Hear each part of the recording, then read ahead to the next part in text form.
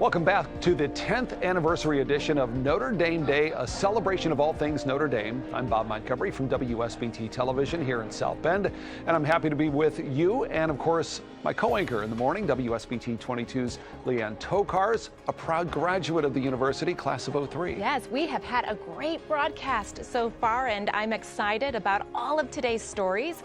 I love coming back to Notre Dame to talk with the amazing people who make this place just so special. Yeah, through live one-on-one interviews with students, professors, student athletes, of course, alumni, university leadership, Notre Dame celebrities, and performances by the Notre Dame student music groups, we are painting a picture of what it means to be a force for good. And we would love for you to join us by making a gift.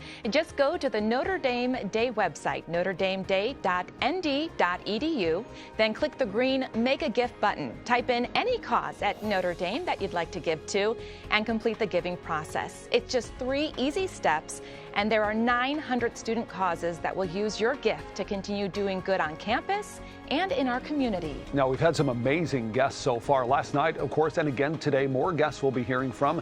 We will have a live interview from as far away as Uganda. That will be neat. We'll talk with a professor who's made a discovery that helps people with peanut allergies. That could be life-changing for lots of families. Talk to the U.S. Ambassador to the Holy See, a Notre Dame graduate, Joe Donnelly, and so much more. You'll need to stay tuned. We'll be live until 2 this afternoon, and then again tonight from 6:42 p.m. until midnight, all Eastern Standard Time. Now, coming up in this hour, we'll speak to the university's Executive Vice President, Shannon Cullinan, meet the NCAA pentathlon champion, Jaden O'Brien, talk to the artist responsible for many of the sculptures on campus, and so much more. But first, let's get a live update on giving from Tim Kenny. All right, thanks so much, Leanne. Welcome down, everybody, to the Social Media Lounge in here in the Duncan Student Center at Notre Dame. So excited to be back here this morning. Thank you, everyone, for joining us at the start of our second day of Notre Dame Day. Just want to call out a quick note here at the very beginning, right, of gratitude for everything that we saw overnight. We are getting so close to that 20,000 gift mark. Just a really remarkable place for us to be at the start of a big push for us today. We're looking at 742 of those 900 student groups on campus that have already received gifts. Let's see if we can push that number up a little bit as well. Thank you so much to everybody who has already made a gift. Thank you for tuning in to watch us here.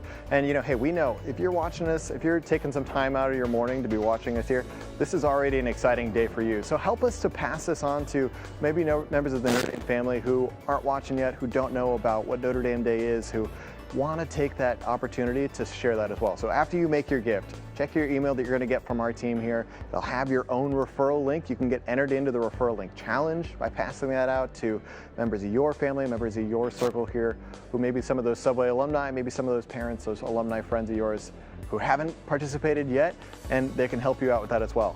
Want to call out a couple of things that we're seeing on the leaderboards here. We have our hourly challenges that are going on, and Athletics just wrapped up with their hourly challenge, $500 extra that are going to go to the cheerleading team for having the most gifts in the last hour. Student groups are up this hour. So between 10 o'clock and 11 o'clock, whichever student group, whichever one you see here on the board is going to get the most gifts in the next hour, they're going to get an additional $500. That's coming on top of the share of the challenge fund that you see over here on the side. So remember, this is coming out of the $500,000 challenge fund that we have from so many generous benefactors who have helped us to raise that money. Whichever groups are getting, everyone who is giving to this group, you're going to be adding in a different share of the challenge fund as well. So every time that you make a gift here, you're helping out there. And this hour in particular, make a gift to some of these student groups, and you're going to help to take them even higher up the leaderboard here as well, all right? So take your chance, make a gift, and please enjoy the broadcast as well. Now let's head up to the studio with Leanne.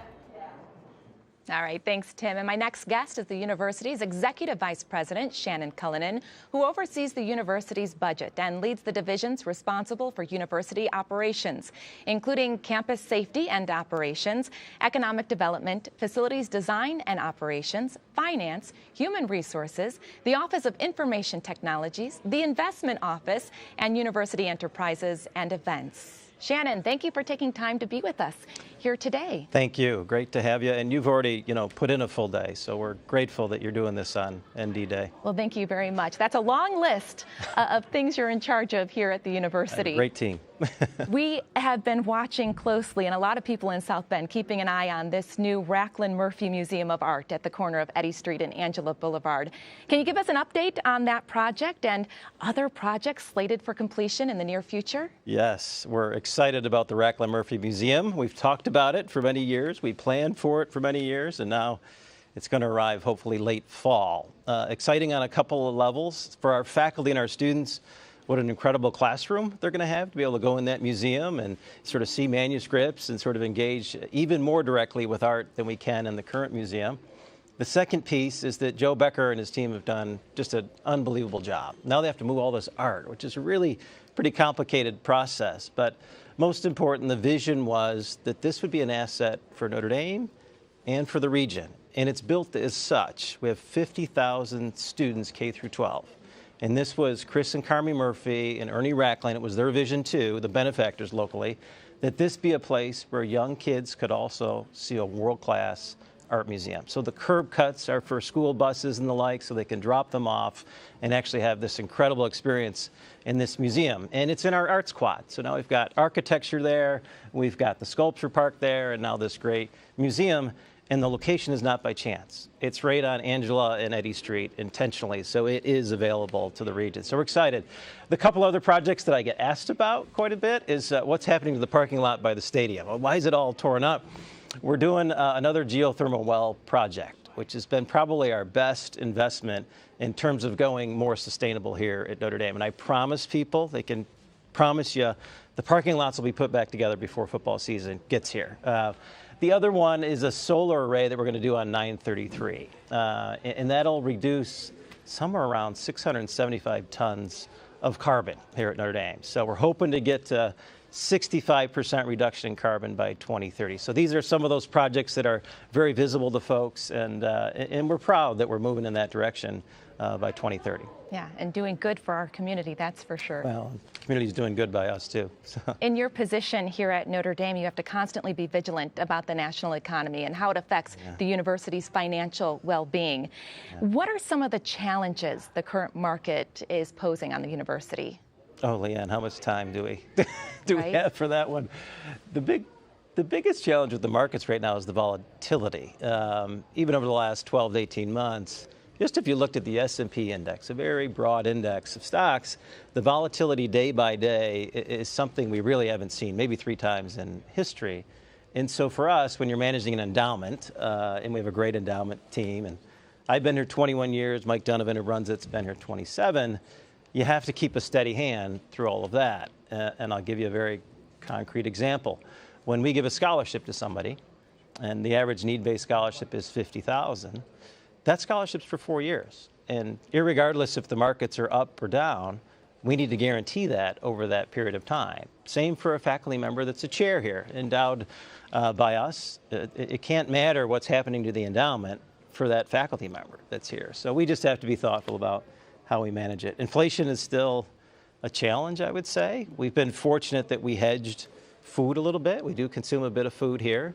We hedged utilities pretty well. I'd say the most challenging one is construction. Locally here, the demand has not waned based on inflation, and the prices in the construction market are just really, really high. And the last thing I'd say that's, I think, positive for us, the labor market a year ago was even tighter for us, and we, were fortunate to make a $75 million recurring investment in our people over the summer, and we're doing great on the labor front, but we have really loyal people who really stepped up during COVID, and it was a way to say thank you to them. So the labor market for us has actually gotten better. Yeah. Shannon, you often talk about how the success of the local region and Notre Dame is intertwined. Yeah. Can you talk more about the importance of Notre Dame's engagement in this region? Yeah, it's interesting. If we look at our peers, say the top 20 institutions, we're in one of the smaller markets. It'd be probably Notre Dame, Cornell, maybe Dartmouth, that you have that much more of a responsibility, we feel, to the region itself. And we're all in the business of attracting and retaining talent. And for them to be interested and to stay here, they need to know that it's a place where they can thrive and their families can thrive moving forward. And I actually think we have some real wind at our backs right now. I actually see a change in the region in terms of pride of living here in a way that I hadn't seen maybe 10 or 15 years ago, right? What's going on the river in downtown South Bend, the aquatic center in Elkhart, the athletic facilities that are being built in Mishawaka. There's some real momentum and investment, and we have a regional economic development plan, which is really hard to do, I want to tell people. And so the collaboration's been that much higher with industry and others. So I'm pretty bullish and optimistic on where this is headed. And a good friend of mine, he always says, you know, let's make this a place where our grandkids will want to live, 20, 30 years from now. And we have a huge responsibility to do that. But the collaboration's never been higher. And so I'm really optimistic. Yeah, it makes you feel good about living here. It does. Sure. It does. Well, Shannon, thank you very much for taking time to join us on this Notre Dame Day. Thank you, Leanne. All right, let's head over now to Joe Theismann. Thanks, Leanne. I really appreciate it. So good to catch up with you this morning, kicking off everything. My next guest is Notre Dame's track and field star, Jaden O'Brien. Jaden, thanks so much for coming to Notre Dame Day. Thank you for having me. 2023. Now, you're a junior, and you've already established a name for yourself in the world of track and field. You recently won both a conference title and a national title for the indoor pentathlon. I think we have footage of you ascending the podium after your victories. Tell us what it's like stepping up there. You know, Joe, first of all, thank you for having me. This is so awesome. When you put in the work and it works out, it's truly just an amazing thing. For the ACC championship, I went into the meet with my higher why set. So, last year I had won it also, and with that, people are wondering, oh, can she do it again? And I felt like a little bit of the pressure, going in, but once I got to the meet, I was really like, you know what? I'm going to do this to glorify God, and let's just have some fun. And that's what I did, and I was able to PR, and stepping onto the stage and hearing Jaden O'Brien, ACC champion, currently ranked #1 in the country, I was just like, you know what? This is awesome. Like I said before, when the hard work pays off, it's just really something beautiful. And you put all that time in. Put all that.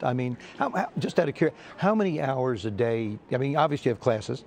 Oh yeah. And you're a junior, so you're not just hanging around campus saying, oh, let me go train a little bit. How many hours do you put in training? Oh gosh, per day practice is around 3 to 4 hours. So sum that up, you got, oh my gosh, 30 plus hours of just practice. It's a grind. It really is. And balancing that with school, it's not for the faint of heart, that's for sure. But I'm thankful to be an athlete here at Notre Dame, and I've been able to find a way to handle it. One of my favorite words, my first favorite word is opportunity, which you've capitalized on. My second is why. Why the pentathlon versus, say, one of it's 5 individual sports, right? Why not one of those 5 and just say, I'm going to excel in that area? What was so attractive to trying to run the gamut, I guess you could say? Yeah. Honestly, in high school, I had no idea what the pentathlon or the heptathlon was. I was like, why would anyone do that? As most people are wondering. But once I got recruited for it, I really fell in love with the grind. I did. I love how diverse it is. Speaking of that, I don't mean to interrupt. What are the events in the pentathlon? Sure. So it's the hurdles, high jump, shot put, long jump, and the 800. And you do all of that in one day. You got about 30 minutes in between events from start to finish. It's intense. But growing up, I remember watching Jackie Joyner-Kersee and hearing my mom talk about her. And she became my idol, really. And that's another reason I chose to do the pentathlon and the heptathlon, because I admired her. I admired her effort and her ability to just be such an amazing athlete, but also just the way she presented herself and the person that she is. That's another reason why. Well, you're a wonderful representative of the university, I can tell you that. So when you were at the NCAA meet, I understand you also set a personal best in the high jump and the shot put. How did that happen? Yeah. Well, let me just say, where did they fall in the course of the day so that you had enough energy to be able to do what you did? So high jump is the second event. So I actually PR'd in the hurdles first. I had a big PR on the hurdles, and with that momentum, I went into high jump. And for high jump, it's a very technical event. So I really just focused on my 3 cues. My coach and I have 3 cues that I focus on. One is to not cut in too quick when I'm on the runway and about to curve. Number 2 is to get my foot down really quick. And number 3 is to drive my knee up. So as long as I did those 3 things, I knew I was going to jump high. And I did. And the less I thought about it and the more I just relied on muscle memory and just did it, the easier it is and the better I do. And then when it came to shot put, this one's funny because, so the girl that was leading at the time threw a massive throw, like 14 meters. And I was a little irritated by that. I was like, absolutely not. You can't beat me. No. Who do you think you are, right? Right? And another girl threw another really good throw. And so when it was my turn, I was like, all right, there is no way you are stronger than me or can throw farther than me. So I had a little bit of anger going on. I was like, absolutely not. So with that mojo, I was able to throw far. Oh, that's great. So now you're in the middle of the outdoor track season, and you're competing in the heptathlon. Now, run me through those at 7 different events, right? 7 different events. What are they? So it's the 100 hurdles, okay, high jump, shot put, 200, long jump, javelin, 800. So how do you stay focused for each of them? I mean, it's like focus, reload, focus, reload, focus, reload. Yeah. How do you do that? I would say repetition. I'm a junior now, so I've been through the motions before. I know what the events are supposed to feel like. I know what my cues are.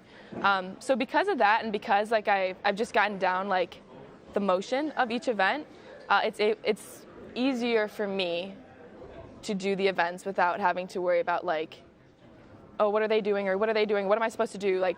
I've gotten into a groove now where it's easier just to focus on myself. And honestly, sometimes during the event when other people are going, I plug my ears because I don't want to hear what the announcer is saying. Usually in a track meet, the announcer will announce how far a girl jumped or how far they threw after they do it. Doesn't matter to you. It doesn't matter. I'm like, I don't really Who cares? Who cares? I'm going to beat it anyway. Exactly. Why am I going to worry about something like this? I don't Right. need to listen to somebody doing something. Right. So I'm very much just A great approach. just stay in my zone and I don't have to worry about anything else. All right, you're already number 10 as a collegian all time in the pentathlon. What's next for you? I want to be an Olympian. And I want to run professionally. I've already made it to the Olympic trials as a freshman, I guess 2 years now. And then the next Olympic trials are next year. So that's my next goal. God willing, it happens. And I'm just, working for that. And that's what I really, really want. I got one last question for you, quick. Why Notre Dame? 3 things. Number 1 is faith. I come from a Catholic family, Catholic Irish, 5 brothers, 1 sister. We were all raised in the faith and we love it. So going to a Catholic university where I could practice my faith openly and proudly was number 1. Number 2 is academics. I wanted to go to a university where I would succeed and it would propel me to a great career after college. And if track wasn't a part of my life anymore for some reason, would I be happy at that university? Is what I was thinking when I made my decision. And I was like, Notre Dame, absolutely. And then 3, athletics. I'm competitive. I want to succeed. I gathered that. And just being, with my coaches and my great teammates, I really just fell in love with Notre Dame, and it just embodies who I want to be as a person. Well, you're certainly, like I say, a fantastic representative. Continued success, lots of good luck. Hope to be seeing you in Olympic trials and then on into the Olympics. So, Jaden, thanks an awful lot. Good luck to you. Now, Bob, over to you. Joe, thank you very much. Next guest is Ted Mandel, a professor in the Department of Film, Television, and Theater here at Notre Dame and teaches film and video production. Ted, welcome to Notre Dame Day. Great to be here. It's good to see you again. We have both been here for many decades. Yes. You have been running the department for quite some time, and you have seen quite a few changes in your department from the time when you started versus what we're seeing around here today. Yeah, I wouldn't say I run the program, but I run around the program. The program runs you. Right, and I've been fortunate to be a faculty advisor this year for Notre Dame Studios. And Notre Dame Studios employs over 150 students during the year that are the backbone behind all these productions that you see coming from Notre Dame, whether it's a sports sports production on ESPN or even academic production. So it's been a really amazing experience for our students to be able to work there. Yeah, these hands-on experiences through Notre Dame Studios or ND Studios is really fantastic. Let's take a real quick look at the clip. This is amazing to see what they're doing. You were explaining to me just a short time ago that sometimes when you're watching an event on ESPN, for example, we don't realize that there are so many Notre Dame students involved in the actual production of the on-air what we see. Right, you know, they've been getting on-the-job training for years as graphics, camera, replay. So let's say it's an ESPN game. The ESPN producer and director may be here with our Fighting Irish media staff, might be working, but also there are Notre Dame students running camera, running graphics, running replay. It's been a great experience. And we're ready to kind of step it up a notch for our students right now. So in the past 2 years, we've hired a student program coordinator in Callie Stern, and we're trying to take the top students who want to be producers, one of the ones who want to make the calls of the game instead of just running camera or graphics. They're in charge. They have the pressure on them. And we've created a student producing program. And our first big project is this Sunday. We are going to do a full-fledged live production of the Bookstore Basketball Championships. Okay. Which has never been done, 50th annual Bookstore Basketball Championships. And it'll be an entire student crew, student producer, student director, student analyst. Tyler Reedy is a freshman on play-by-play. We'll have Dara Mabry and from the basketball team, Matt Zona as analyst, Reese Sanders on sideline. And it's going to be pretty exciting. So we're looking forward to that. And that is one of the things that we want to continue to do is to prepare our students to be producers out in the real world once they graduate. Hopefully, this is a pilot. Hopefully we'll be able to do this in coming years, funding if it's provided, hopefully, with, let's say, intramural football championships in the fall. That is exciting as a person who does this for a living, to get people who show up out of college with a great experience, great equipment as well, and they've done it before. We can see examples of the actual work that they have done under their own pressure and their own guidelines. Yeah, and I don't think people understand the pressure that you mentioned that comes from making the calls and getting a production like this to keep going and keep going. You have to make instantaneous decisions. And that's something that if we can put students in those positions while they're undergraduates, and sure, they're gonna make mistakes, but we give them that avenue to do that, that when they graduate, they have the confidence to be able to come right into the real world, be a force for good in the media industries. Talk about the significance not only of this program and the experience you give to the students, but also the facilities with which the students get to work, because not every place has equipment like this. Oh, it's amazing. And Notre Dame Studios has been here, I think, 6 years right now. This facility is unlike any other in the country. I mean, other universities have these types of production facilities for students to train on, but not at this level. I mean, this is taking it way up a notch. And you can see that even when the industry professionals come in from NBC or ESPN and they're working with our students, they're kind of flabbergasted at how well they are actually performing. And that's because they have these facilities and they have the staff and the professionals working with them at Fighting Irish Media and Notre Dame Studios. So our students are really prepared. Yeah, I understand and I'm sure that you have so many examples of students who have gone on from here and gone into the professional work world of production and really made names for themselves. It's amazing how many Notre Dame alumni who are out there in the television and film industries that people just don't know. They're directors, they're screenwriters, they're network executives. They're the people behind the scenes, perhaps, that you maybe not see on camera, but they're making the creative choices. And we're really proud that, we love to have Notre Dame undergraduates, Notre Dame students as alumni, kind of taking that force for good attitude and applying it to the entertainment industry. Yeah, well, for sure. I know we are grateful for everything you have done through ND Studios, and I know, of course, we're grateful for everything we're seeing here today. So thank you so much for joining us. We appreciate you stopping by, Ted. Good to see you. Thanks, Bob. Always a pleasure. Yeah, it has been a while. Let's make it a little sooner next time. Thanks again. Let's check in with our Irishman triathlete, Litchfield. How's Joey doing?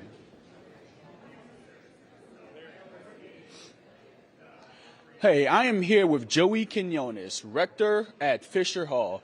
Now, Joey has finished the swim leg of the triathlon and is now in the middle of the 112-mile bike ride. Joey, how are you feeling right now? Feeling like $1 million. $1 million. Like, what mile are you on right now? Almost at mile 6. Almost at mile 6 of 112 miles. You have a long way to go. Yeah, plenty of daylight, so we're good. So how do you plan on attacking the rest of the rest of the way?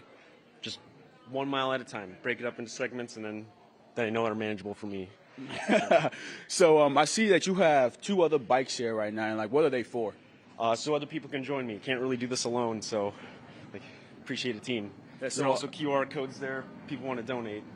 So do you have people lined up to join you now, or how is that going to go? Yeah, a couple of my residents after their classes are done are gonna hop on. Okay. I don't know if you know this, but we have a legend on campus right now. His name is Joe, the Legend Theismann, and I think he'll be a perfect candidate to hop with you on this bike. What do you think about that? I agree with you. I think you should probably get on here. I think anybody would love to hop on the bike with Joe Theismann. Well, but in the meantime, I think while we're done with this, I'll just keep his seat warm for him until he's ready to hop on with you. I appreciate that. Thank you. But Joey, I have a really good feeling that you are going to do well today. You've been training a long time for this, and we'll be back and we'll keep track of your progress. But in the meantime, back to you in the studio, Lynn. All right, Litchfield, thank you. And joining us now is Notre Dame alum Pat Sarb. Pat, welcome to the show. Thanks for having me. Thanks for being here today. Your connection to the university is remarkable, and it starts with Father Soren himself. Tell us about that. Well, in 1849, my great-great-grandfather, Louis Etier Hickey, was offered a job on campus by Father Soren, who had met him up in the Montreal area on one of Father Soren's visits. And Louis came to South Bend and worked on campus for 40 years, including being a foreman on the Basilica project, and helped rebuild the main building and also helped rebuild the chapel. Go ahead.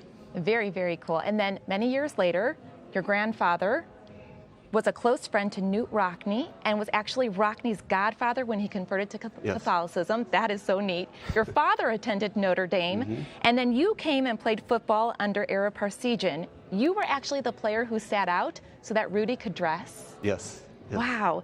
How did playing football for the Fighting Irish affect your life's path? Well, I'd always wanted to come to Notre Dame and even play football, and got a little family lineage there. My great uncle Lou Hickey played for Elmer Layden, and our son Matt played for Bob Davey. I came here on a scholarship from Ara, and I was hoping to do great things, but my ultimate contribution to Notre Dame football lore was sitting out the Rudy game so Rudy could dress.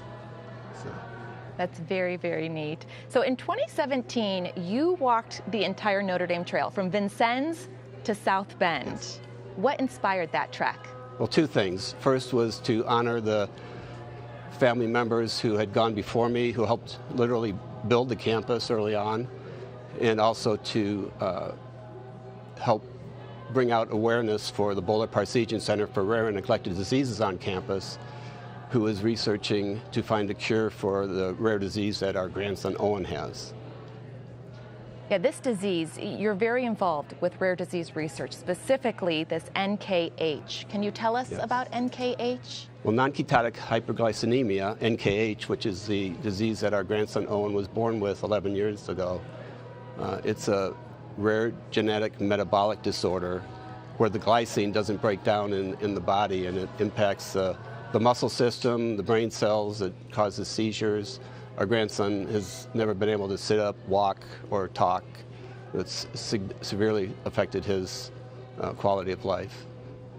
I've read that NKH affects 1 out of every 76,000 births, but cumulatively, rare diseases affect many more people. Yes. Why do you think it's so hard to find treatments for rare diseases? Well, there's over 7,000 known rare diseases, but the fact that they are rare, there's very little financial incentive for pharmaceutical companies to invest in therapies that can treat rare diseases.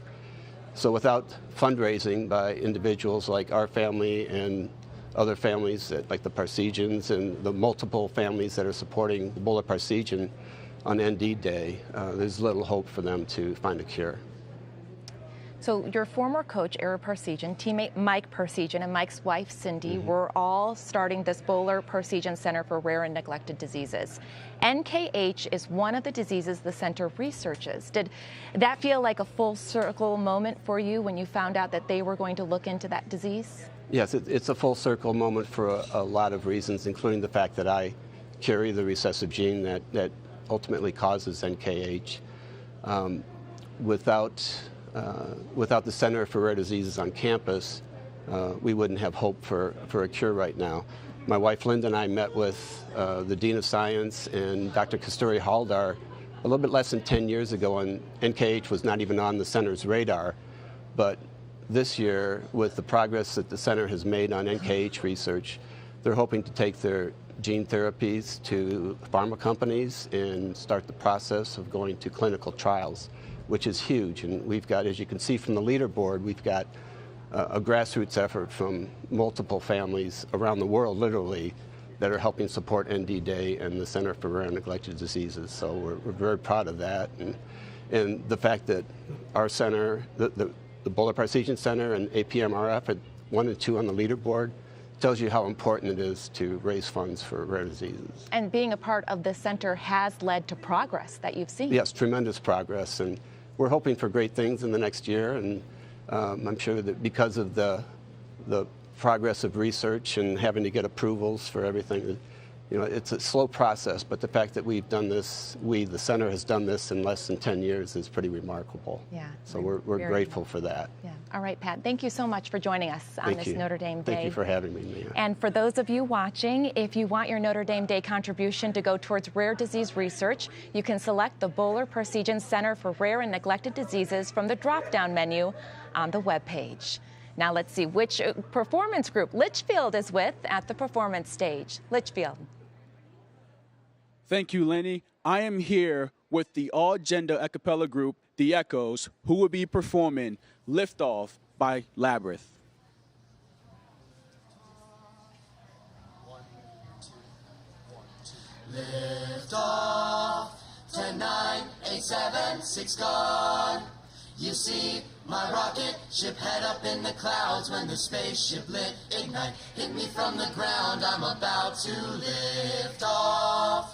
5, 4, 3, 2, 1. You see, my shadow is shooting up to Mars, about to land on Venus. Baby, I'm a star, watch your boy go live. Wah, wah, wah, wah, wah.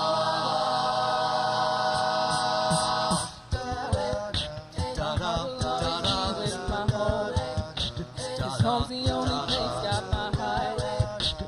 Something lit a fire in my soul. Voyagers on voyage, I got something that can take me somewhere. Take me up into the stratosphere. This is goodbye until we meet again.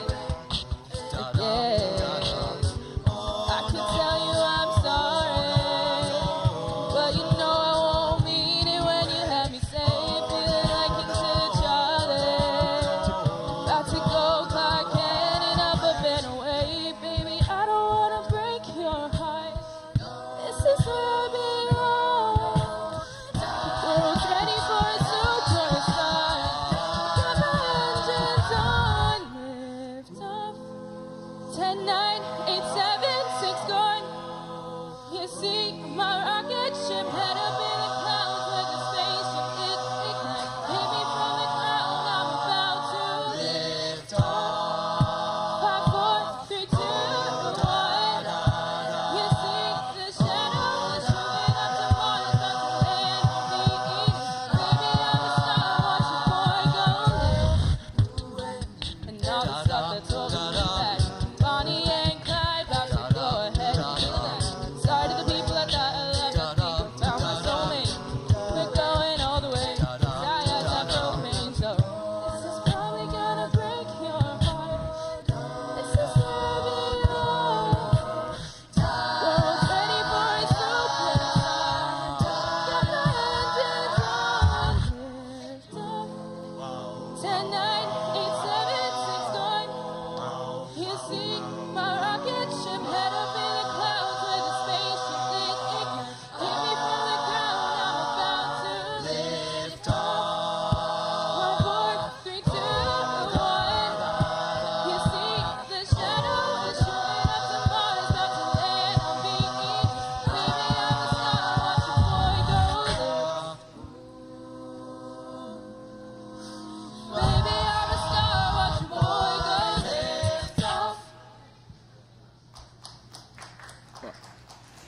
Wow, great performance, guys. Notre Dame Day will be right back after this short break.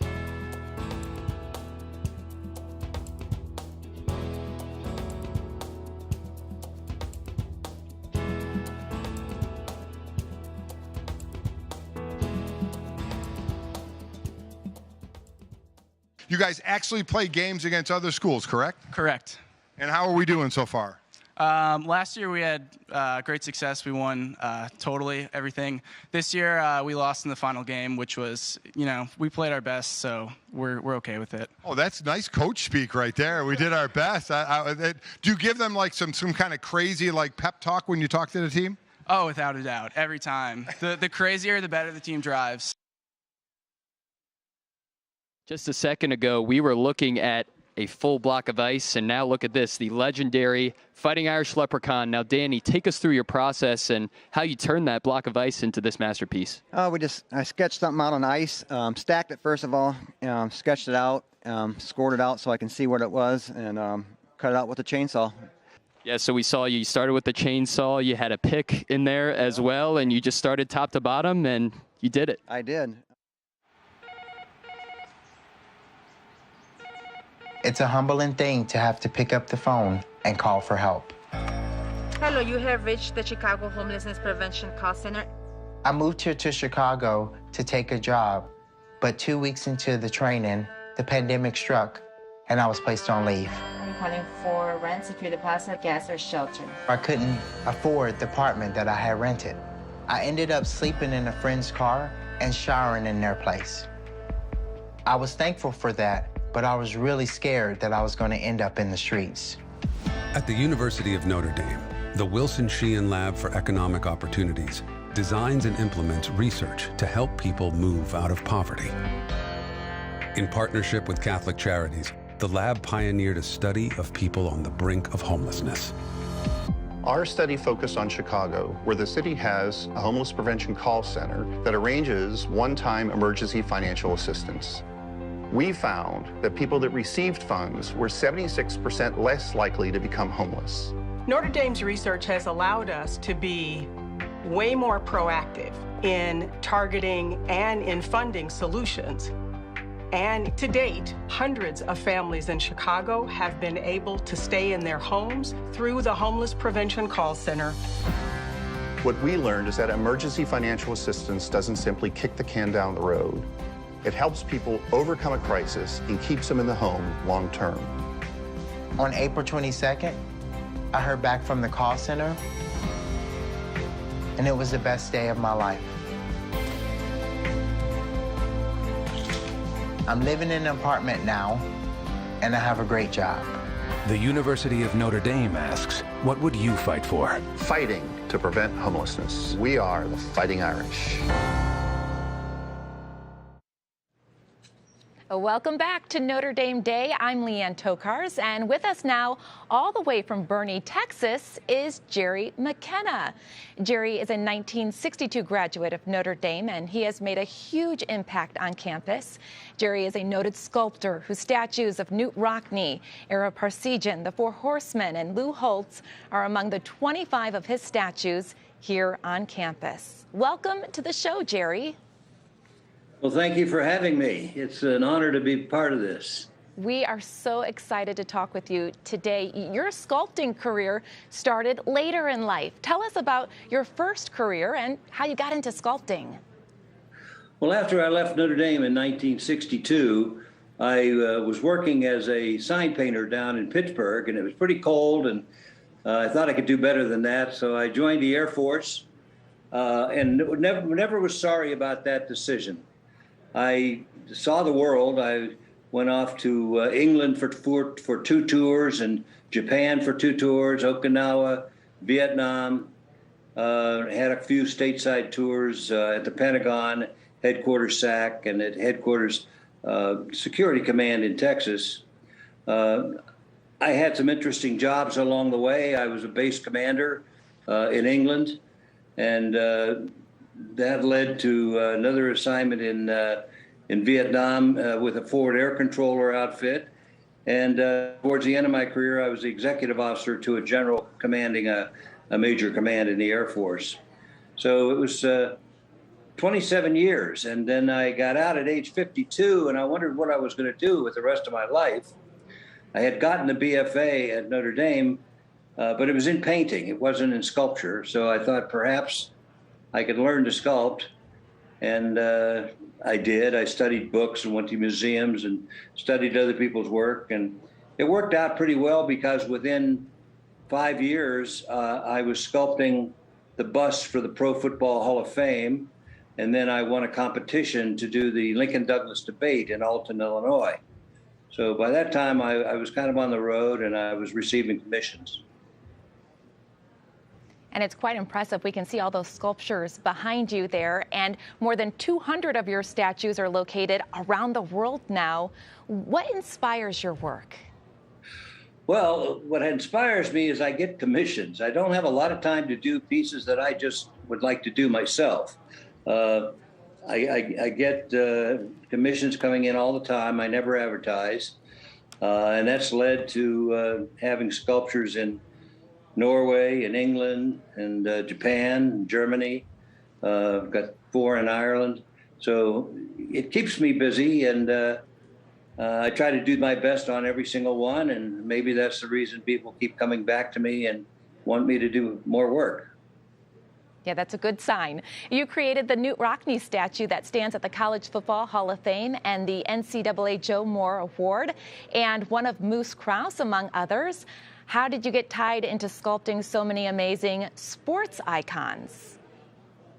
Well, one led to another, and I've got to give a lot of credit to the late Jack Connor, because Jack was successful in getting the Leahy sculpture on campus. And once it was completed, I went on to do the Lou and the Dan Devine and the Era and all of the rest of them that you see. But other people saw that work. The Comiskey family saw it and wanted me to do one of Charles Comiskey at Comiskey Park in Chicago. I did one of the French Connection, which is a large bronze sculpture over at the Buffalo Arena in Buffalo, and I also did one at the Buffalo Bills Stadium and at the stadium out at the Air Force Academy. So there's been so many of those sports figures that have come along as a direct result of the work I did at Notre Dame. Jerry, we're curious, what is your process for sculpting? Are there specific steps that you go through?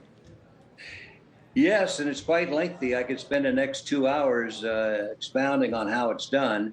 But put briefly, all my work is done in clay first. And a mold is put around that clay. And from that mold, we pull out a wax mold. And that wax mold is positive. That wax positive is again covered with a hard fire-resistant mold. And the wax is melted out of that.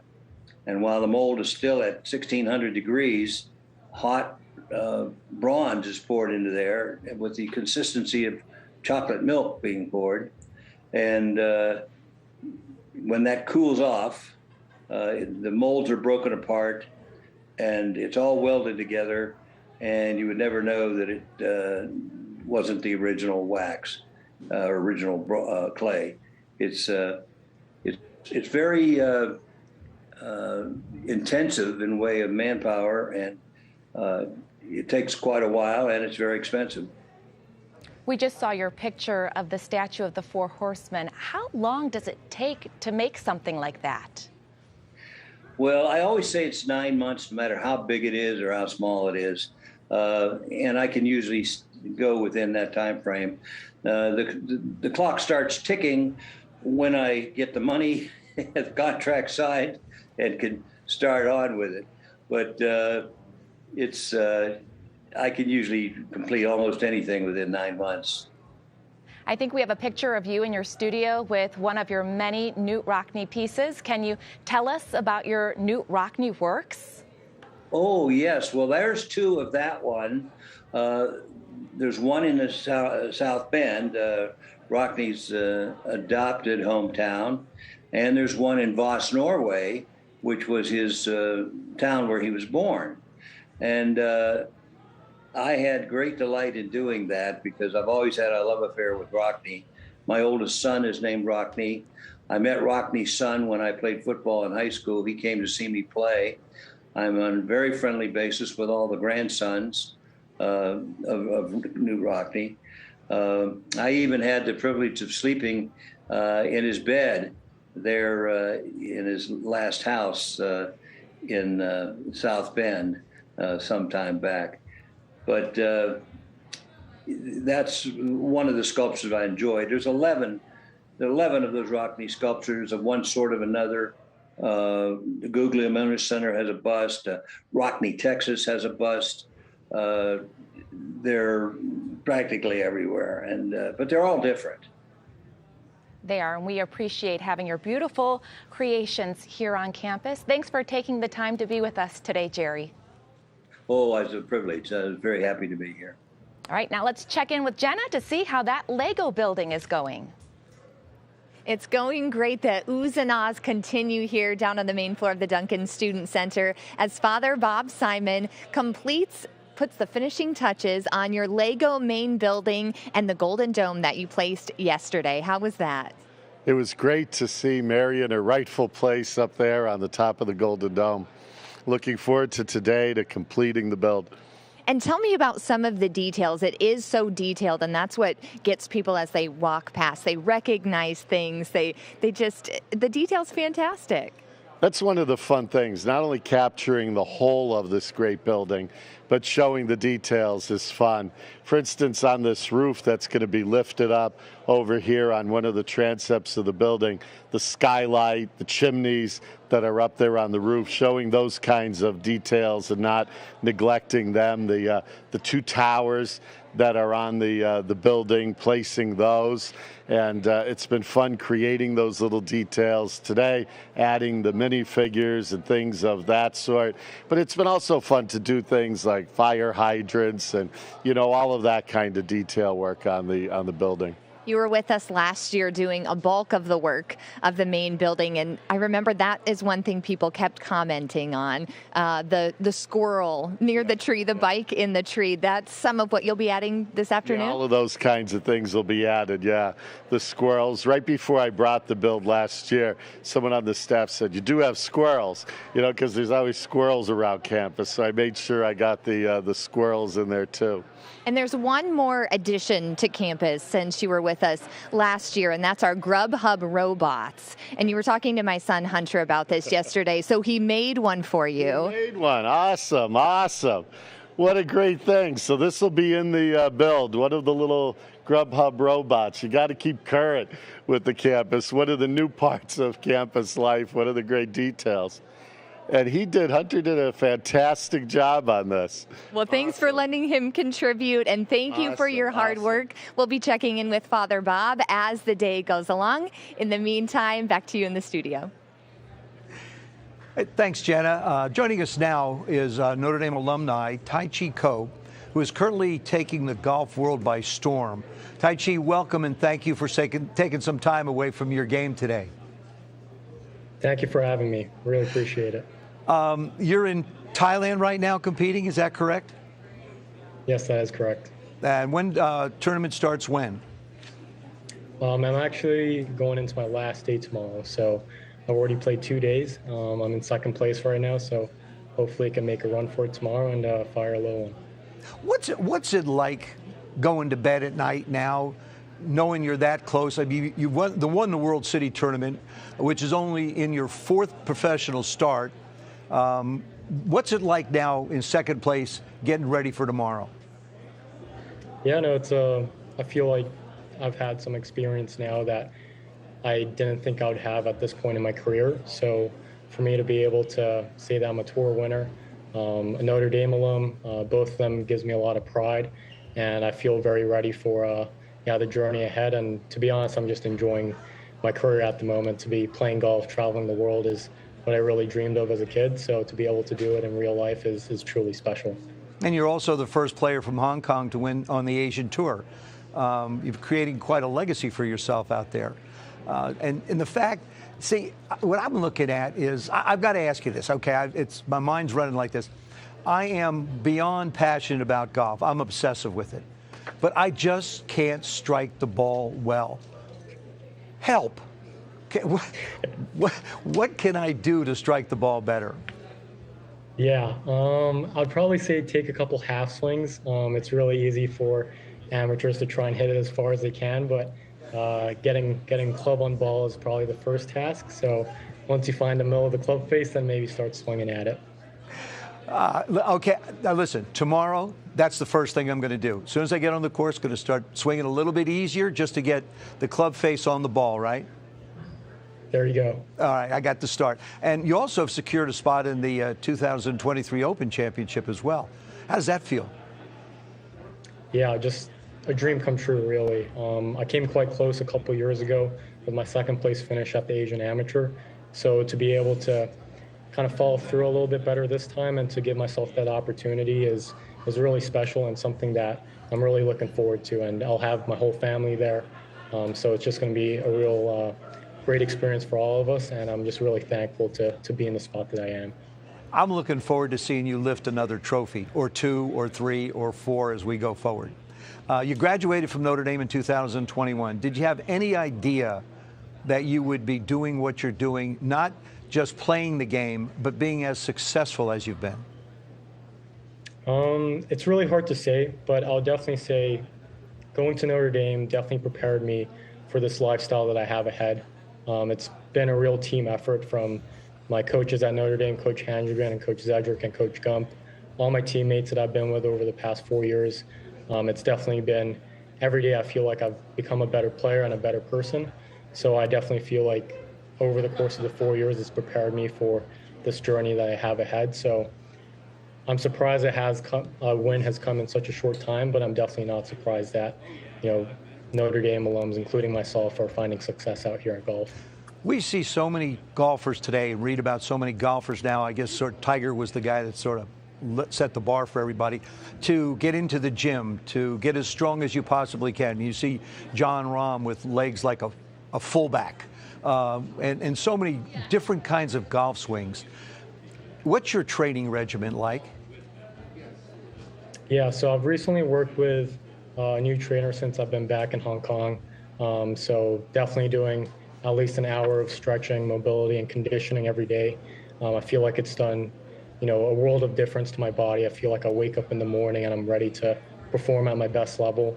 And golf's quite unique because I feel like it's a lot about functional strength and functional power. So mobility has to do quite a big part in that. So that's definitely a bigger focal point now than it was before. But I will say when I went to Notre Dame, at my freshman physical, I weighed in at 117 pounds. That's 117, not 17. So it's been quite a journey since then. I weigh probably around 50 pounds more or 60 pounds more than then. And thankfully, it's some good weight as well. So, yeah, it's definitely been quite a journey. So I just look forward to getting a little stronger, a little more flexible over time. You racked up a lot of accomplishments at the University of Notre Dame, but I'm very curious to what one of your favorite memories is here of the university away from the golf course. Yeah, I mean, how much time I spent with my teammates is definitely something that I really miss even up until now. Every year at my time at Notre Dame, we had a very tightly knit golf team, so we hung out a lot pretty much every day off the golf course, and that's something that I feel like, yeah, that's just something that I really miss. Yeah, I mean, I love those guys to death, and I just really miss hanging out with them. And I still keep in touch with them, but it's a little different when you get to be around them in person. A little different when you travel around the world too, I'll imagine. Yeah, that too. Who was your favorite golfer? Who did you try and emulate when you started into the game? Yeah, I would say Tiger Woods has always been a golfing idol of mine. Just his ability to mentally and physically dominate the game, really change the game for the better. And I feel like everyone strives to be like him, and unfortunately, I don't think anyone ever will. But it's definitely a good role model for me to look up to, and to see, him at his prime play the golf that he has was really special. And I mean, I still look at his YouTube highlight reels every now and then. So yeah, I try to get a little closer to that every day. We all do. Hey, Tai Chi, thank you so much for taking some time out of a busy schedule. I know what it is. Good luck in your competition. I'm looking forward to reading about you lifting a trophy after this is all over. Take care of yourself. Thanks so much for having me. Appreciate it. Indy, it's you. All right, well, thank you for joining us in our social media lounge, where I'm going to be giving you some of the exciting updates that you, our viewers, have helped us accomplish. First, 20,000 gifts have received, $2.4 million raised and counting, and most importantly, 746 causes benefited. Thank you so much. Let me tell you what we have on the horizon as an opportunity. If you are here supporting a student group, at the end of this hour, I mean about 5 minutes, the student group that has the most money raised gets an extra $500. This is an opportunity student groups have been paying for. We have the folk choir, who just did an amazing tour down in South Florida that talked about their Passion of the Christ play. We have the Glee Club that you've heard perform live here. And coming in at number 3 is the Notre Dame Liturgical Choir. We need you now to help these groups get that extra $500 so that they can accomplish things that they are inspiring the rest of the Notre Dame community to do. And with that, I'm leaving you with more inspiration. 20 gifts and counting, $2.4 million raised, 746 causes benefit. We can do better, team. And with that, I'm sending it back up to Tim. Thank you so much.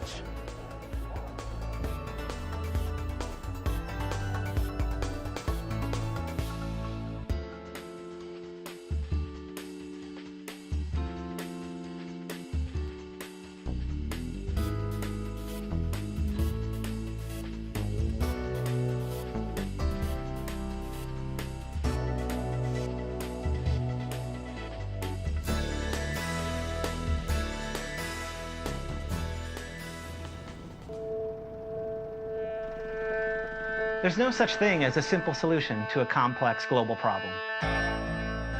Take schistosomiasis, for example. Schistosomiasis is second only to malaria as the most devastating parasitic disease in the world. It affects over 250 million people each year, and it is taking the life of thousands of our children. There is medication to treat schistosomiasis, but with a high rate of reinfection and limited access to health care, University of Notre Dame professor Jason Rohr is working to prevent the disease from taking hold in the first place. It's so difficult to combat schistosomiasis because the way it spreads is so complicated.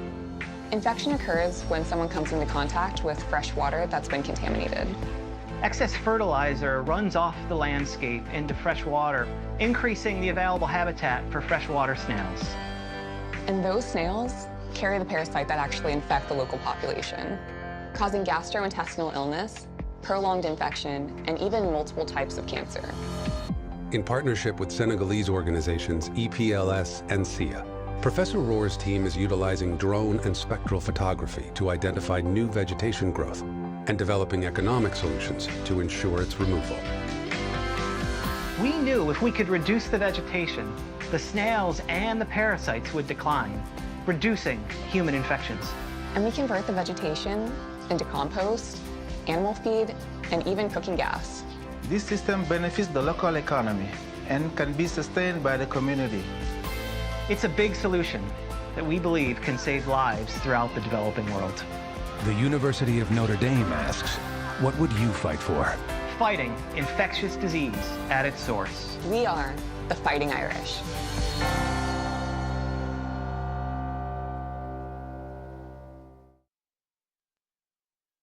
I know you don't get back to Notre Dame as much as you would like, but you're certainly putting down some roots. You've got a real estate project underway right now, just a few blocks from the university. So tell us what your attendance here means to you. It means everything. I mean, Notre Dame did a ton for me. I wouldn't be where I am today if it wasn't for Notre Dame. I wouldn't be where I am as an athlete. I wouldn't be where I am as a businessman or as a young man. And I think that's something that when you sign on to go to Notre Dame, they always preach the 4 for 40. You don't really realize that until you're a year out of school, 4 years out of school. For me, 7 years out of school. And I'm sure I'll realize it more and more every single year up until I get to be 40 years out of school. So it's just an incredible network. It's an incredible community. And it's something that I wouldn't like I said, be where I am today if it wasn't for the University of Notre Dame.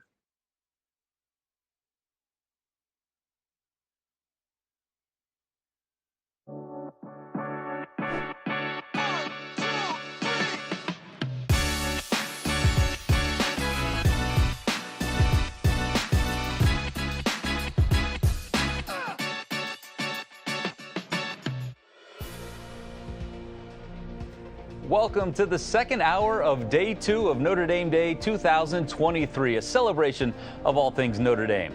This is the 10th anniversary of Notre Dame Day. We are coming to you live today from the Duncan Student Center here on campus at Notre Dame. I'm Pete Byrne, sports director at WSBT TV, and we are off to a great start as we share awesome Notre Dame stories with you. And joining me today is my colleague from WSBT and good friend, Jennifer Copeland. Hi, Jennifer. I am so thrilled to be here with you at the University of Notre Dame. We've had a great broadcast so far. I can't wait to meet this hour's guests.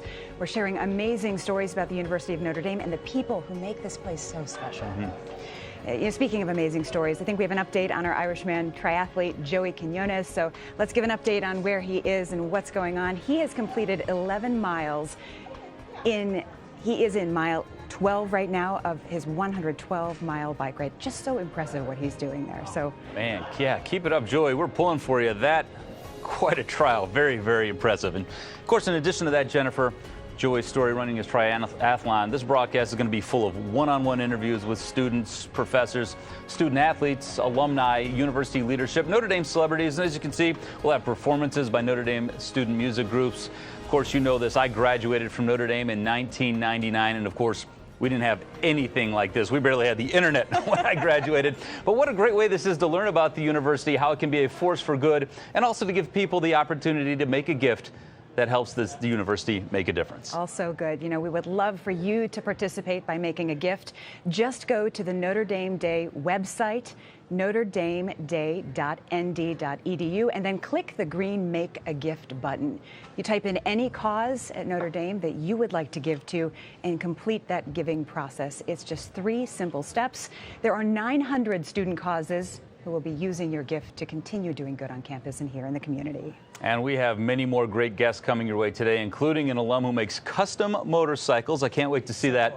A professor making innovating discoveries in diabetes research, students with unique research projects of their own, and we will get a chance to see another magic trick at some point, I'm told, and so much more. So you're definitely going to want to stay tuned. We will broadcast until 2 p.m. today, and then tonight from 6:42 p.m. until midnight, all Eastern Standard Time. Coming up this hour, we will speak to a professor who has found a new intervention for dealing with peanut allergies and a Notre Dame alum who has worked for NASA and is now at MIT. We're going to talk to the legendary Brady Quinn and enjoy a musical performance by Celtic woman Chloe Agnew. But right now, let's go over to Tim for a giving update. All right, thanks so much, Jennifer. Well, I am joined down here in the social media lounge by 2 of our students here who are representing Best Buddies, one of our causes on Notre Dame Day that you can make your gift to here. I've got Katie and Massimo here. Do you guys want to take a second, introduce yourselves, and Massimo, maybe you want to start us off telling us about how you got involved in Best Buddies as well. Absolutely. You want to start? Oh, yeah. Hi, my name's Katie Pasquinelli. I'm a senior here. And my name's Massimo DiCaprio. I'm a senior also. So we're in charge of the Notre Dame and St. Mary's chapter of Best Buddies. It's an international club that's dedicated to helping people with intellectual and developmental disabilities find, valuable social outreach. So, we throw a bunch of events here at Notre Dame for all of our members. And, our club also goes beyond Notre Dame. People and their buddies will, go outside into the community, have dinner together. Yeah, I've been with my buddy for 4 years, actually, and some of our favorite things to do are go to the mall together, go out to eat. I take her to my dorm events with me. It's just a great message of inclusion for those with disabilities. That's just so incredible, and a great way to not only be shaping the Notre Dame community, but also really having an awesome impact on the local area around South Bend as well. So if you guys are making a gift today, what are the plans for Best Buddies, and how are you guys going to be using those gifts real quick? We're so thankful. We've had a big growth in our club this year, so meetings are more expensive. We actually threw our first ever prom, and we'd love for that to be a new tradition and to take our buddies to more meaningful events. We'd love to go to the South Bend Cubs game, just expanding our meetings and it's always free for everyone. So yeah, we could really use your support. Yeah. Well, that's awesome. So, hey, folks, as you're watching here tonight, or this morning, take a look up at our leaderboards here. Take a look at the areas that maybe had the biggest impact on your experience at Notre Dame. If you're an alum, if you're a parent, the areas that are really, doing incredible work here, including Best Buddies. And please add them on as you're making a gift. So hit that green, make a gift button, add Best Buddies, and then maybe add a few more causes here as well. And each group that you make a gift to is going to get an additional share of that challenge fund as well. Now let's throw it back up to the studio and Jennifer. Tim, thank you so much. Joining us now is Dr. Dava Newman, the Apollo Program Professor of Astronautics in the Department of Aeronautics at the Massachusetts Institute of Technology. But more importantly, she is a 1986 graduate of Notre Dame. So welcome to the show, Dava. We're so honored to talk with you today. And I want to begin here with... Hi, Jennifer. When you were a student at Notre Dame, you played on the women's basketball team. So this was from 1982 to 1984, and you played for Mary DeStanislao. So you originally wanted to pursue a job in the sports industry back then. What changed for you? A lot changed. Notre Dame was really formative for me. It was wonderful to join so many friends and colleagues. We stay in touch today, still my basketball buddies, so it's great that it's Notre Dame Day. Shout out to everyone. The women's basketball team has taken it to higher levels, of course. Always rooting for the Lady Irish. I first thought I'd major in pre-law. I was thinking about a sports law profession and career, and I changed my major freshman year and became an aerospace engineer. Why? Because I just thought about, I am the Apollo Program Professor now at MIT, and, to inspire and to dream and to accomplish things that are really, beyond us, that was really my passion. So I had to kind of switch some of my classes to make sure that I could pursue an engineering track. And the reason I switched is I just didn't have any mentors. I didn't really know what engineering was all about. And so it wasn't until I entered Notre Dame and saw all those possibilities that I said, well, this is definitely a career path for me. How do you think your experience at Notre Dame informed all your work for all these years, though? Well, first, with my friends and colleagues playing basketball, it teaches you to be really efficient, time management, still working on that. And most importantly, my lifelong friendships. As you mentioned, I was on the basketball team. I was a walk-on. I just wanted that experience, D1 basketball. And it's all about teamwork. So what it really taught me about, I think those lessons learned were fundamental about teamwork, about leadership. My last 2 years at Notre Dame, when I was a junior and senior, I actually coached. I coached at South Bend Riley High. And I wanted to take those lessons that I had been a basketball player my whole life, but really in terms of, again, teaching and leadership and how could I work with the next generation. So that was pretty formative, too. I'd commute down to Riley High School in South Bend, and just hopefully being a mentor and a coach to those young ladies growing up. That was really important. That was really formative part of, for me, coaching and kind of passing it on to the next generation. And we were pretty good as well, so that was great. You have so many different memories and things that you can think back on. Your accomplishments, quite honestly, are too many to list if we were to do that now. But circumnavigating the globe, working for NASA, designing that bio-suit, which is quite impressive for future space missions, what would you say is your proudest? What have been your proudest moments? Oh, thanks. That's a great question. Well, it was an amazing honor to serve in the Obama administration when I was NASA Deputy Administrator. That was the number two. As I say, I learned more in those 2 years serving in government than I do maybe 10 years in academia. Of course, I love being a professor, and this is where I'm very comfortable, and I love teaching the next generation and all the kind of the breakthrough research we do. But that was really important to me. And it goes back to Notre Dame because the other fundamental, value of service and serving others is what I take away from Notre Dame. And being able to serve in the government, I was never in the military, and so being able to serve NASA was really quite an honor of a lifetime. So what would you like to see when you think about the space program here in the United States? What would you like to see us accomplish in the next 100 years? Oh, the next 100 years. I love the question. So right away in the next decade, we're going back to the moon, and literally we're going back to the moon first with our rovers. But when we get that next human mission to the moon, that'll be important. And my eyes are set on Mars. I think it'll be, one of our students, a student from Notre Dame, a student from MIT, this next generation. They really are the Mars generation. So we will become interplanetary. We've been on Mars with our rovers and explorers for 50 years, but the next big push in the 2030s is to get humanity to Mars. Now, it's not option B. It's not option B. Spaceship Earth. Earth is the planet that we love, the best planet out there we need to take care of. So now I think about research in terms of becoming interplanetary, pushing. I think in the coming decades, we'll find life elsewhere. We have ocean world missions. Those go well out into the solar system, the moons of Saturn, Jupiter. They're great destinations to go to because we already know that they're ocean worlds. And when we're looking for life in the universe, we say, follow the water. So those are really exciting scientific missions coming up, humans getting to Mars.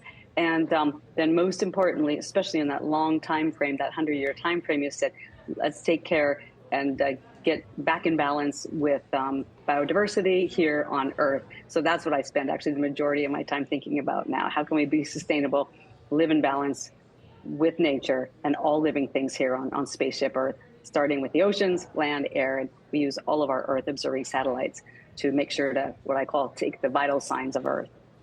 Still so much to do, so much to see, and I love the passion that just comes through you when you talk about it. Dava, it has been a real pleasure to talk with you. Thank you so much for being part of Notre Dame Day. We appreciate you taking the time to share your perspective here. Thank you very much. Yep, go Irish. So up next, Jenna Liberto has an update for us. Jenna?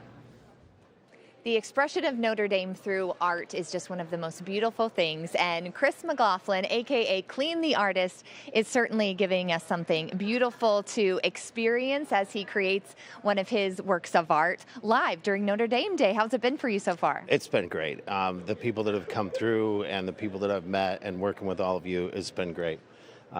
It's exciting to be here. Walking up this morning with the blue sky and looking at the dome as I'm walking into this building was really cool. You're in the middle of it and you're painting it. Tell me about what you're working on, some of the details you're working on this morning. So I put the sky in yesterday and started part of the dome. I'm getting in some of the detail of the structure underneath the dome. I had already done the texture down below so that it was dried and ready to paint. So that'll be in the color of the statue. And so that'll show the folds of the actual robe from behind since he's in the forefront. It's just, you can see the detail there, and as people walk by and experience it, it's even more stunning in person, of course. But tell me about the gold, because you can see on the camera it's just shining. The light hits it just like it hits the real Golden Dome. Right. It's the start of the dome. I'm still not done with it, but the different panels, the brush strokes, and the special paint that I use gives it a different shimmer depending on the angle and the lighting, which makes it a little bit different. And I love it. I love working with this gold. It's perfect for the dome, and it's coming along. Talk a little bit about your love for Notre Dame. Well, I've always been a fan. My parents were fans. I grew up being a fan, and played some rugby here. There was no South Bend club when I came back from the Air Force. I played here for a couple of years till I was as old as the seniors, and then I stopped playing with them. So being involved with that, I have clients that have come in over the years. I had a limo service here, and I still take care of some private transportation with people that have come in over the years, and they all treat me like family, and it's really unique. I've worked with a lot of different groups around campus over the years with transportation as well, and have always been welcomed with open arms. So being here is special all the way around. The Notre Dame family is a pretty special thing, and you are definitely part of it. Are you on track to finish as we wrap up Notre Dame Day tonight? I will be finished, and I'm going to add some more gold accents into the cloud area so that it kind of represents how Notre Dame reaches across the world, which is part of the Notre Dame spirit. Beautifully said. Thank you. We'll be checking in with you as the day goes along. In the meantime, back to you, Pete, in the studio. Thank you, Jenna. And joining me now is Dion Irving Bremmeyer, an associate professor in Notre Dame's creative writing program in the College of Arts and Letters. Dion, I want to welcome you to Notre Dame Day. Thank you for joining me today. Thank you so much for having me. You are an accomplished author, and I want to start by talking about your most recent book. I have it right here. It's titled The Islands. It's a book of stories. Can you let our viewers know about the stories in this book and also how they're connected? Yeah, they're a book of stories about people from the Jamaican diaspora, thinking about the ways in which people from the island are all over the world, and kind of stories that deal with immigration and loneliness and isolation and the kind of liminality that comes from being an immigrant.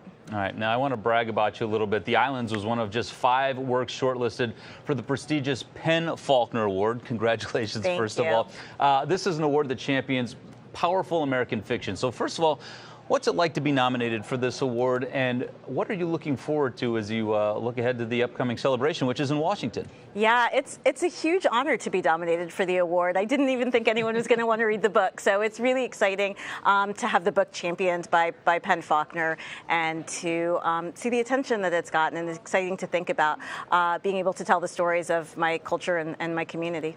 Well, people certainly have read this book and enjoyed it. So I want to talk to you about that. Aside from the recognition that we just discussed, what are some of the reactions you've been getting from what of your readers? What do they say to you about the Islands? And are their reactions matching what you set out to get when you wrote this?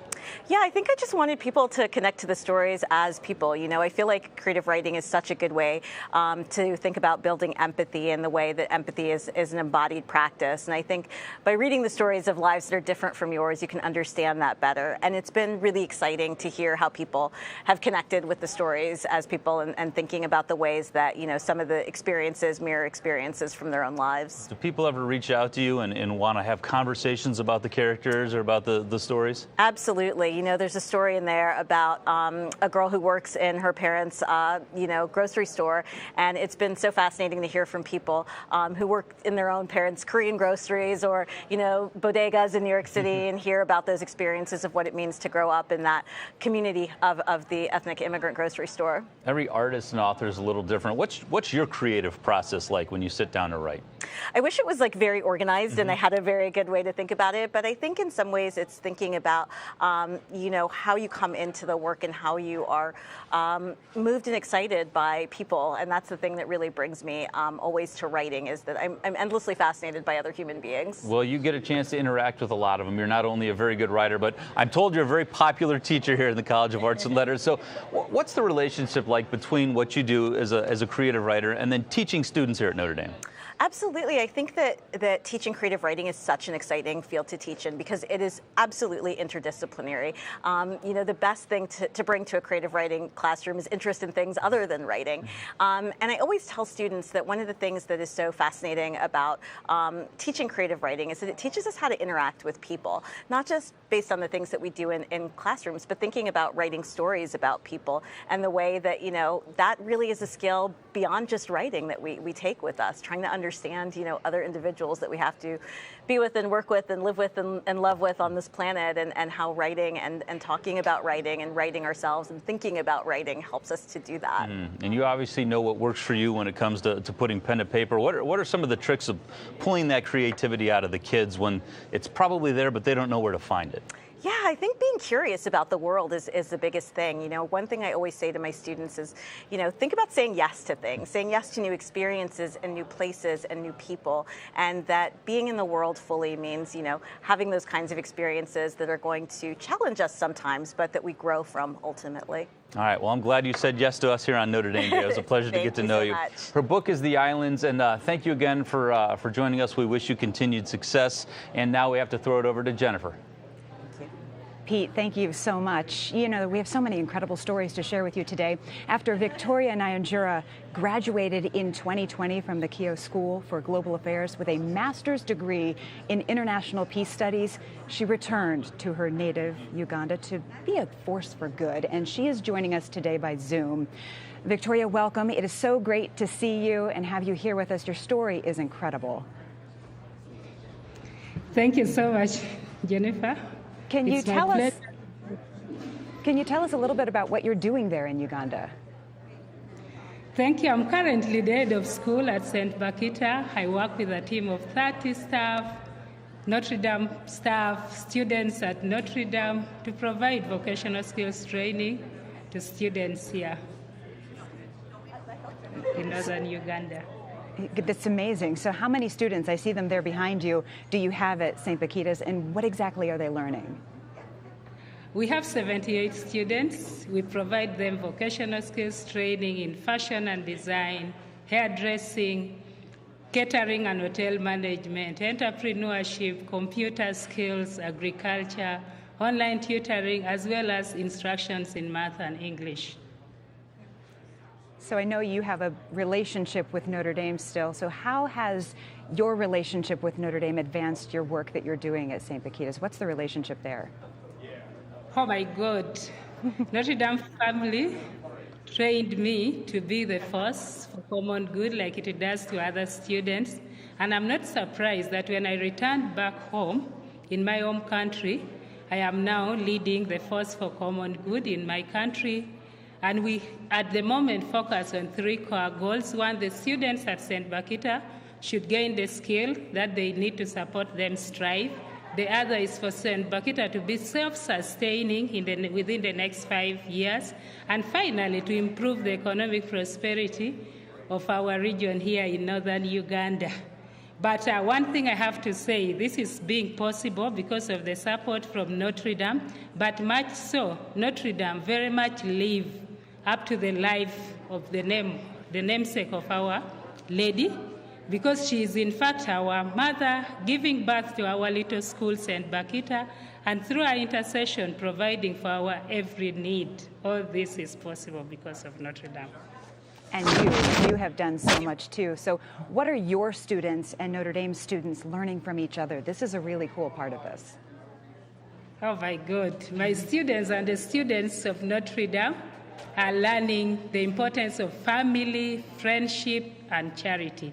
The interaction between both groups of students have a lasting impact on both groups and never leaves any group unchanged. Based on what they have shared and the process of learning, which has created and continue to create a strong bond that remains for both groups to continue to love, to do good for others in their lives. Notre Dame students are ever fundraising and bringing gifts to our students here in Uganda. This has made many of our students at St. Bakita to develop a greater sense of charity, and with their family and other girls of their communities. How do they do this?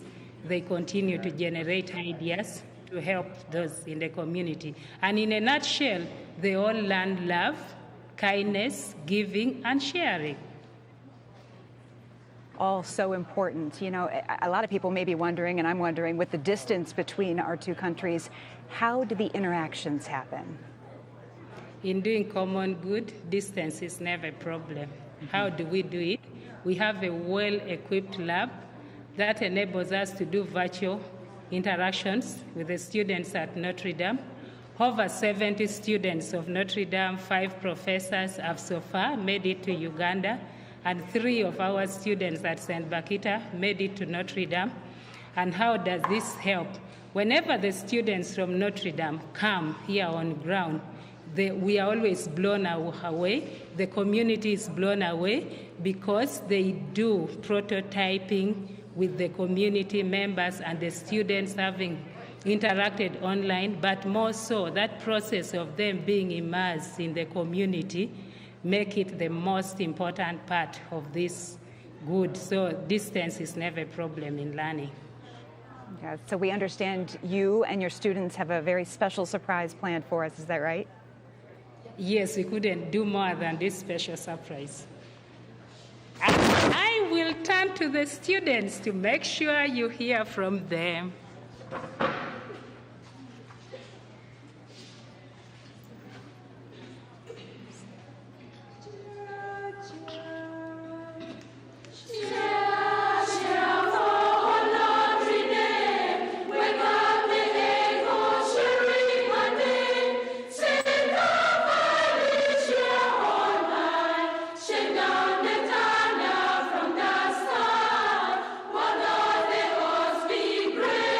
Small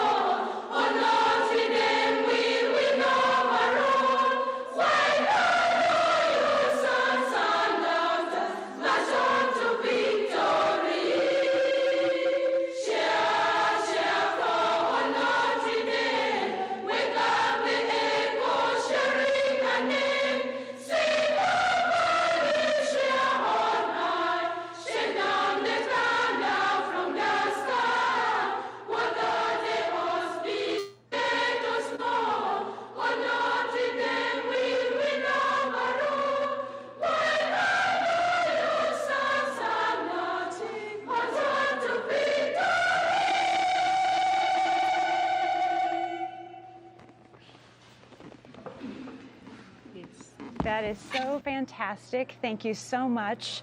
Thank you for giving of yourself and sharing your students with us today. That was absolutely stunning.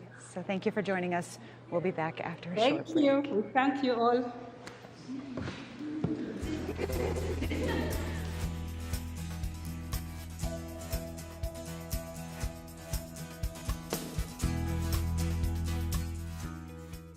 So when you look back at the University of Notre Dame, we know your fondness for Father Malloy and the help that he gave to you to get your start. When you think back of all the other professors that you had, who stands out? So for me, who stands out the most isn't necessarily a professor, but it was the academic advisors, and my academic advisor specifically was Sister Kathleen Gilbert. And what really stands out the most is I remember after I went to go into the work world and join the workforce, I'm in Toronto, Canada, and I am in my apartment, top floor, brand new building, living lavish. Yeah. And I'm 22 years old, and the phone rings. Canada had caller ID at this time, and I remember the phone had the South Bend area code on it. So I was like, okay, what's going on here? So I pick it up, and it's Sister Kathleen. And she's like, Rocket, this is Sister. She said, it's time to make your spring schedule. And I was like, Sister, I don't need school anymore. I'm rich. She said, no. We made a promise to your mother that you're going to have to graduate, so we got to get your schedule together. And it was just like, if it wasn't for her persistence and for her following up, I know for a fact I would have attended the university, but I probably still wouldn't have graduated. Yeah. So I ended up graduating in '94, and she stayed with me because I had to come back 3 spring semesters to complete the degree requirements. So, But you did. But I did, and Sister Kathleen is the one that stands out for me in regards to administrators here on campus. Welcome back to Notre Dame Day. I am Pete Byrne. Bashar Bilgachar has been on the faculty at Notre Dame since 2008. He has concurrent appointments in the College of Engineering and the College of Science. Bashar and his lab have made a huge breakthrough treating peanut allergies. So first and foremost, Bashar, I'd like to welcome you to Notre Dame Day. Thank you for taking a few minutes. Thank you for having me. So I want to talk about your work, specifically dealing with allergies. First of all, it seems like in the last 2 decades, this has sort of exploded. How many people worldwide are affected by peanut allergies? Well, worldwide, it's hard to give that exact number because this is mostly a first world problem. United States and Europe is mostly affected by it. I can tell you in the United States, the estimates are on the order of 6 million people who have allergies, peanut allergies specifically. About 30 million people have food allergies in general. The most pressing thing is among the 6 million people, it's 5.6 million of them are children who are younger, under the age of 18. So why is it so important to find new ways to treat allergies like this one?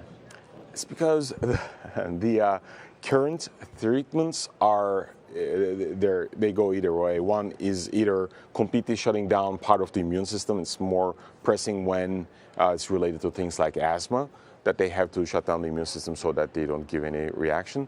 Or it's after the fact, like, someone has already started going into anaphylaxis, they do EpiPen, antihistamines, corticosteroids.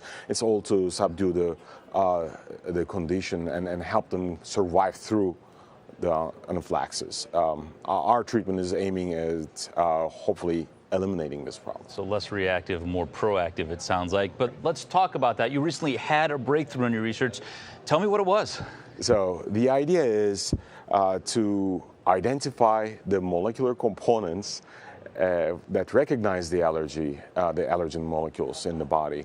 So before they interact with the allergen molecules, we develop these inhibitors. They'll go seek and find them, block them permanently so that even if the patient is exposed to the allergen, they will not react to it. And we show that this works in what's called humanized mice. The mice has a human-like immune system. So it works exactly the same way it would in patients. Okay, very interesting. So obviously, this happens in a very collaborative sort of way. You put in work, but you're also working with a lot of people. Who are some of the people that are helping you have the kind of success you are, and how long has it taken you to get from where you began to where you are now, understanding what you do? Well, we've been working on this since I started at Notre Dame in 2008. 15 years. Yes, yeah. It's going to be 15 in July. And we originally started out with using model systems that were not actual allergens, that didn't have a lot of relevance to human disease and condition. But we, as the progress was made in the fields, the molecules that were responsible for the allergic reaction were identified. We started developing these inhibitors. And we started evaluating these inhibitors in collaboration with multiple collaborators, but in particular, Dr. Mark Kaplan at IU School of Medicine. And he has been a great, asset and a great collaborator in helping us establish the efficacy of what we've been working on. Okay, so you've had this breakthrough. What are the practical applications now of what you've learned, and what are some of the next steps in your research or in maybe producing something? In producing something, it's going to be evaluating this further, evaluating with more model systems, to satisfy FDA requirements to get it into clinical trials. That's what we want to do. Mm-hmm. And for that, we need to first show the safety of the molecules. We've been working on that. We accomplished and finished some of those earlier studies and getting ready to do the next set of studies, hopefully. So do you think that this science will be perhaps useful in treating other allergies, not just peanut? Yes, absolutely. This is a platform technology that we can plug and play and change the molecules to make them applicable to other allergies, milk allergies, other nut allergies, and shellfish and other things are also other, prominent food allergens. And so we're looking ways to adapt our technology to inhibit those type of allergies. Awesome, very fascinating. So you're getting close to the testing stage, you hope. If you had to guess, how long between now, in a perfect world, and when you could see something that people with allergies could actually use? Yes. Walgreens, right. Exactly. Right. We're looking at, if everything goes well, right, we're looking at somewhere between 5 to 10 years. Okay. Yeah. That's fascinating. Fantastic. And that would change the lives of millions of people.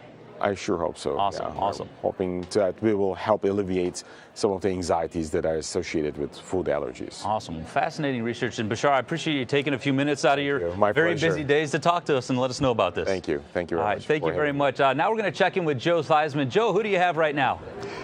Pete, great to catch up with you. I am here with a very exceptional basketball player, Jenna Brown. Jenna, thanks so much for taking some time and visiting with me. You are a point guard on the team. This is your 6th year. Yes, it is. I would say, what have you learned through your course of time? But it may take so long because you've been in college. It seems like such a long time. Mm-hmm. But you originally were at Stanford. Yes. And won a championship there in 21. Mm-hmm. And then you transferred back to Notre Dame. Mm-hmm. Why? Well, Stanford was a great experience for me. I had a great 4 years there, learned a lot, made some really strong, lifelong friendships, but just something really special about Notre Dame kind of stuck with me from my recruiting process in high school. I think as soon as I kind of made the decision that I was done with Stanford and ready to leave, it wasn't even a question of where I was going to go. I just knew right away that this was the place. So I didn't even take a visit, which is really unique, I think, during these sort of recruiting times. I just had an impression of Notre Dame from high school and knew that I wanted to come back here. So just couldn't get it out of your system. Yeah, I could not. See, I originally signed at North Carolina State University. Really? A lot of people don't realize that. And I made a trip out here to the University of Notre Dame. Mm-hmm. Walked around campus. Rocky Bleier, great Vietnam vet, running back with the Pittsburgh Steelers, 4-time world champion, was my chaperone. Flew back home. I got off the plane. My father said, "What do you think?" I said, "I have to go to Notre Dame." He said, "Why?" I said, "Dad, it just feels right." Is that the way it was for you? Yes, definitely. And that's, like I said, I didn't even need to take a visit out here again. I didn't need to check anything. Pretty soon within being in the portal, I knew this was just where I wanted to come back to. And it was just something that I had been thinking about my entire time at Stanford, and just so thankful to be back. Before we get to the legacy of the family, your family, from winning a championship, what can you bring? Because this ball club is going to be a pretty good basketball team from the way everything looks. Definitely. What can you share with them about the championship experience? Because I'm not sure how many of the women have played on Notre Dame championship teams before. Yes. Well, yeah, obviously on our roster, we don't have any that have played on a championship team, but we're fortunate to have some staff members. Obviously, Coach Ivy has won national championship. CO, Carol Owens, has won one. But it's just like a culture, I think. It's not, we didn't just show up that day and win, and that was the whole story. It was a whole season of just grit, working through adversity, and I see a lot of the characteristics that I had in that Stanford team and this team. And I think, you know, we have a lot of talent. We just need to all be on the same page and kind of, you know, just roll through the season, deal with adversity, and I think we have all the ingredients to be a championship team. All right, now let's look at the sort of the family, the Brown family. Your great uncle Larry, coached, won championships. Yeah. I guess your grandfather Herb, coached as well. Yes. He coached as well. Your sister Taylor, she played basketball. Were you like? I mean, what was a family gathering like for you guys? It's like, okay, we have to have a basketball at the house somewhere, and we're going to play some ball. Is that the way it basically was? I think my parents were super intentional about not making it feel like I had to ever play. I looked up to my sister a lot, and obviously I grew up like, you know, with my grandfather's like book on defense, like on our bookcase. So a lot of basketball. Is that the first one you read? Yeah, I'll be honest, I never read the whole thing, but it looks good on the shelf anyway. But yeah, I think from a young age, I just always wanted to play. It felt like a family thing, but my parents were really intentional about making sure that it didn't feel like I had to do it, but I'd always just wanted to do it. So it just worked out that I had really great support and like a lot of people I could talk to advise me throughout my career, and it's been really lovely, like being able to kind of carry out their legacy. You know, the three-point shot has come into basketball. I've talked with Coach Micah yesterday. We talked about basketball. Basketball is probably one of the few sports where there hasn't been great modifications in the game, other than the addition of the three-point line. Yeah. Football, lots of things going on. Baseball, lots of things going on. Hockey, the same thing. Those sports. And soccer, a little bit of change. And what do you like it that it's kept sort of its purity to a degree, except for the three-point shot? I do, yeah. I think basketball is really unique in that you just need so many skills to be a really good player. It's different from a lot of other sports where you have sort of a few things that you need to be able to do well to be a really great player, but basketball really requires just such a wide berth of skills to be successful. So I think that's a reason why not a lot of things have changed, just because it's just such a difficult game to be effective at. And I personally love it, like I said, because I think I've just come from a very like purist type of basketball family, and I enjoy the fact that the game has sort of remained the same while also evolving in a lot of ways. So obviously, as a team, it's almost like a family. Yes. But let's get away from the sports aspect of it. What do you love about the University of Notre Dame, other than obviously the involvement in athletics? I think just how much of a community it feels like.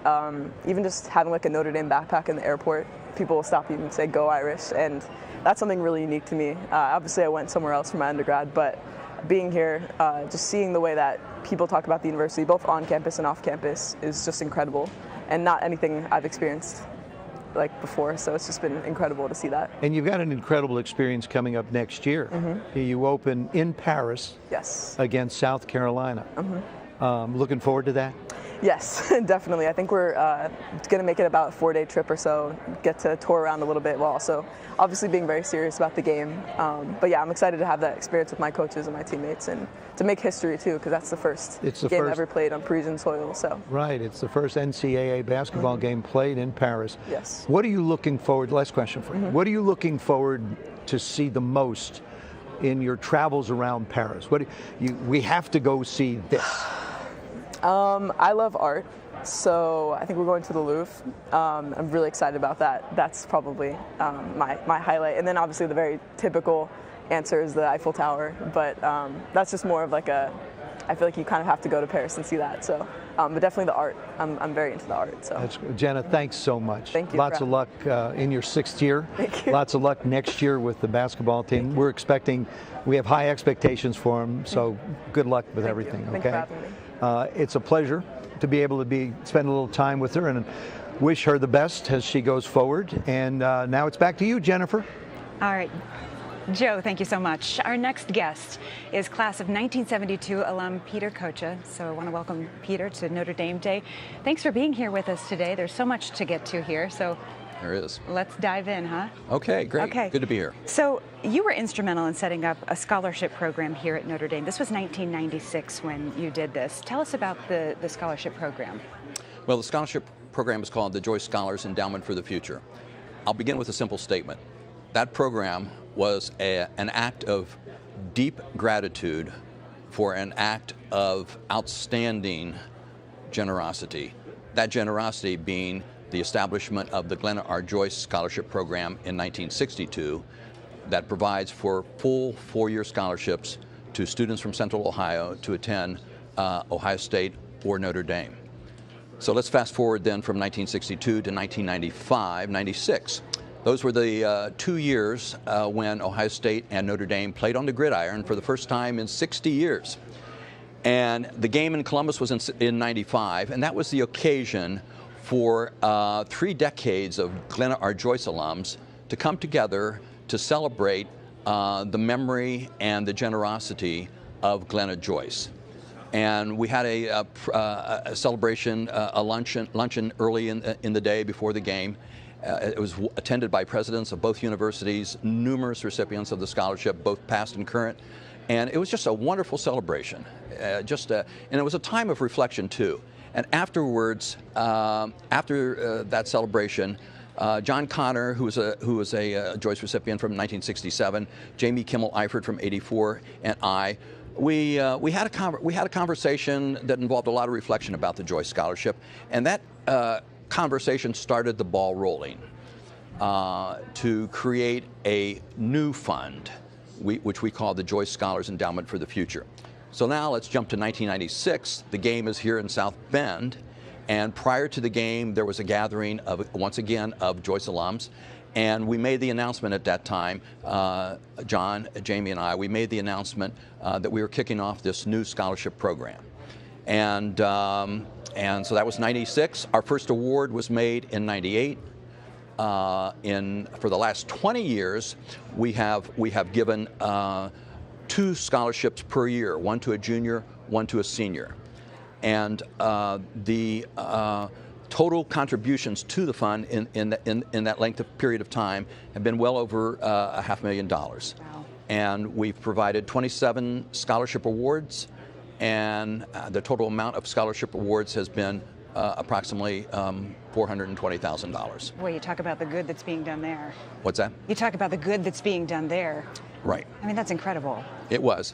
And we raise funds each year. A Joyce alum writes a letter of outreach to the whole group of Glenna R. Joyce recipients, telling the story of why that scholarship meant so much to them, and then encouraging the other scholars to contribute to our efforts to pass on the goodwill of Glenna R. Joyce. You know, this is something that's truly unique when it comes to higher education. Talk a little bit about that. Well, it is unique. You know, I've often been told this may be the best scholarship program in the country. And as I said before, it started in 1962. Glenna Joyce was married to Will Joyce, and Will Joyce died in 1934, Glenna died in 1960, and they were tied to the bottling industry, soda pop bottling industry. One of their major products was a lemon lime drink called 7-Up. Wow. Well, it eventually became 7-Up. Okay, so as a result of that, as I said before, each year a number of scholarships are awarded to students from Notre Dame, Ohio State, full 4-year scholarships.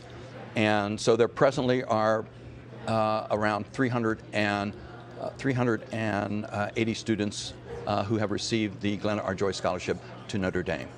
And it's just been a phenomenal gift, a phenomenal blessing to all of us. And we just couldn't be more grateful to the goodwill and the generosity that Glenna R. Joyce showed to us. And that's why we wanted to basically do something for future generations of students. Yeah, that's incredible. So much history that you can talk about and remember, and a lot of memories that go into this. What is it that inspired you to rally around all of this and get it moving? Well, As I said, I think the key event was that celebration in Columbus in 1995, because that was, again, the first time that we had all come together. We were all aware of how much the Joyce Scholarship influenced our lives, and it was a transformative event. But I think that event gave us the opportunity to talk about it, to reflect, and out of that reflection grew this desire to do something more, to pass on that wonderful legacy that was started by Glenna Joyce. Yeah. Okay. And by the way, Glenna Joyce and Will Joyce had no children. Okay. And when we inaugurated the scholarship in '96, I said, at that gathering, I said, they had no children, but in a sense, we are her honorary children. And if she were here today, she would be amazed at the size of the family reunion. Yeah. Because it really has grown. That has to feel good. We thank you for joining us on our Notre Dame Day today, Peter. Good to see you. Thank you. Now back to Pete Byrne. Didn't get to Alex. I know you've been asked about the 2018 National Championship probably a million times, and spoiler alert, it's not going to end today or probably any time for the rest of your life, but it just never gets old. It was so fantastic. But I've got to ask you, now that you're a few years removed from that championship run and that amazing season, how do you look back on not just the shot, but that whole tournament and that experience? Yeah, I mean, the whole tournament just kind of goes into a blur, into one big thing, but it's just great memories. Like anytime, the tournament comes around, I think we're lucky enough that we had a moment that special that every time, it's the NCAA women's tournament, our games are being shown or that shot or whatever, and the team celebrating. So, I'm always reminded of it when it comes down to March. But that was just a moment that I'll never forget, being able to celebrate that with my teammates. And we had a really hard year that year to come out on top and to finish like that. Like, that's forever going to be, in my heart, in my mind. And, that was one of my favorite years of my life.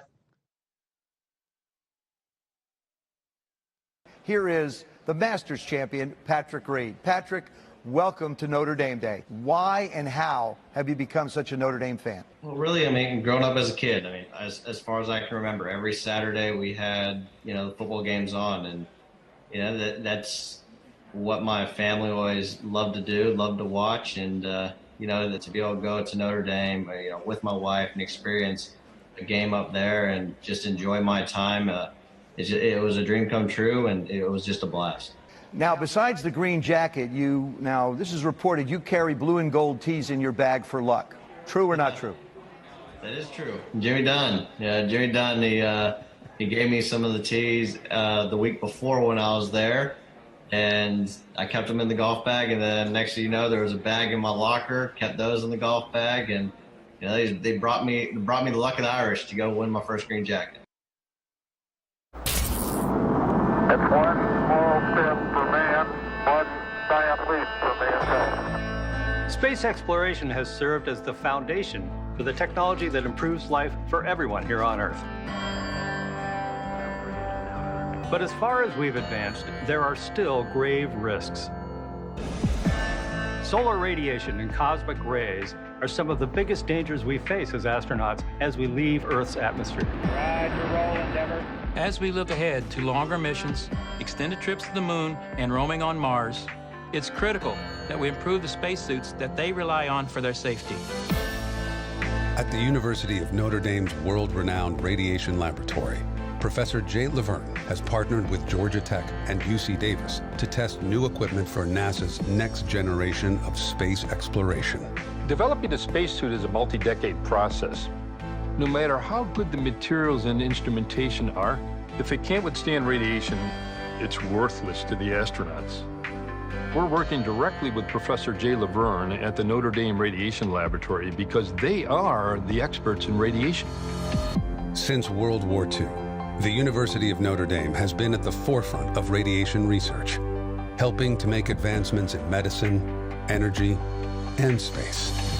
We're also helping to develop new monitoring devices, giving astronauts better and faster information in real time to monitor radiation levels, oxygen levels, and other vital statistics that they may need. Space exploration has given us the opportunity to change the world in ways we never thought possible. And we can only imagine what will inspire in the next generation of scientists. The University of Notre Dame asks, what would you fight for? Fighting to reach the next frontier in space. We are the Fighting Irish. Joining me now is my favorite host on the Fox Sports Big Noon Kickoff Show. Of course, he was a pretty good player, too. One of the greats to ever wear the gold helmet. Brady Quinn, thanks for joining us again today on Notre Dame Day. How you doing, Brady? I'm doing well, Pete. Thanks for having me on. Happy ND Day. Thank you. Happy ND Day to you as well. Hey, before we talk college football, I have to let the Notre Dame family know that your wife, Alicia, I'm told, just had a baby boy. So congratulations, Dad. What's his name? His name is Kavanaugh, or Cav for short, Tai Quinn. He was born on St. Patrick's Day. So, yeah, he's working his way on about 6 weeks old right now.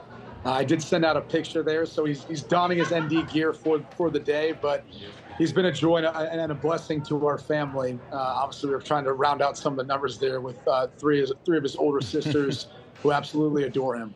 Yeah, I'm a girl dad twice over, but it's nice to have a son as well. So congratulations on your first boy, Brady. How are the girls dealing with having a boy in the house now? I know he's still young, but how are they dealing with it? I thought there might be some jealousy. There hasn't been so far. They've been extremely loving and caring, maybe a little bit too much at times, a bit overwhelming for him as he's still trying to adjust to a new life here out of the womb. But they've been awesome. Every step of the way, they've been trying to be helpful, or as helpful as they can be at this point. Just don't let him put too much makeup on him until he can fight back, right? That's right. That's right. All right. Hey, let's talk about some college football. Obviously, couple of big topics that have really changed the landscape in recent years. And I'm talking about the transfer portal and name, image, and likeness. I recently heard a college football coach say something to the effect of, in the NFL, you've got a salary cap, you've got restricted free agency, but in college football, you have neither of those things. So I'm curious, what's your perspective of all of this? And do you think it's sustainable for most college football programs? It's not sustainable. I mean, clearly there needs to be more governance, more guardrails to this entire process. I mean, look what's happening at Colorado right now.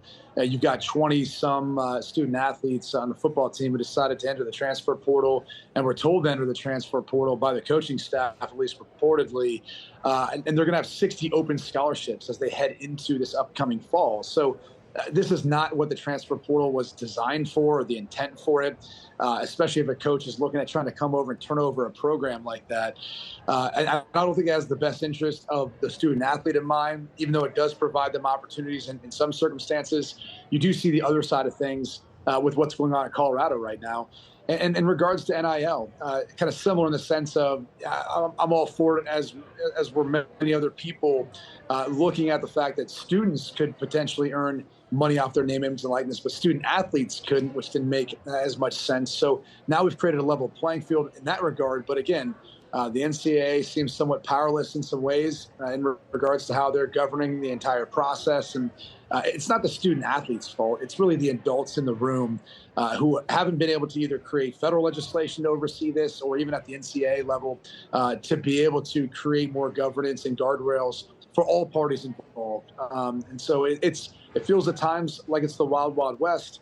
But I am hopeful and optimistic that in the future things will sort themselves out and we will get to a better point. It never feels easy going through change. And that's what I think you're seeing right now in major collegiate athletics. Well, hopefully some positive changes coming in the future. Let's talk about the Fighting Irish now. Obviously, we know who the quarterback's going to be next year. You've seen Sam Hartman play. When you watch him, what stands out? Well, I mean, one, he's experienced, and I think the thing that always stood out from his time at Wake while watching him play was just the downfield passing game. And that's something that when you go up to the NFL level, that's what every team's looking for, the ability to stretch the field vertically and create big plays in the passing game. And he really kind of made his stamp there. But other things that stand out to me about him is he's a good decision maker. You can tell he's smart. He's obviously tough, and he's a better athlete than people give him credit. I think you saw a little bit of that in the spring game, maybe throughout the spring, his ability to run the football. So you can see why he was so highly sought after. I think going to Notre Dame is only going to elevate his platform, elevate his personal brand, and really provide him with that platform and opportunity to be put forth amongst some of the best as he tries to continue to play not only at Notre Dame, but eventually make his way into the NFL. Well, you know this, every game at Notre Dame is a big game, but there are certainly a couple this year on the schedule that are going to stand out in the fans' minds. Starting with Ohio State, which I know is a big game in your neck of the woods. What do you expect when the Buckeyes come to South Bend this year? Well, a little different than last year, right, where Notre Dame went to Columbus to start off the season. That can be difficult. Notre Dame and Ohio State will both have some games under their belt. And so that allows, Sam to get more acquainted with things. And, I know we're all assuming that Sam's going to be the guy because Tyler Buckner put his name in the transfer portal. But, I do think there's a chance that Tyler comes back, and who knows how that plays a role in all of that. So I should preface anything I say by saying that. But that being said, you've got a quarterback who's extremely experienced. He's played in really big games before, and so he knows what it takes when you're going up against one of the better teams in the country in Ohio State. And by that point in time, he should have a pretty good feel for the offense, the chemistry of all the guys he's throwing to, and really the offensive line, working in unison with them to make sure they're communicating all the calls, everything that's necessary to make sure they're able to execute the plays. So that's the big thing. But, whether it's Ohio State or even USC and Southern Cal's got the reigning Heisman Trophy winner, there's a bunch of games I think you can circle on the calendar that I'm sure Sam's excited for, as is the rest of the Fighting Irish team, looking to kind of continue to improve off of what they're able to do in Coach Freeman's first year. Oh, fortunately, when USC gets here, they've changed the rules since you played. You can't push the guy into the end zone anymore. Is that the difference? Is that the difference maker when they come to town in October, you think? It's actually the opposite of that. Now you can push him in. You used to not be able to push him in, but you are allowed to actually push him in. So that's the odd thing is the other two USC guys I work with there at Southern Cal, now they feel like they've been vindicated because they changed the rule. And I'm like, well, last time I checked, if you get a speeding ticket for driving over 65, and let's say they changed the speed limit to 75, and you were under that number, you can't go back and argue that. You still got to pay your fine. You still get the ticket. So that's maybe a debate for another day. But it should be a great matchup, as it always is. And again, you look at why student athletes, either out of high school or in the transfer portal when they're in college, look to come to Notre Dame. It's for the big stage, and it's for some of these big matchups. Well, revisionist history. Brady, I always enjoy talking to you. Thanks for giving us a few minutes of your time today on Notre Dame Day. Can't wait to see you again soon. Thanks for having me on, Pete. Go Irish. Go Irish. That is Brady Quinn. And now we're going to head down to the downstairs to take a look at the giving update with my friend Indy Jackson. Indy, how are we doing? Thank you, Pete, and thank you everyone for joining us here in the Social Media Lounge, where I am here to tell you about the amazing things you, the viewers, are doing for our Notre Dame students. First and foremost, we are now at 21,000 gifts received, $2.4 million raised, and 748 causes benefit. And last hour, I told you whoever won was going to get an extra $500. That was the Glee Club. So stay tuned for amazing student causes, stories, and other content right at the next hour.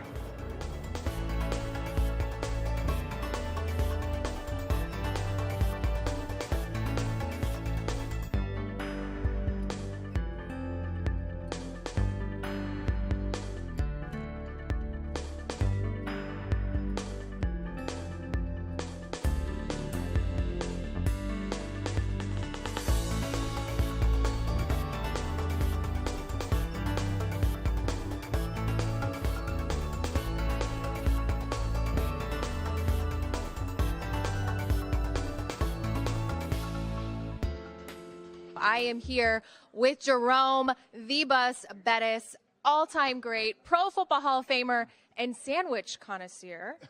So, Jerome, I heard that you had a special sandwich in mind when it came to this competition.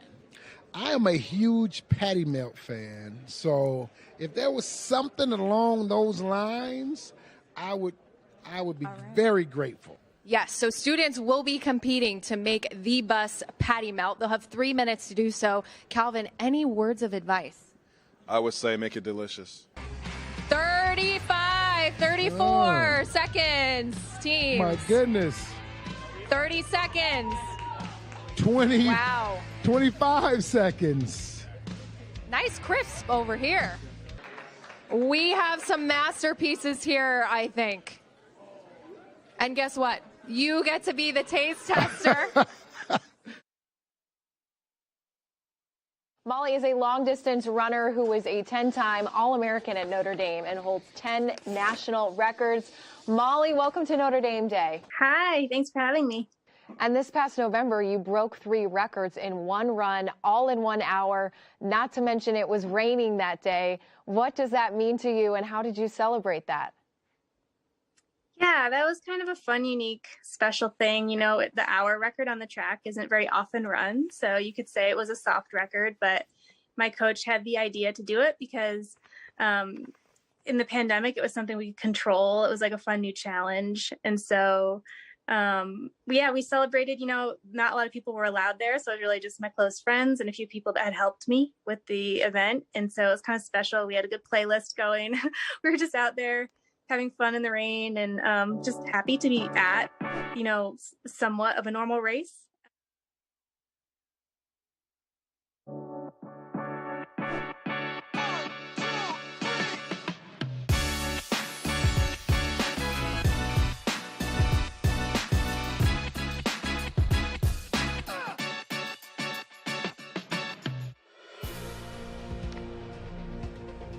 And welcome to hour number 8 of our 10th anniversary Notre Dame show, a global celebration of all things Notre Dame. I'm Gary Sieber, anchor and weather forecaster for WNDU TV here in South Bend, recently retired professor of journalism at Notre Dame. Hey, and it's good to be with you. I'm Summer Horan, weekday morning anchor with ABC 57 News right here in South Bend. Now, we are live on campus, helping to share those great stories about the University of Notre Dame and really the people that make this place so special. And these stories will be coming to you over the next few hours from Duncan Student Center through live interviews with students, professors, student athletes, alumni, university leadership, Notre Dame celebrities, and of course performances by Notre Dame student music groups. We're inviting you to participate by making a gift to any of the more than 900 student causes on campus. Just go to the Notre Dame Day website, notredameday.nd.edu if you're not watching from there already, and just click on the green Make a Gift button. Type in any cause at Notre Dame that you'd like to give to, and then complete the giving process. Now, we have some exciting guests here over the course of today's broadcast. That includes American TV icons, a miracle COVID-19 survivor who ran a triathlon, and of course, a National Baseball Hall of Famer. So please, you'll want to stay tuned in with us. We'll be broadcasting here from until 2 p.m. and then again tonight at 6:42 p.m. to midnight. That is all on Eastern Standard Time. Eastern Standard Time. Okay, well, coming up this hour, we'll talk to a graduate of the School of Architecture here at Notre Dame who started a motorcycle company of all things, a Notre Dame professor who researches robotic prosthetics, and so much more. But first, let's go to Tim Kenny for an update on how the giving is going. Tim? All right, well, thanks so much. We are down here in the social media lounge at the Duncan Student Center, taking a look here at our leaderboard. We are closing in on 22,000 gifts and heading very close to that 750 mark for different causes that are being impacted here on Notre Dame Day. So let's keep pushing it up. Let's keep taking advantage of this opportunity. Click that Make a Gift button, that green button there. Add a couple causes in, make those gifts as well. I'm joined by a couple of our students here you guys are actually representing the Graduate Physics and Astronomy Society. Give you guys a chance maybe here to introduce yourselves. Yeah, I'm David Shaw. I'm a second-year graduate student. And I'm Sam Porter. I'm also a second-year physics graduate student. And so, Dave, you want to maybe tell us a little bit about the society and what it is that you guys are involved in here on campus, and maybe how that helps your research as a graduate student too? Yeah, sure. So we are the Society of Graduate Students in the department. So we are kind of a professional development organization who wants to help us become better scientists and researchers, but we also are a community amongst ourselves. And so we want to help each other to be better, and we love to do outreach in the community, both here at Notre Dame, but also externally in the South Bend community as well. So we've got a lot of different things going on with some social events mixed in as well. And so what's your plan for the funds that you guys are raising on Notre Dame Day? How's that going to help the society and what you're doing for the next year? Yeah, absolutely. I think since we've come back from COVID, we've really ramped up our efforts as a society and have really grown in a lot of different ways. Our outreach efforts have really expanded. We're connected with every local high school in the South Bend, Mishawaka area, and do a lot of service out there, as well as bring in students here and work with some on-campus groups to bring in underrepresented middle and high school students for some science experiences here. We're building some mentoring programs between our undergraduate students and us also, so that we can really grow the relationship that we have with them and really let them see what being a graduate student is like and what that world might look like for them.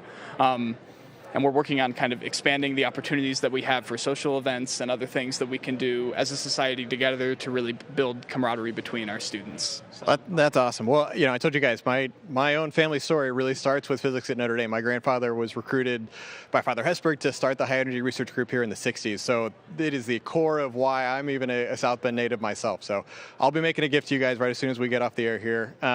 Take a chance, do that as well. Hit that green Make a Gift button on your screen and make a gift to support these guys here. Find the causes that are most important to you and take that opportunity. Help us hit those numbers. Now let's throw it back up to the studio and Gary.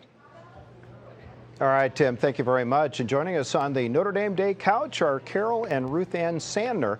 Carol and her husband Jack both gave generously to the university over many years, but their greatest love was always the 8 children, that they adopted and raised as their own. And 2 of those children, along with Carol's granddaughter, Ruth Ann, went to Notre Dame and even have passed through Carol Sandner Hall a few times, I would imagine. That is the university's grateful recognition of all that Carol and her family have done for Notre Dame over the years. Carol, Ruth Ann, welcome to Notre Dame Day and welcome to our couch. How are you? Good, we're great. Thank you very much for having us. Good. Now, you met your husband, your late husband, Jack, in law school when he was here. Was that your first connection with Notre Dame? Absolutely. That was my first connection, and it just developed from there. He made sure I knew what the campus was. He was living at Moreau Seminary, so we would walk the lake. He took me to the grotto. We attended Mass at the Basilica, and we visited the log chapel. It was just my indoctrination, and from there, a love grew, and it's been amazing ever since. Football games, too. Can't forget those. yeah, just a small just a couple football games, like every single one since then. Well, are you from the area? I am local, yes, I am, and I wasn't from a sports family, and my dream was nursing, so that was my focus, and it wasn't Notre Dame or anything about Notre Dame at that time. Sure. Yeah. Well, and we mentioned the fact that you have adopted and raised as your own 8 children. Yes. And I think in this day and age, maybe 1 or 2 you hear sometimes, but 8, that's a lot. Did you plan on having a big family? How did that come about? We did. On one of our walks, one of our many walks around the lake, we would always talk about our families and what we would want when we were married. And it was always 8 children. We want 8 children. And after many surgical procedures, God had a bigger plan for us. And we're blessed with 8. It's going to be... That's okay. 8 children. Wonderful. Sorry. Yep. Ruth Ann, I'm going to take you for a second. We'll let Carol gather herself here. Yeah, it's such an emotional story, and I appreciate you telling that very much. But Ruth Ann, you're now the granddaughter. So it was actually 2 of your grandparents' children went to Notre Dame. Was it your mom or dad who went to Notre Dame? Both my dad and my mom attended Notre Dame. They both did? Yes. And did they meet on campus? Year. Yeah. So you're a freshman now? Yes. And you're living where? I'm living in Ryan Hall. Okay. I keep hoping it's Kavanaugh because that's where I went. Oh. And you said you've already picked a major? Yes. I'm planning on being a classics major. Uh-huh. Very excited. So this is a silly question, but did your mom and dad have any influence at all in you deciding to come to Notre Dame? Well, of course. I always like to joke I was brainwashed as a child. But I grew up coming to Notre Dame with both my grandparents and my parents, so Notre Dame has always felt like home to me. Right. So I was also taught, what would you fight for by my parents and grandparents, and especially, with my grandfather's legacy of both being a boxer and his story of coming to Notre Dame. Sure. So when I got my acceptance letter, I knew what I was going to fight for, and it was a very easy decision going forward. Now, you said a boxer. I assume this is Bengal bouts? Yes. And so was it your father or your grandfather? My grandfather. Okay. And so Jack was a boxer? Right. Yes, he was. I was in Bengal bouts. I didn't know that he was. Yeah. He was. Yes. He was more of a... He had to coach. He's a very good boxer, so they wouldn't let him fight in the Bengal bouts, but they allowed him to coach and help teach the others. I was strictly a punching bag, so that was my purpose. But so talk about how you and Jack got involved in supporting Notre Dame, and obviously there's been wonderful donations over the years, and we mentioned the hall that's named in your honor. So. Well, Jack has always said Notre Dame was good to him when he was starting in law school, and he would never forget that. And Notre Dame just became an everyday word at our home. And his love for Notre Dame just grew and grew, and we've supported it in any way that we could. It's always been part of our household, and our children and everyone were indoctrinated and knew this is our second family here at Notre Dame. Sure. And we mentioned that 2 of your children went to Notre Dame. Yes. And the other 6, were they? Well, we had 2 girls go to St. Mary's. We had 4 of them go through Holy Cross at different times. So we stayed within the Tri-Campus Holy Cross community for a long time. We're finally out of college, so that is good. That is good. I guess that's, so there's that local connection all across the board. But so, 2 children, 1 grandchild now going. Yes, our legacy, our 3rd generation is here. We're so proud of her. Right. What is it about Notre Dame that and I'm sure you and Jack discussed this at length. What is it about Notre Dame that made you want to have your children and your grandchildren, and really the support that you've given over the years, come to a place like this? It's the community and the faith-based community, basically, and the camaraderie and the welcoming, and you feel like you're home.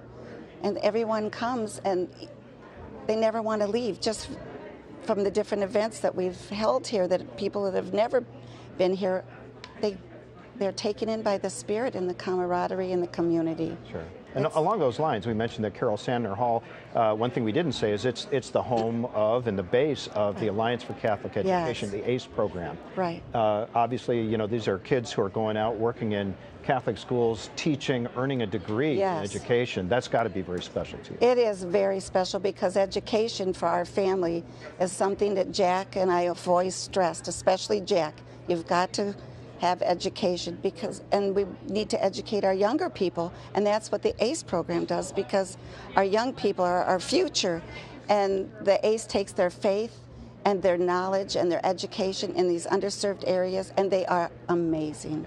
They are just amazing. It's been a great program, and I was there. I remember when it started, and everybody thought, wow, what a novel idea. It turned out just great. Ruth Ann, do you have any plans to teach, or what do you want to do as you age out of the program? That is one of my options going forward. I would love to teach, either Latin or ancient Greek. It's part of my passion, so yes, it is one of my options. Continuing forward. And the major that you've chosen, is this always been sort of something that or did you discover that when you were here? No, it's always been something I've kind of wanted to do. I started taking Latin in 2nd grade and ancient Greek freshman year of high school. So I've fallen in love with it, and I've gotten actually to visit Greece and Rome, and it only furthered my love for the classics. So I'm very excited to continue my studies here at Notre Dame. Wonderful. That's great. Ruth Ann, Carol, thank you so much for being here today. Thanks for your continuing support over the years. We really appreciate that. You're welcome. We love it. Thank you. And let's go over to Summer Haran, who's back on the desk. Summer? All right, Gary, thank you so much. But joining us now, the Sri Lanka chapter of the Notre Dame Club of India is Notre Dame alum Dinal Eddie Risringa. Dinal, thank you so much for coming to Notre Dame Day today. Hey, Summer, great to be here. Thanks for having me. Well, can you tell us a little bit about your Notre Dame story? How did you go from Sri Lanka to South Bend? With pleasure. Notre Dame was always on my university target list because it's such a great school overall. But things really solidified when my dad went to the US for a business trip, and he got the opportunity to visit some universities, including Notre Dame. And I'll never forget when I picked him up from the airport. We didn't have all these WhatsApp communication and so on in 2001, but my dad spoke about other universities for about 2 minutes, and for about 40 minutes of our journey back home from the airport, he spoke about Notre Dame. So I kind of knew that this was the place I was destined to be. And of course, after confirming my place and before getting into Notre Dame, I saw Rudy. And, by the time I arrived at Notre Dame, I was pretty much Sri Lankan Irish. Well, hey, we all love to add a little culture to our Notre Dame love. Can you tell me a little bit as well about some of the signature events of the Notre Dame Club of Sri Lanka? Are there many Irish fans in your community? Awesome question. So Sri Lanka doesn't have as many Irish fans as we would like. We started this Notre Dame Club in January 2022. And right now we have about 7 alumni that we've identified. We are constantly looking out for more. And in terms of signature events, we start off the year generally with an annual mass. We also have a student send-off in July. And of course, the Christmas event. We try our best to have game watchers, but due to the time differences, it generally turns out to be like 4 or 5 in the morning. So that becomes a bit of a challenge. But this year, we had got the opportunity to take part in the Global Day of Service, and we're very confident that this will be an annual event going forward. I know that pillar of service is such a pillar here for Notre Dame as well. Can you tell me a little bit about the Notre Dame Club of Sri Lanka and what they do have planned for the Global Day of Service this year? Are there any projects that you'll have a hand in? Yeah, we're very excited about this. So when we sat down as a club and we were thinking of ideas for this Global Day of Service project, we realized that we all had the opportunity to attend one of the world's best universities, and all of us had such an amazing experience collectively. So we thought we should do something in the field of education. So what we planned was, in Sri Lanka, we have deserving families that survive on just a few dollars a day. So we thought that we would help these families in terms of the young children with their education by, in our own small way, by collecting supplies, stationery, exercise books that they need. And we want to distribute them not just to deserving families in Colombo, but also in the northern province of Sri Lanka, namely the city of Jaffna, and also the north central province of Sri Lanka, the district of Anuradhapura. We thought we'd collect some supplies and distribute in all 3 areas. And one other project we planned was, we have an interesting dilemma. We have all these wonderful books we bought at Notre Dame Bookstore and other places, books that we use for our studies of academic and intellectual value that we may not want to keep with us, but we would like to donate to a library. So we identified the St. Thomas Aquinas School of Higher Studies library. I had an amazing chat with the rector of the library on Sunday, and he was very appreciative that Notre Dame community voluntarily came forward to donate these books to the library. And we feel that, we planned this for this Global Day of Service, but the satisfaction of doing a project like this, I think, you can't express it in mere words. So we want to do this annually if we can. Well, Dinal, we hope we can help everyone in the Sri Lankan Club for Notre Dame today. Thank you so much for joining us here on Notre Dame Day. But right now, I do want to send things over to Litchfield Adjuvant here at the Morris Inn. Litchfield, can you tell us a little bit more about what you got going on?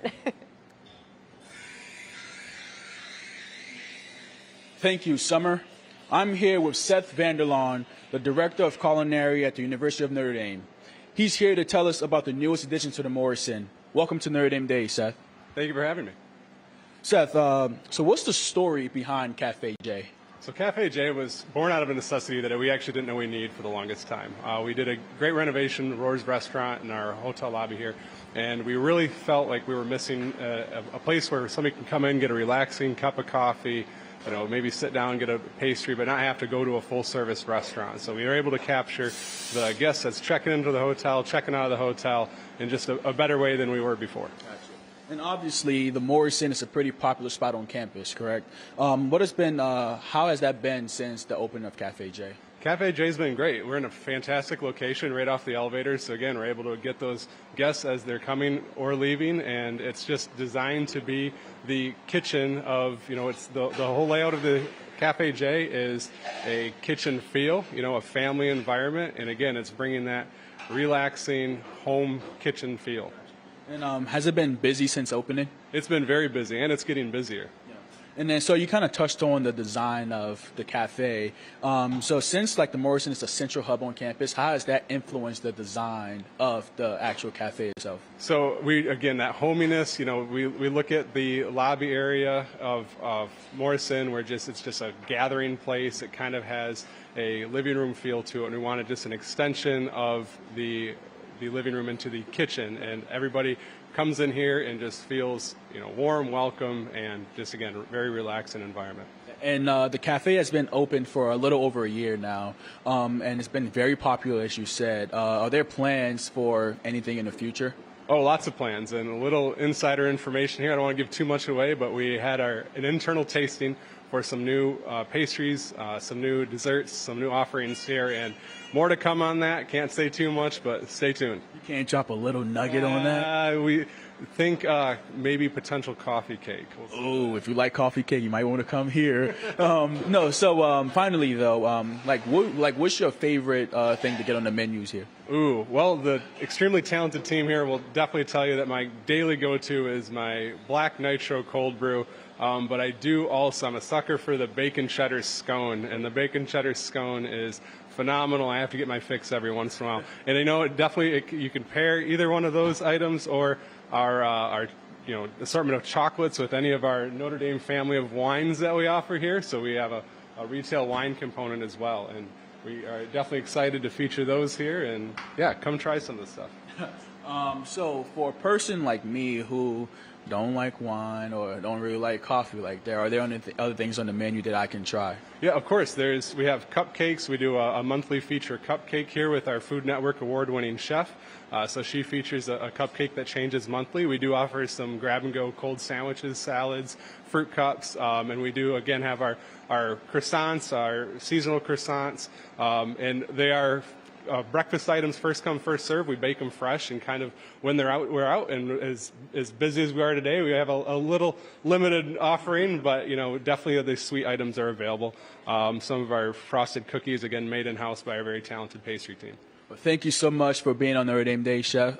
Back to you in the studio, Gary. All right, thank you, Litchfield. Suddenly I'm very, very hungry for some reason. But our next guest received a master's degree in architecture from the University of Notre Dame back in 2011. You might not have guessed that, though, based on his current occupation. Richard Worsham, welcome to Notre Dame Day. How are you today? I'm doing well. Thanks for having me.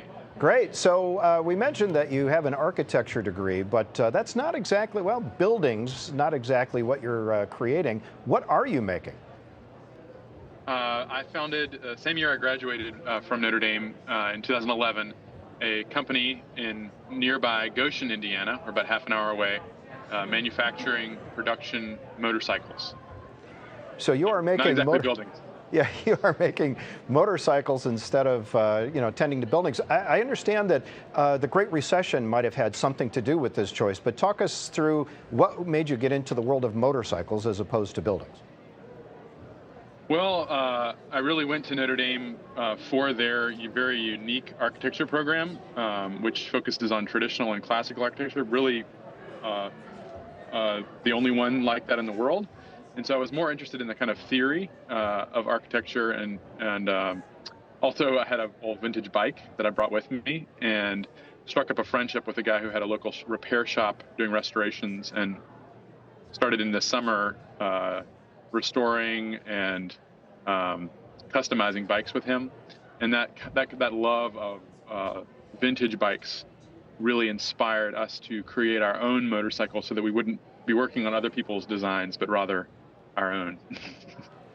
Well, I have to tell you, I love motorcycles, and I love these motorcycles. They're called Janus, Janus, Janus Motorcycles. And the ones that I've seen are absolutely phenomenal. They're very different. These are not like modeled after, something that you might see out there today. They seem like they're really customized for what somebody might want. Tell us a little bit about what the design is that goes into these. Yeah, so these motorcycles you're absolutely right. They're very, very different from what you're going to see on the road typically today. They are more like what you might have seen 100 years ago. They're small displacement, which means they're smaller engines. They're very classically styled, which may go back to my Notre Dame training.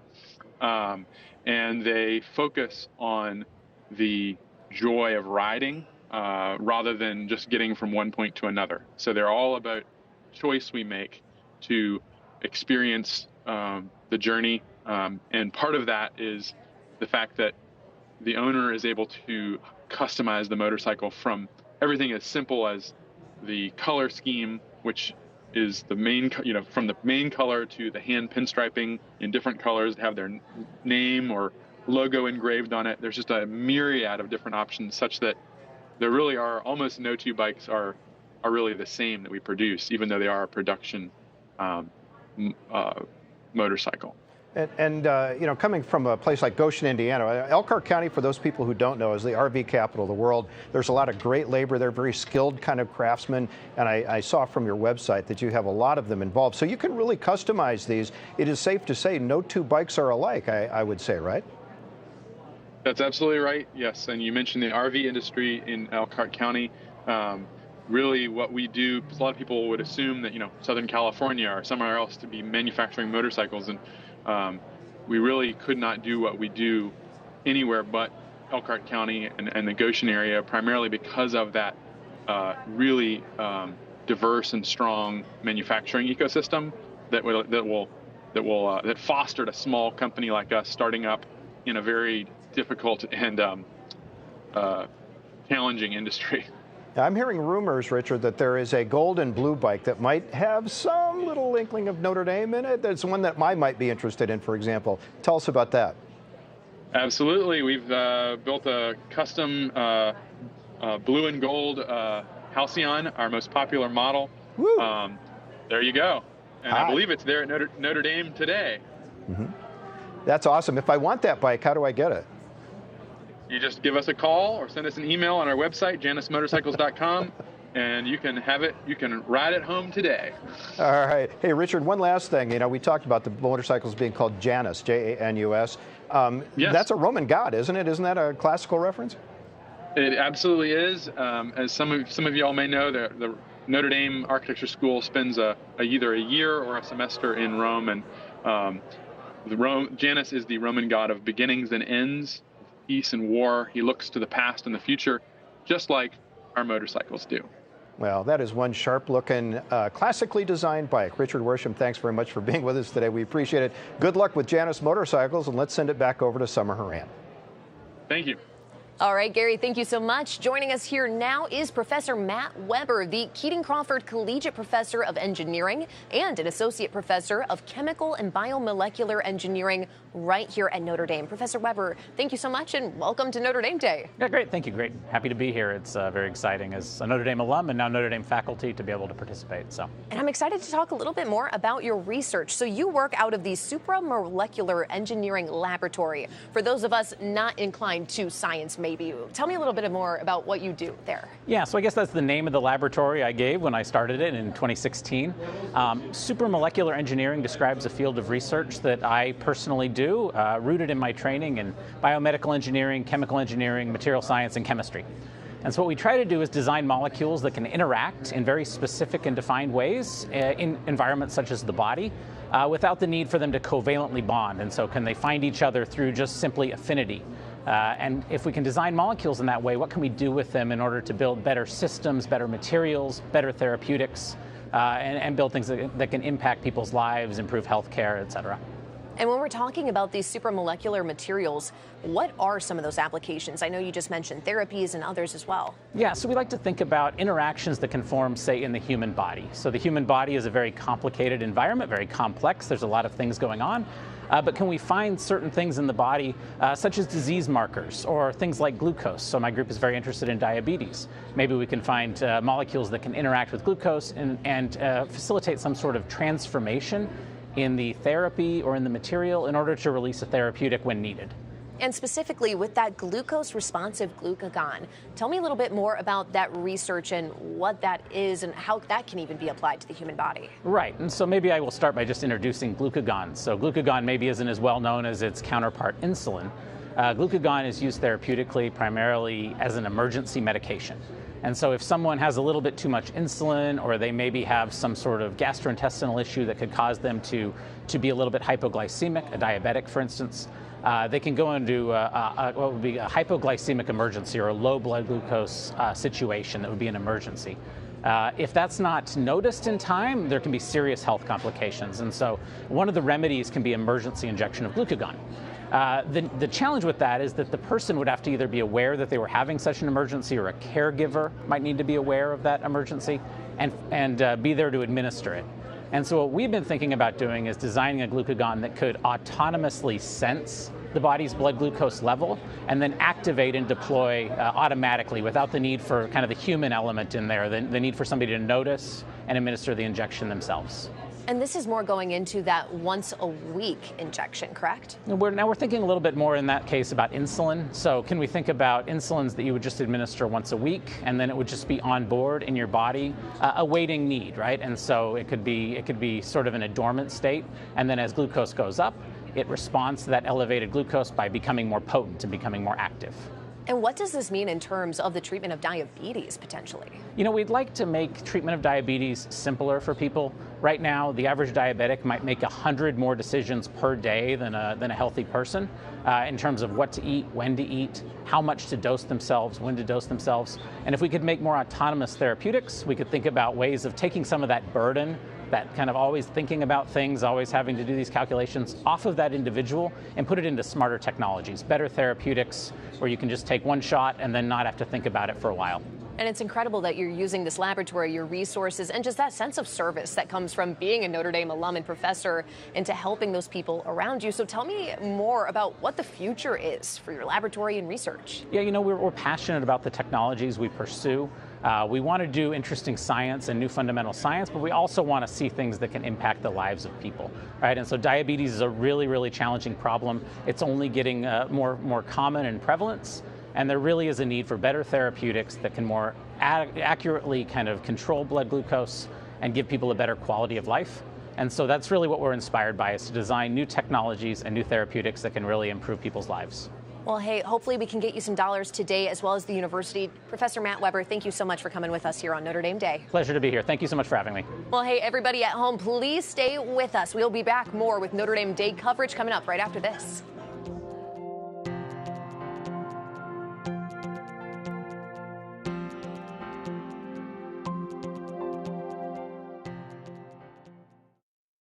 On October 9, 1996, Ugandan rebel group, the Lord's Resistance Army, or the LRA, abducted 139 of 400 girls from St. Mary's College, a Catholic boarding school in Aboke, northern Uganda.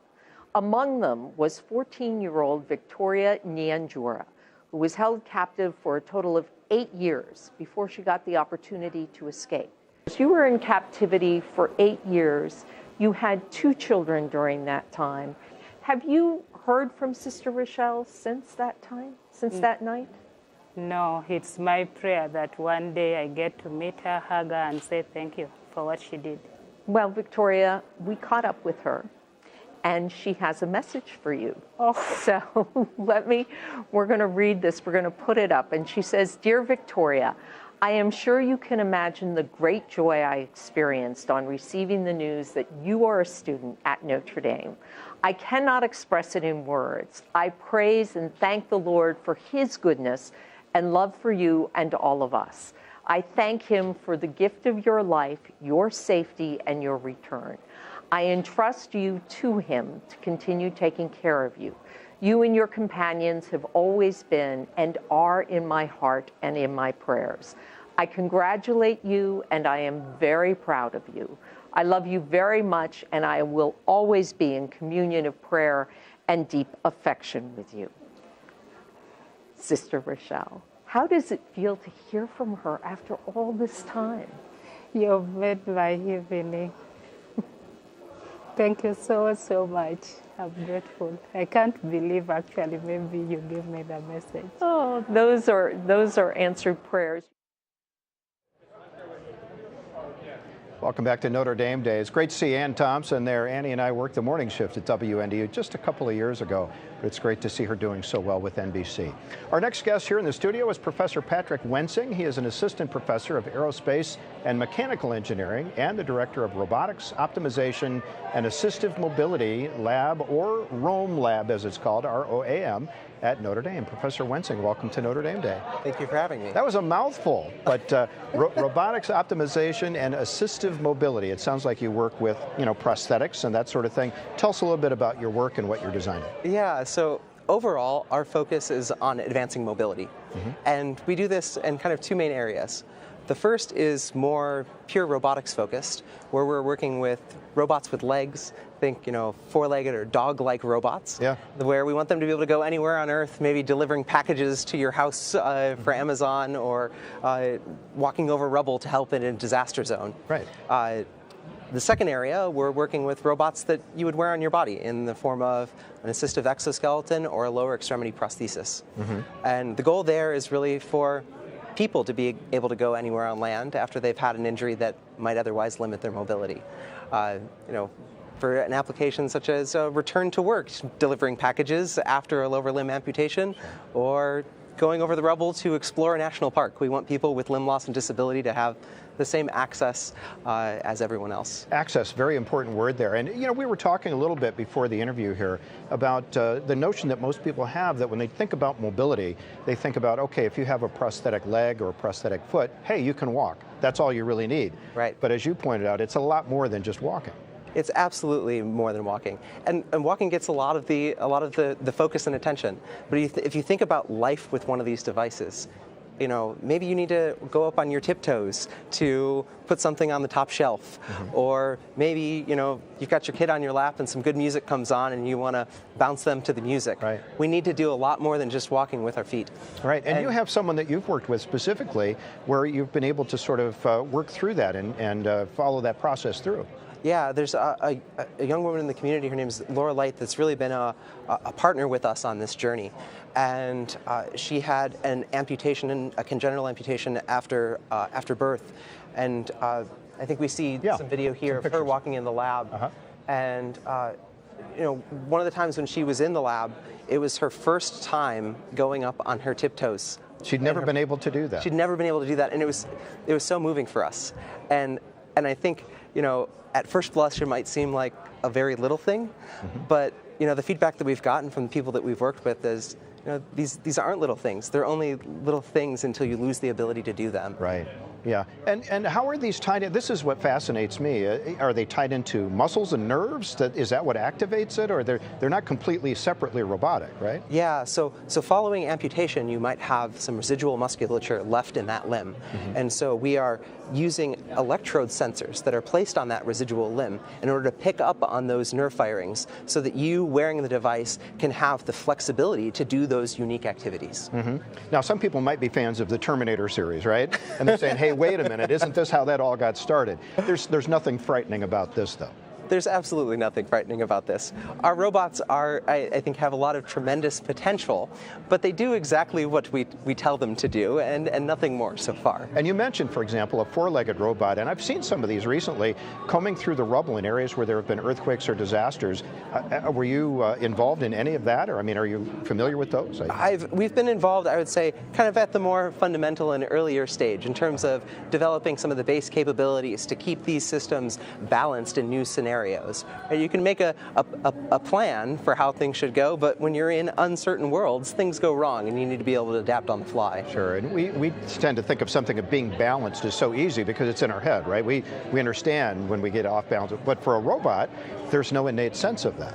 Yeah, I think, for us as people, if you were to say what's easier, playing chess or staying balanced upright, we'd say staying balanced, but I think we've had millions of years of evolution that's just so baked into our subconscious that it seems easy, when in actuality it's very, very incredibly challenging. Well, if you've been at Notre Dame for about 6 years, and if you look 10 years, maybe 15 years into the future, what do you see as kind of where you think this will all go?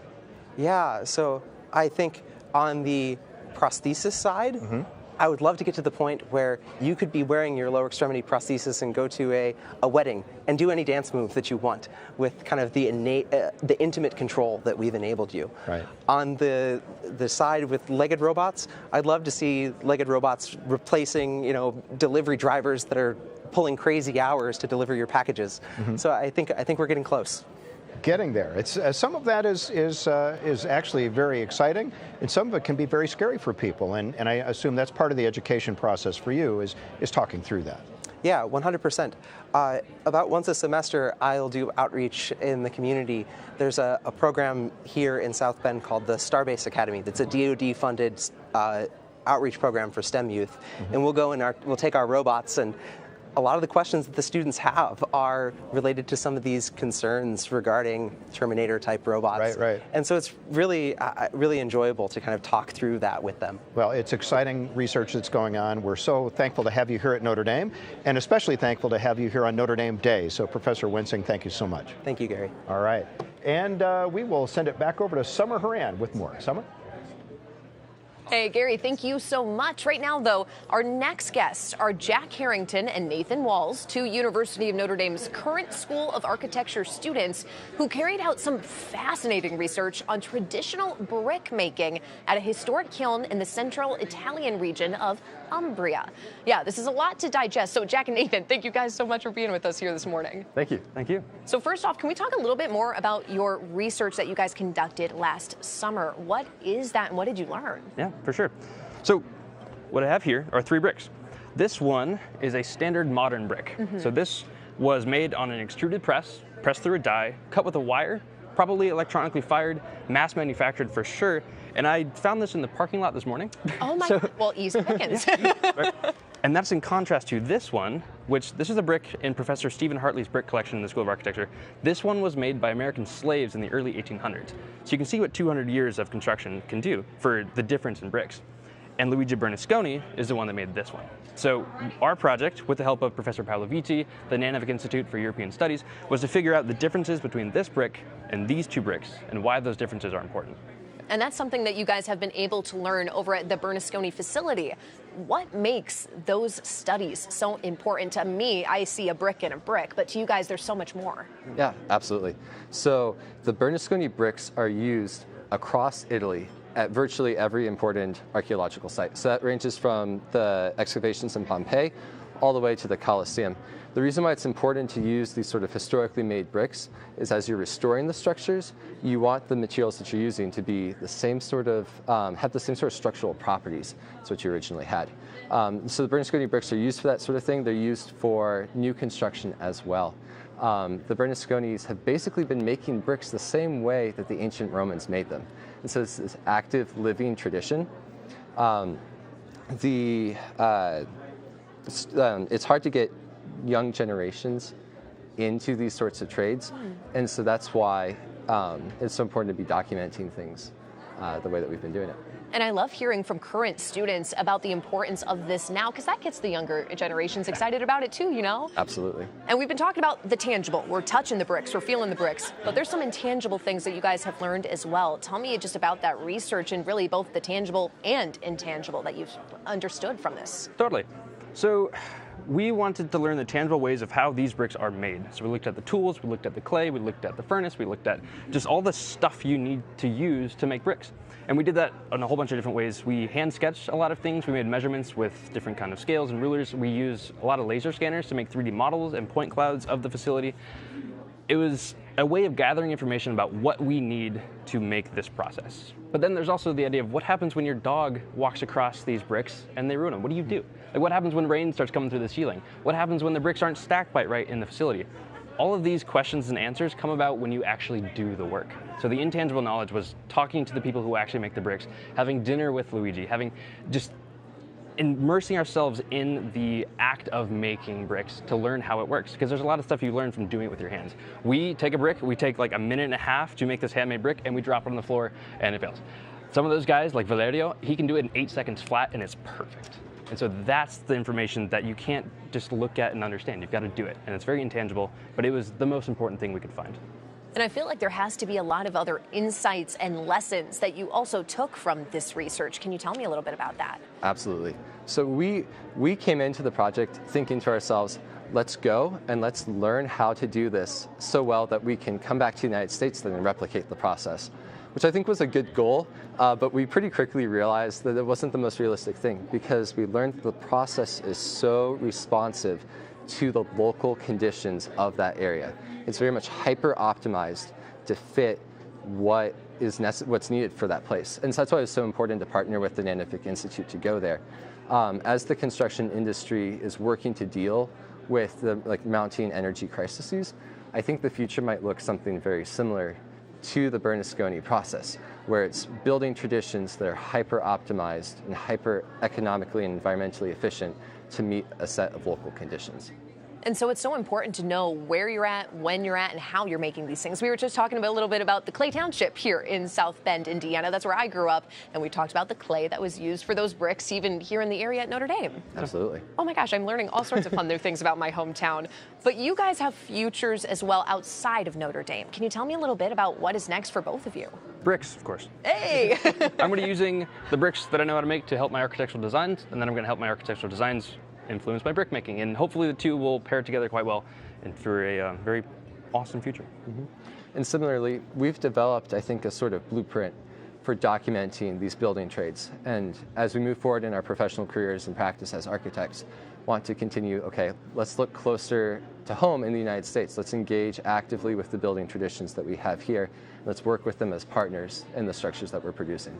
You're using those literal building blocks from around the globe to just bring that information to University of Notre Dame and around the country too. Yeah, absolutely. Oh, you guys, thank you so much for all of your information this morning. I am so excited for you and your futures. We've got a local grad here too. Congratulations on your future graduation. Thank you. Hey, well, I'll have to see what's coming up next. But here on Notre Dame Day, coming up next, we've got Jenna Liberto to see a little bit more about that Lego build of the main building going on. Jenna, I just saw this golden dome. It's so cool. What's going on here now? Isn't it beautiful? It just shines like the real thing. You've been talking bricks. Now we're talking Lego bricks with Father Bob Simon, our Lego master. Father, a lot of the work, the actual build, happened last year during Notre Dame Day. Today has been a lot about piecing it together, placing the golden dome, of course, but tell us about your building process, and you're going to build for us here right during this segment. That's right, and in all the interviews we've done, I haven't actually built anything on camera. Inspired by your son Hunter there with the Grubhub delivery thing.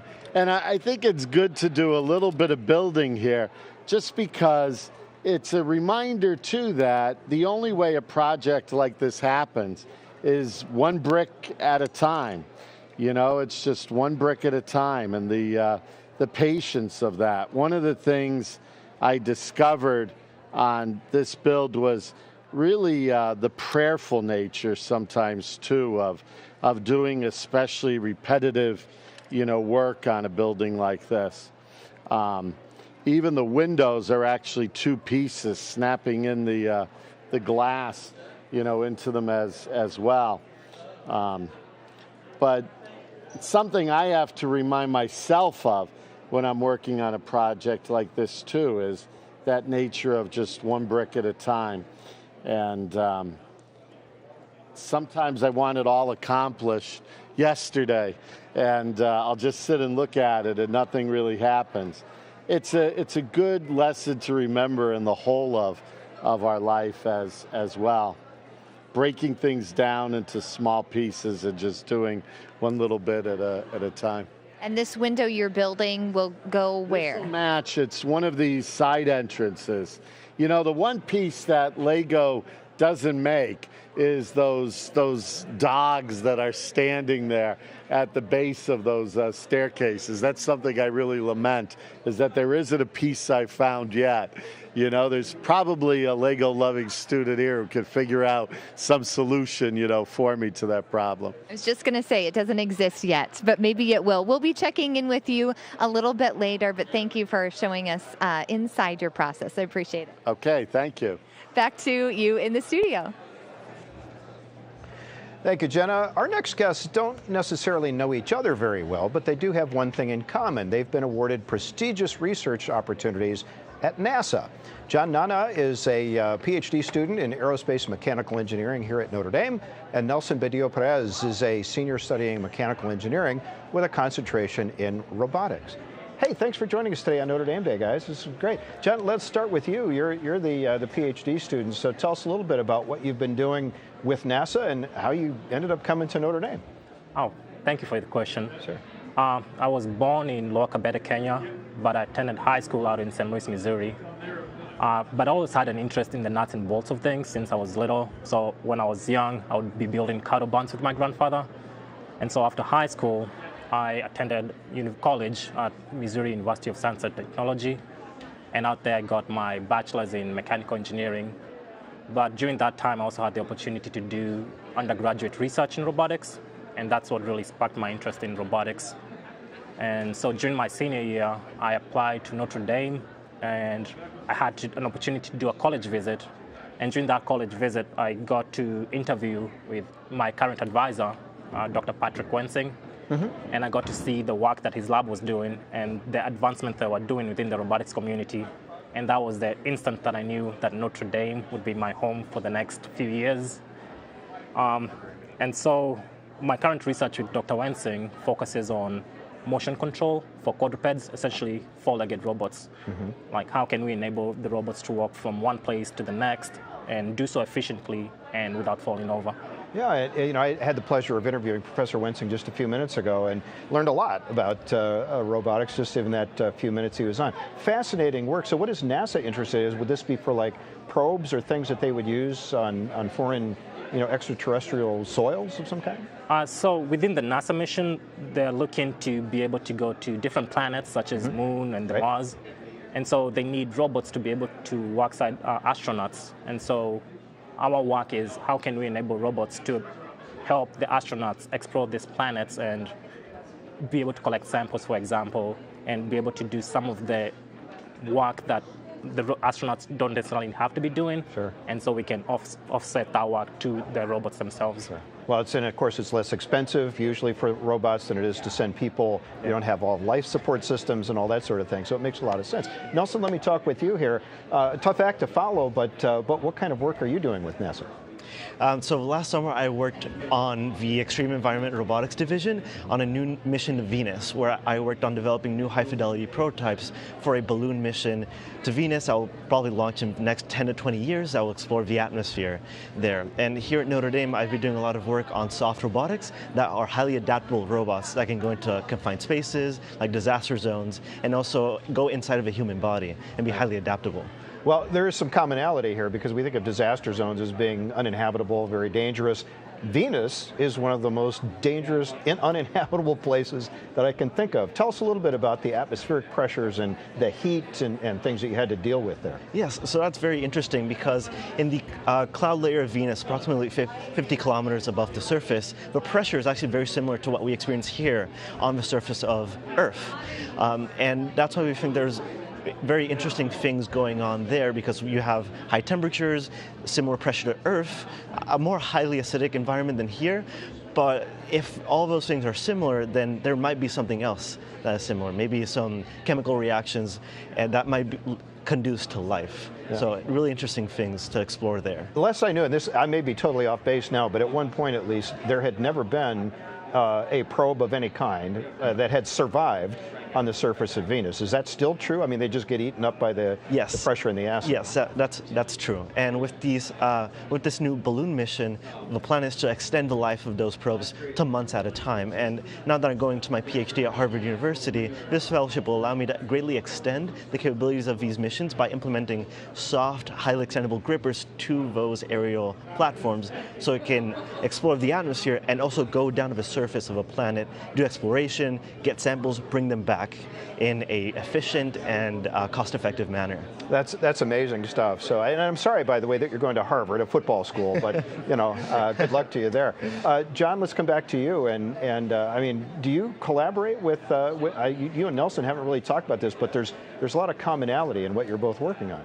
I guess there's common ground, but we are thinking about the problem in different manners. I'm focusing more on legged robots, and Nelson is focusing more on how do you get there, and so there's a bit of difference in that. Right, and you mentioned that you were doing your undergraduate in Missouri. How did you hear about Notre Dame, and what brought you here? You mentioned that you applied, and I'm just kind of curious, like what was it that said, hey, I want to go to Notre Dame? I think for me, I was looking at the robotics fields and just looking at all the schools and what different departments were doing and what was interesting there. So I applied to different schools, but the robotics at Notre Dame is what really grabbed my interest, and just seeing how the support that the robotics community here has, just in terms of just even supporting the individual, not just within classwork, but within the scope of how are you doing mentally, physically, and just supporting the person holistically. And so I think that was the attention grabber for me. Well, thanks to both of you, John, Nelson, and congratulations on the work that you've done so far and all the breakthroughs that are still out there. I'm looking forward to seeing more about that. We appreciate you being here on Notre Dame Day. Now let's go over to Indy Jackson for an update on how the giving is going. Indy. Thank you and welcome back to the Social Media Lounge, where again we are at 22,000 gifts received, 2.5 million and 748 causes benefited. With me, I have the Notre Dame Jump Club. I have Bo, Gabby, and Aiden, who will be telling me a little bit about their goals and aspirations and what exactly is the Jump Rope Club and what's going on there. So we're the Notre Dame Jump Rope Club. We are a club that supports people looking to be creative in their athletics. Jump rope is a fun combination of like dancing and jumping, and we compete at national competitions, and there's all sorts of fun things you can do with jump rope. So if you've ever seen the Disney movie, we are just like that. And I've been hearing that you guys did a little bit of community service. Would you be able to speak about that for me? Absolutely. We volunteer down at the Notre Dame Arts and Culture Center, also at Memorial Children's Hospital, and we just kind of do a lot of community outreach, just bringing jump rope to different communities, both within Notre Dame and the local South Bend community. That's beautiful. So you heard their why, things they're doing for the community. Now let's hear how we can get them there. I heard that you have a goal of $1,000. You're currently at $500. What is that going to get your club? So $1,000 will definitely help us buy new ropes for better performances all around Notre Dame and the South Bend community. As Aiden was talking about, we do a lot of clinics in South Bend, but we want to expand our reach to the greater South Bend community and help out more kids and teach them jump roping. We're also going to be hosting nationals next year with all of these other university jump rope clubs. So your donations will definitely help support that planning and will help us reach our goal. And that is amazing. So for those of you who don't know, $10 would help them get one jump rope. We can do that. Let's help them get to that $1,000 goal so that they can have an amazing national competition. Thank you again for coming to the Social Media Lounge. Stay with us as we'll have more causes, more updates to show everything that you guys are doing for our Notre Dame students.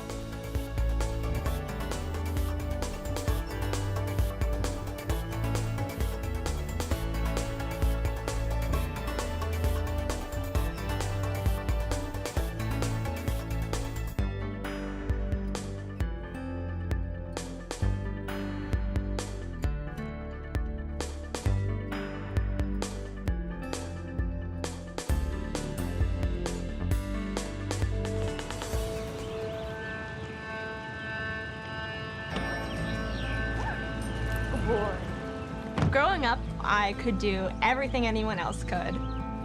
Then, when I was 14, I went from being completely normal to not being able to walk without passing out. I was in and out of the hospital for about a year. Finally, the doctors discovered that I have a rare circulation disorder called POTS, which stands for Postural Orthostatic Tachycardia Syndrome. My internal thermostat is broken. Even though I couldn't have a normal life, I could still be successful in my own way. As a PhD student at the University of Notre Dame, Nina Kickel-Corey made a scientific breakthrough. She discovered a new cell in the heart called cardiac nexus glia, which maintains the type of heart rate that is typically seen in POTS patients. I found that if you remove these cells in the heart, it can actually change heart rate and rhythm. Here at Notre Dame, we encourage graduate students to choose research that can change the world. Nina's work has every potential to do that. This discovery could actually be the first step in understanding POTS in patients like myself. It's amazing to watch Nina work because she doesn't let POTS slow her down. And the days that it's a little bit harder, that's where I step in. During COVID, I've been in the at-risk group, and so I could not have succeeded without the help of my lab mates. I definitely will. I'll see you later, Lauren. Being in the Smith lab at Notre Dame has been life-changing. They say your friends are there to pick you up when you fall down. Well, they've literally been there to pick me up when I fall down in lab. The University of Notre Dame asks, what would you fight for? Fighting for research that matters. We are the Fighting Irish. So far, you've chosen one book out of these three. You know, you could have taken The Expert at the Card Table or Marcia Mueller's While Other People Sleep, but you chose A Wrinkle in Time. I did. And then after you chose any book that you wanted, you chose a page, right? And we chose page 138. 138. We chose page 138. And then we marked it as well. Now, after we marked it, we then took the toothpick and stabbed through a word. We're going to do this. Let's do this. 2, 1. In that moment, that page went back into time and reattached itself into the spine of that book. Stop it. Page 138 is now reattached in the spine of the book that you're holding on to. For the first time, I don't want to come near it. Open up that book. Go to page 138. Is there a page that's reattached in the spine of that book that has your initials on it, that's burnt, and they're also the word that you looked at is stabbed through? That is unbelievable. We have John Bon Jovi joining us. Hi guys, it's great to speak with you. I'm floating on the clouds, man. You know, I get to walk on that campus as a proud pop. Take us to that moment, though, when, as a family, you knew that Jesse was going to be coming to Notre Dame. We had to wait because the letter showed up on the, that day from the mailman, and you're dying to tear it open because, as you know, as a pop, and he was our second child to go through this process. And that day, I wanted to steam that thing open and then tape it shut again, but my wife, of course, wouldn't let me touch it. Anyhow, I sobbed because that was it was our hope was Notre Dame, and just all the history, and he worked so hard academically and did the best he could on the field to get this shot to even be a walk-on. But, the history is so rich, and we just know what it's done for him and for our family.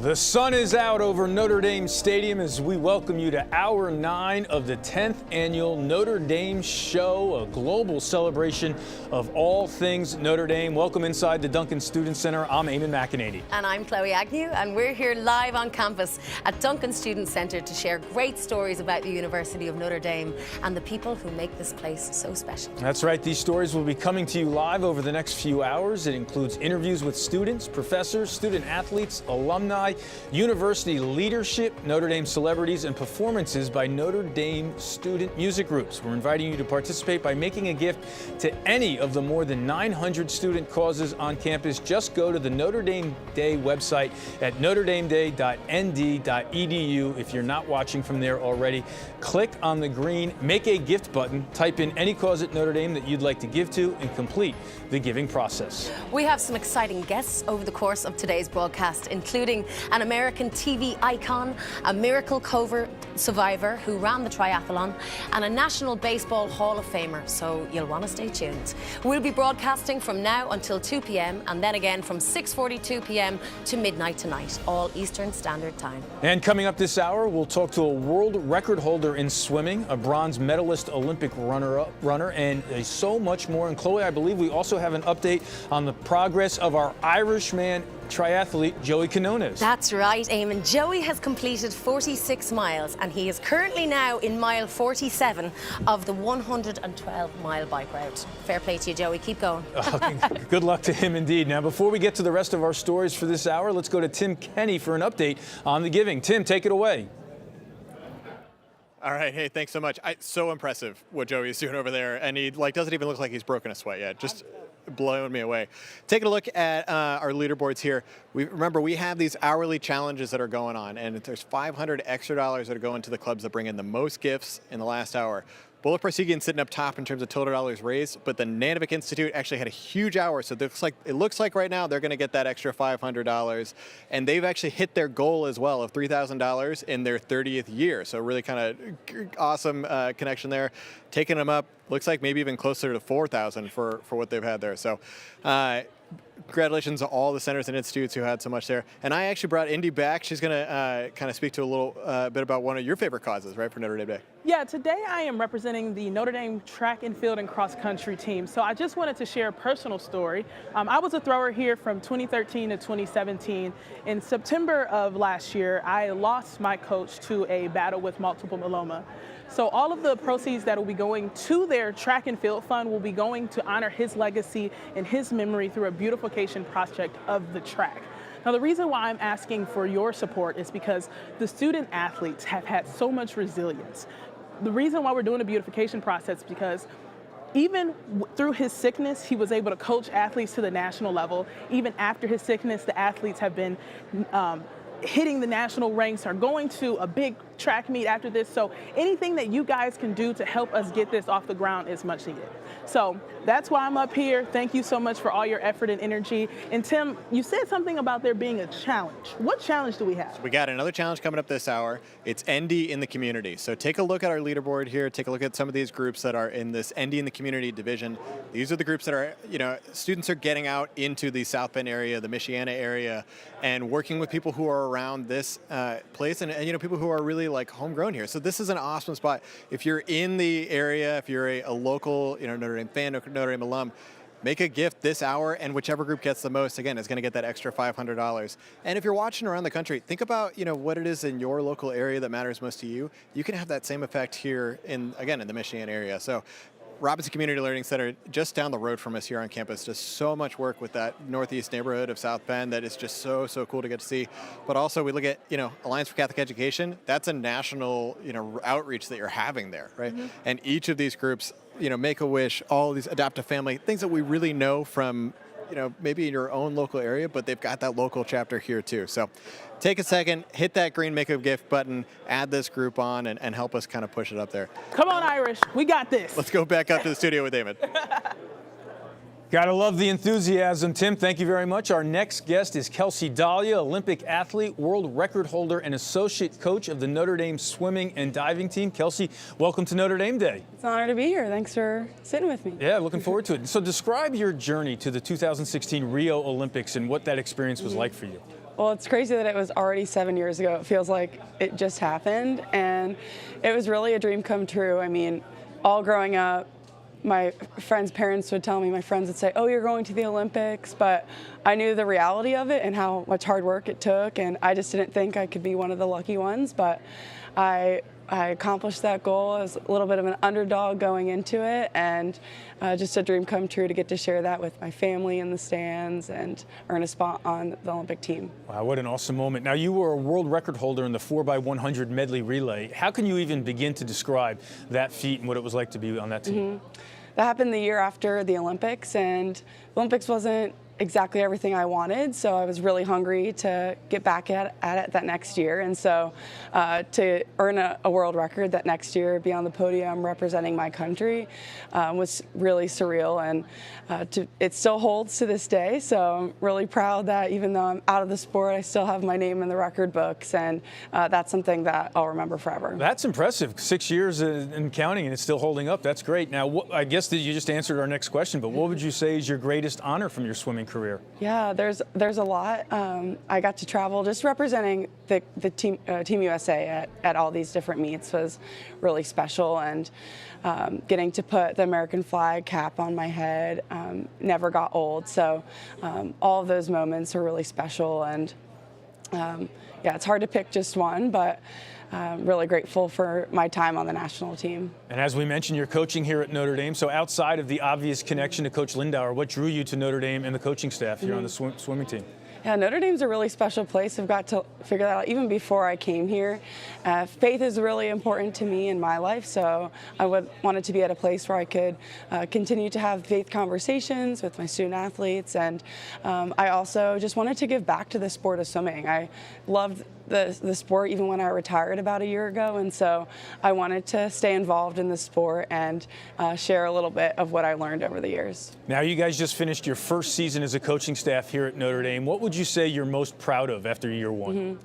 Well, we did have a historic year. We were 18th on the men's side, first time ever in the top 20, so I'm super proud of those guys, and we had an incredible year on the women's side as well. But even more than the athletic accomplishments, I'm super proud of their academic accomplishments. The women had a 3.5 GPA and the men 3.3. They accomplished their team goals on both sides, and yeah, I couldn't be more proud of the hard work they put in the classroom this year. Great stuff. Now, we were talking off camera before we started the interview that we have something in common. We both have gone to the beaches at Ocean City, New Jersey throughout our lives. So how does riding those waves and swimming in the Atlantic Ocean help you as a great swimmer in the pool? Yeah, I have so many great memories, and definitely loved my time on the beaches there. Especially I loved getting some Corbros ice cream and all the fudge samples, and I don't think those help my swimming. Say, you got to lay off the funnel cake on the boardwalk if you want to be an Olympian. Yes, but I've got great memories at Ocean City. Awesome, and now you're getting great memories as a coach here at Notre Dame. Kelsey, thank you so much for being here with us on Notre Dame Day. Now let's go over to Jenna Liberto for a check-in with the Clean the Artist. Well, we are tracking some beautiful art projects down here on the main floor of the Duncan Student Center, including Chris McLaughlin, also known as Clean the Artist. You may have seen his work at the local Original Pancake House in South Bend. And he's been working on this piece since the beginning, yesterday evening. Just tell me about your progress, Clean. I am working on some detail right now on the architecture underneath the dome. And I'll be inputting some other colors and then working on detail for those particular colors. I'll be putting her on the top. I'm going to come in with some fall colors on each side with the trees that group around this great pathway into the administration building. I know this isn't your first time painting this landscape, but how challenging is Mary to paint and make her look as lifelike as she does here on campus? It's interesting. It's a big deal to get her kind of dialed in. So the shadowing of the gold is where the key comes in, kind of like the shadowing here to kind of set aside each panel of the dome. She'll have some intricate details to show the difference between her head, arms, whatnot, because if you don't, it just looks like a blob of gold. Speaking of gold, it looks like there's real gold here. It just shimmers perfectly, but it's gold paint, right? Yes, it's gold paint, and depending on the light and the angle, it changes with the light.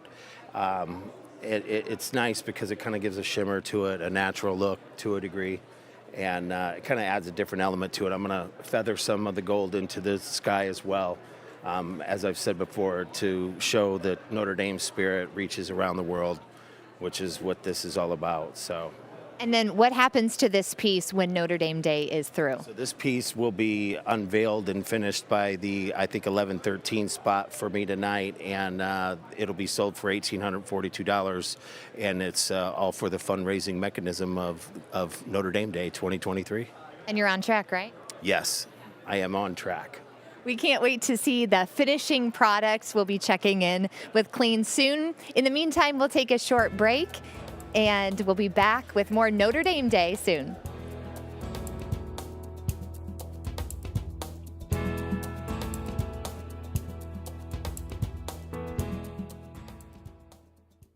You also have an Olympic gold medal. You and 3 other USA basketball teammates pulled this off with the Olympics in 2020 that were held in Beijing. You won the first ever gold medal in this event. Yeah, it was an extreme honor to be able to win the first gold medal. My situation was a little bit different as I wasn't on the team initially, and I got the call while I was on vacation. And so I ended up packing up my stuff, leaving the next morning. I think it was Saturday night. I flew out Sunday to Vegas to start the testing protocol and everything, and then I ended up flying to Tokyo on Tuesday. So it was definitely a quick turnaround for me, and I hadn't played 3-on-3 in a while. And so I'm just super thankful for my teammates there and them trusting me and the coaches trusting me that I could just catch on quick. I know that's what you guys decided to do, you and Lorraine, that once your daughters got out of here, and they had tennis scholarships, you gave back those scholarships plus much more to do the things you're doing. Why do you think it's so important for these Notre Dame students to know that once you leave Notre Dame, there's other ways you win in the game of life? Yeah, you know, really, Notre Dame really prepares you for the game of life. We're very proud, as you mentioned so well early, not only my daughters, my two sons-in-laws went there, and Lorraine and I, for years now, have had scholarships in our name. We love the university so much that we have the Dick Vitale Family Scholarships that are given out annually to kids that participate in an activity that doesn't get scholarship aid, like the band, the cheerleaders, the mascot. They've all been recipients over the years of some financial aid.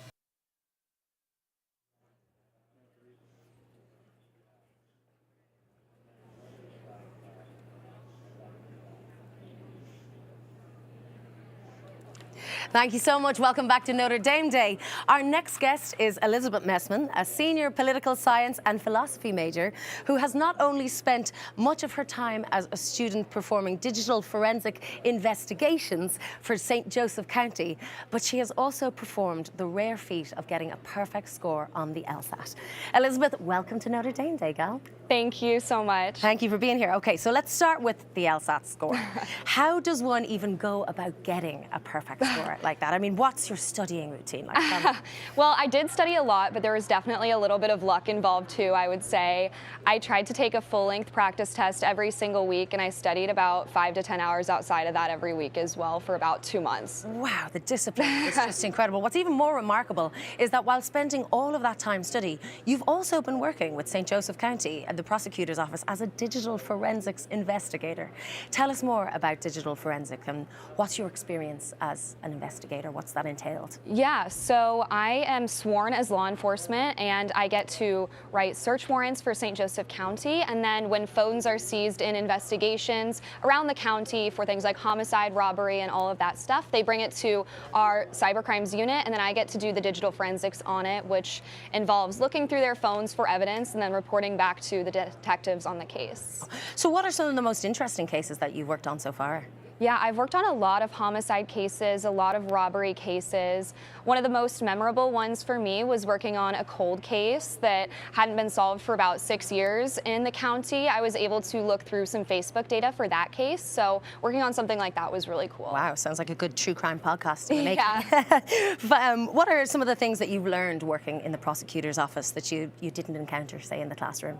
Yeah, it's really apparent when you're working in the unit how much the criminal justice system impacts real individual people and their lives. It's something that you don't necessarily encounter in the classroom as much because you're more focused on theory and broader level things, but you see that every day in the unit.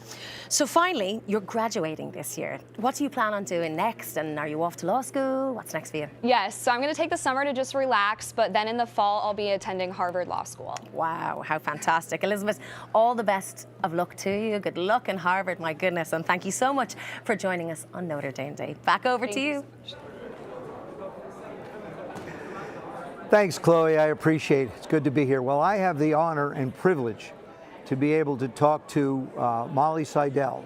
And Molly, you're in Munich, from what I understand. Is that correct? That's correct. I'm all the way across the pond over in Germany right now. Now, you are a long-distance runner. You have competed, obviously, in various sports. Marathons haven't necessarily been the one thing that you've completed and competed in a lot. Although, I mean, you're a 4-time NCAA champion, a 6-time NCAA All-American, a 6-time ACC champion, and also the 2016 ACC Female Athlete of the Year. It goes on and on and on, and it's just wonderful of all your accomplishments. Let's go back a little bit and look at February 29th, 2020. It's the Olympic trials in Atlanta, the marathon. And keep in mind, it's the marathon. The top 3 finishers make the U.S. Olympic team.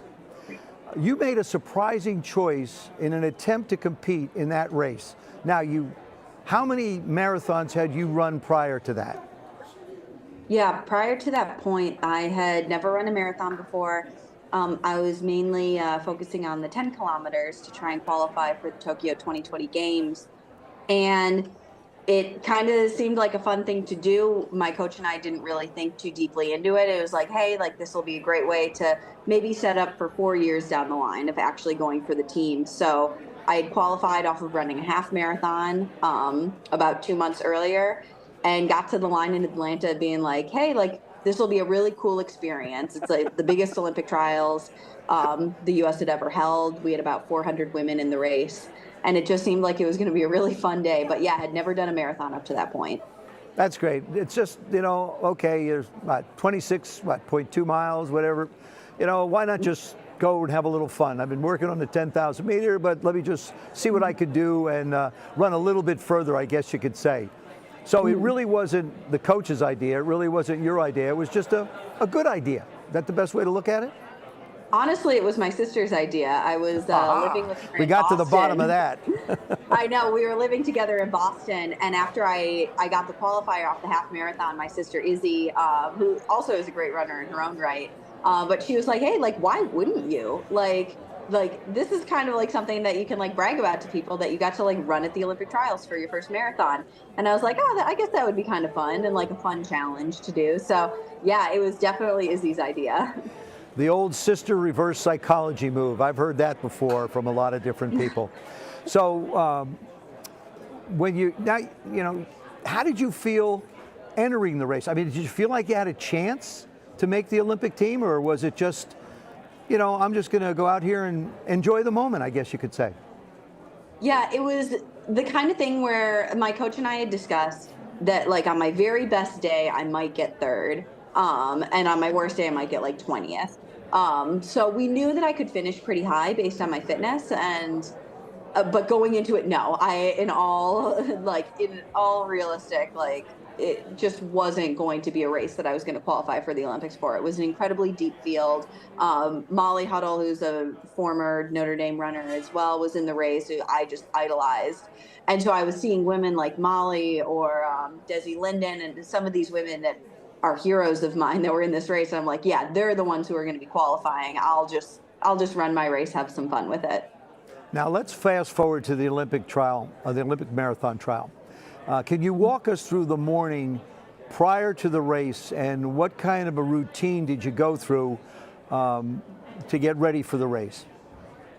Yeah, honestly, I usually just get up, have a nice breakfast. The race was a little bit later in the day. It was closer to noon. So you kind of have to just like waste time in the morning. My best friend, Emily, who ran on the Notre Dame track team with me, came down to watch. My family was there. So it was just such an electric atmosphere that it was really hard not to get like caught up in all of it, because there's so many people out. You want to be going out and doing things, but you also know like, okay, like I have to get all my bottles ready. I just have to prepare for this thing that I'm about to put my body through. So yeah, it was a lot of just like kind of just getting all my gear ready, resting up, getting ready for what I was about to do. So you're about to head over for the race. You come down from the room, you get ready to get on the bus, and you forgot something. You left something in your room that you necessarily didn't really think you would actually need. Tell us the story. Oh, do you mean for the Olympics? Yes, for the Olympics. Oh, okay. So in the Olympics in Tokyo, yeah, the Olympics in Tokyo were actually really different. We were totally quarantined in a hotel. So yeah, we literally couldn't leave the hotel up until that point. But yeah, when I came down the morning of the Olympics, basically, I had forgotten we're supposed to bring our medal stand kit. And at the Olympics, I definitely didn't think I was going to be winning a medal. So I was going to leave it in the room. And my coach, who was there with me, he was like, yeah, you should probably just like bring that in case someone on the team needs it. Like kind of sloughing it off of saying like, oh, if one of your other two teammates on the Olympic team needs the medal kit, you should bring that in case. I was like, oh, that's such a nice thing. I'll definitely bring it for Elephine or Sally, who are my two teammates. So yeah, we brought that with us on the bus. All right, so now coach mentions that to you. You may as well bring it for someone else. Mm-hmm. What's going through your mind when the coach says, okay, somebody else might really need this. Maybe they don't have theirs, or yours could be a substitute. But never a thought that you were going to be the one that was going to be able to do that. Honestly, I was so nervous with everything else going on and just so amazed after a year and a half postponement of the Olympics. I didn't really think that much deeper about it. It wasn't until after the race that I realized how good of an idea that actually was. You know, it was, I guess, in Sapporo, it was hot. I've been to Japan. I know how hot it can be. The humidity is high. It can be stifling. You're competing against the greatest marathon runners in the world. And you have 2 marathons, basically, I guess you could say. You didn't really train much, just a couple, get sort of warm-ups to get under your belt. What was your game plan? You know, there's a lot of people. What was your game plan going in?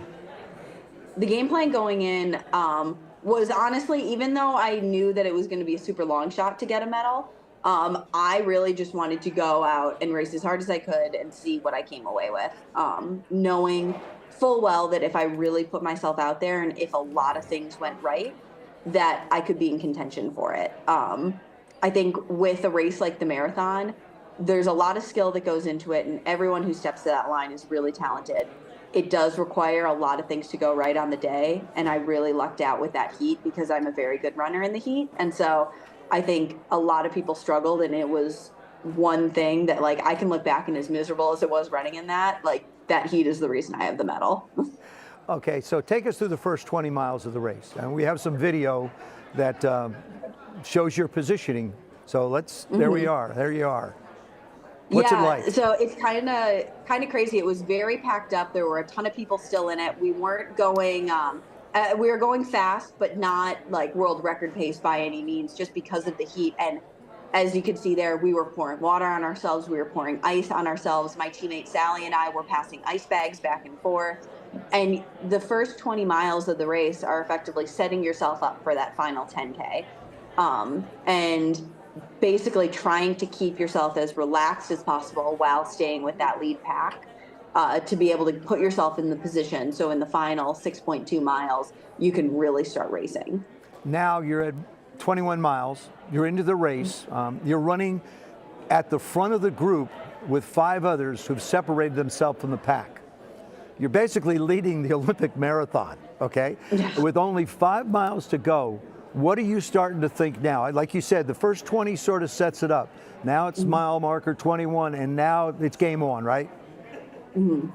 Being in that pack of 4 women, knowing that there was 2 of them had won major marathons, or actually all 3 of them had won major marathons, and one of them was the world record holder, was definitely trying not to psych myself out, of just being like, just stay in your zone, keep running hard, keep doing what you're doing. Because I think if I'd started to actually think about it and think too hard about it, being like, oh, I can't run with these women.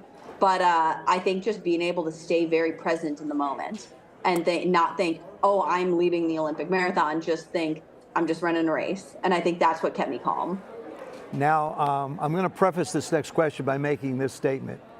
Don't believe there can be anything worse than for an elite athlete to finish 4th in this kind of competition after running 26.2 miles. So here's the question. You're at mile 24. You're into the race. A little more than 2 miles to go. I'm getting excited right now for you. There are 4 other runners, and you're neck and neck for the gold medal. Then this happens. 2 of your competitors step up their pace and break away. It's now you and another runner for the bronze medal. And she steps up her pace, and you fall into 4th place, 5 seconds behind for the bronze medal. What now is going through your mind? I mean, you're so close. I think it would have been really easy in that moment to give up and just be like, well, I'm getting 4th place. That's it. But I just tried to remember that, like, the race is not over till it's over, and just kept running as hard as I possibly could, with the hope that she had gone too soon, because that's a very real possibility, is that when you're racing and somebody goes, they could have maybe laid their cards on the table too early. And I knew it was going to be a risk, but just had to basically keep going, see what happens. And I am very glad that I trusted myself, because she had gone too soon. So what happens next? What happened next? Basically, with about 2 miles to go, Salpeter, who was right in front of me, started walking. And I took the 3rd position and came away with bronze. Molly, listen, all I can say is wow. I mean, what a great life moment for you. I guess you could say from nowhere to a whole lot of somewhere you wound up. I mean, let's fast forward to today. Let's go to today. I know you've been battling some injuries over the past few months, keeping you out of some races. When's your next race, and is it safe to say the next goal is to make the 2024 Olympic team and go for the gold in Paris?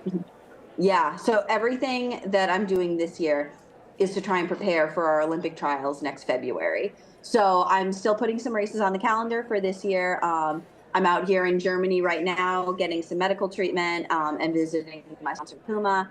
And then, yeah, we're going to start putting together the rest of this year with the main goal of building up for 2024. So hopefully we'll be doing some shorter races, maybe a marathon in the fall. But yeah, really looking ahead to trying to have a strong year in 24.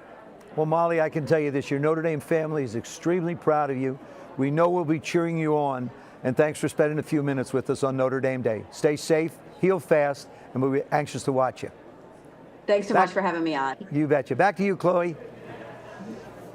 All right, thanks, Joe. I feel like now I know how Tom Gatewood felt, taking a pass from Joe Theismann. And it's now time to bring in John View from the Central New York Club of Notre Dame. And John, thanks for joining us here on Notre Dame Day. Thank you for having me.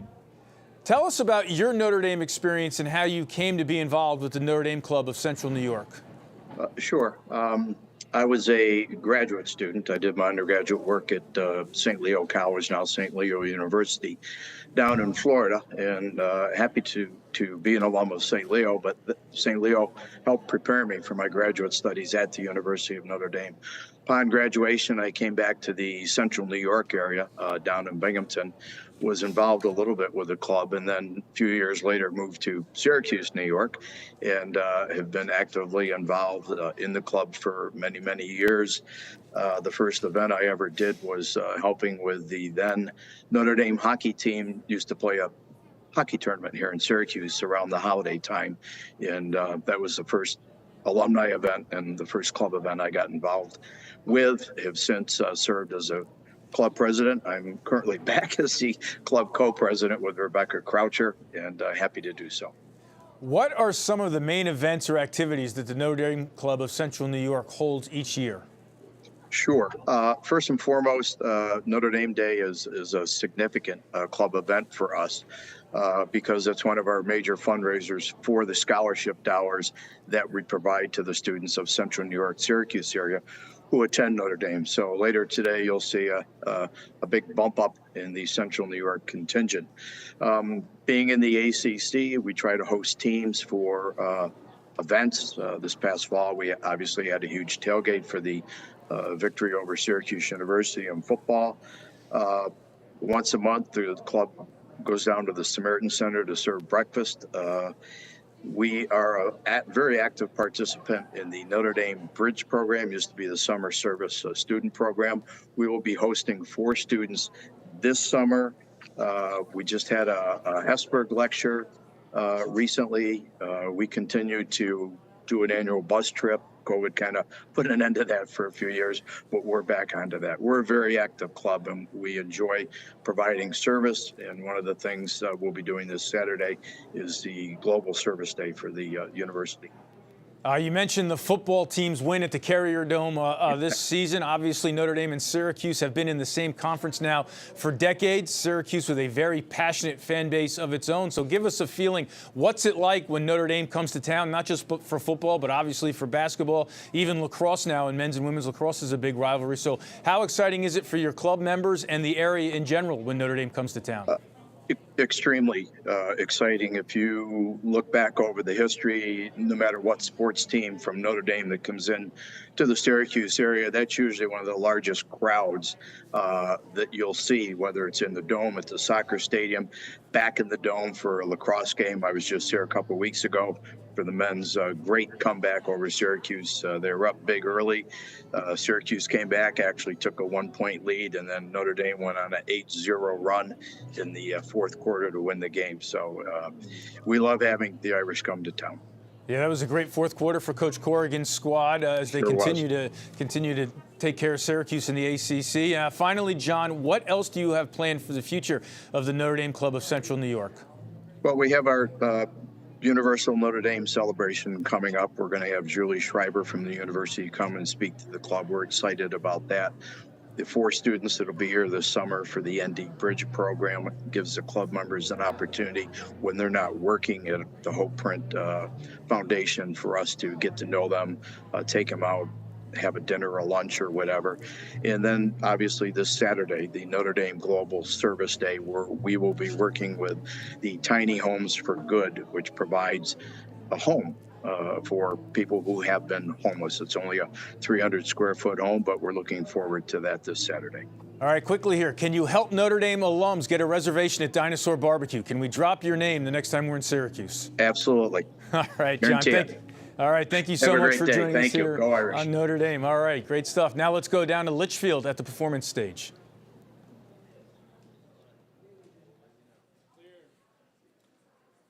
Well, thank you, Eamon. I'm here with Hannah Simon, a freshman from India, who will be performing Thank You, Jesus. Take it away, Hannah.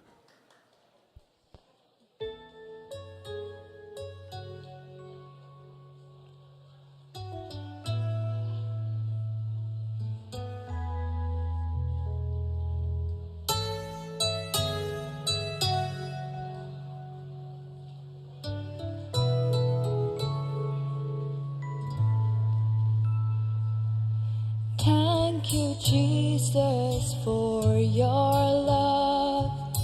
Thank you, Jesus, for what you are.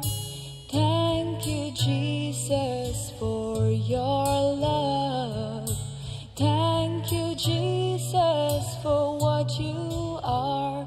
From the time I was born, you have been with me through my troubles, through my happiness.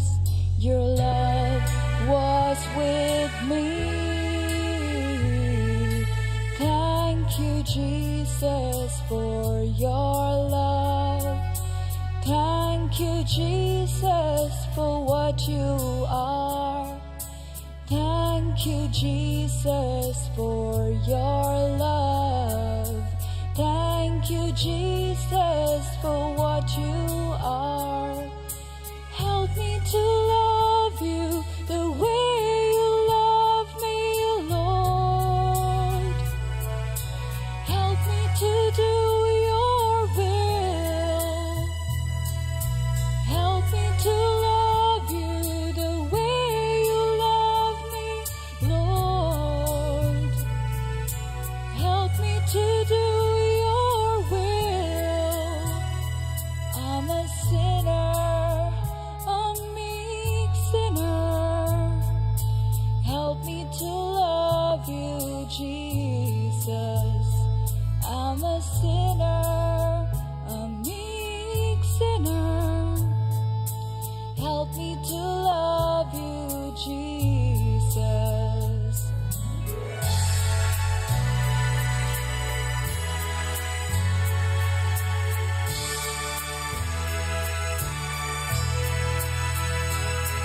The world is leading me to sin, and sin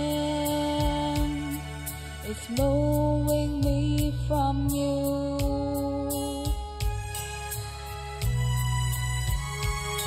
The world is leading me to sin,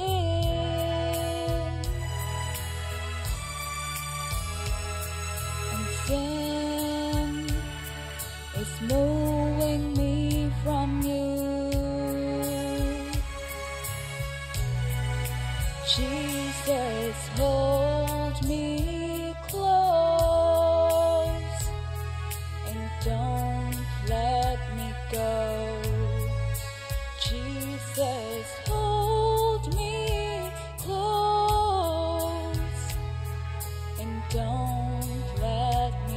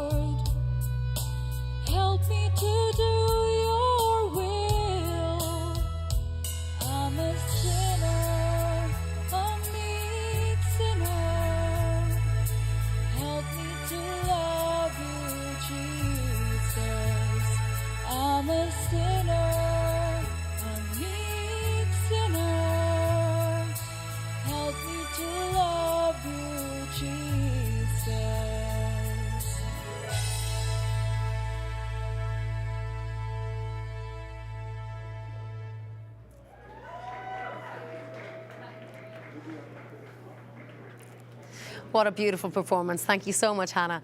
Joining us now is one of the university's most distinguished alums, formerly a U.S. representative and a U.S. senator from the state of Indiana, now representing America at the Vatican, the United States Ambassador to the Holy See, Joe Donnelly. Ambassador Donnelly, welcome to Notre Dame Day. Well, thank you, and that was an incredibly inspiring performance by Hannah. Indeed. Ambassador, how would you describe the relationship between the Holy See and the United States? It's really strong. Our President Joe Biden and Pope Francis are very close friends. They share a lot together.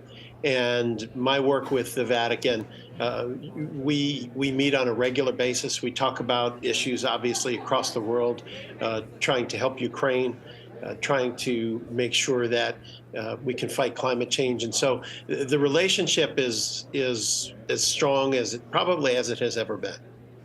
Such important things. And speaking of, we know that one of your current objectives is to address the issues of sanitation, clean water and healthcare in many places in the world that are lacking. How do you think the United States and the Holy See can work together on this? Well, it's a great team effort because we each bring different strengths to trying to get that done.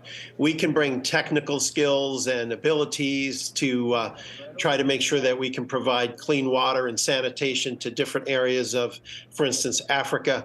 And nobody has the infrastructure that the Catholic Church has, where there's in almost every village a parish. And so we can bring the muscle and the skill and the talent to build the infrastructure.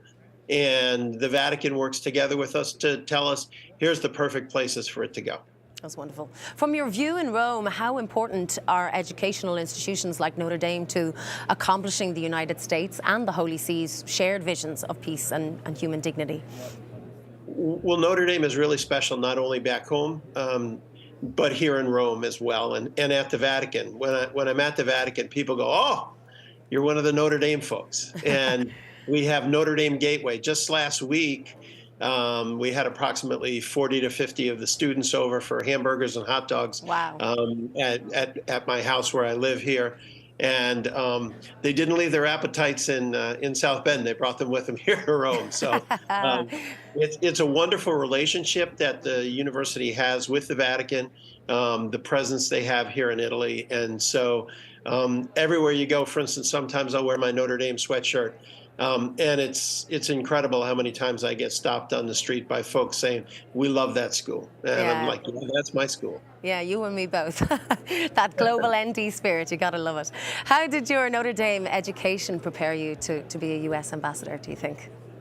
Well, I'll never forget Father Hesburgh right before I headed off to my first term in the House of Representatives. He was such a mentor and such a guidepost.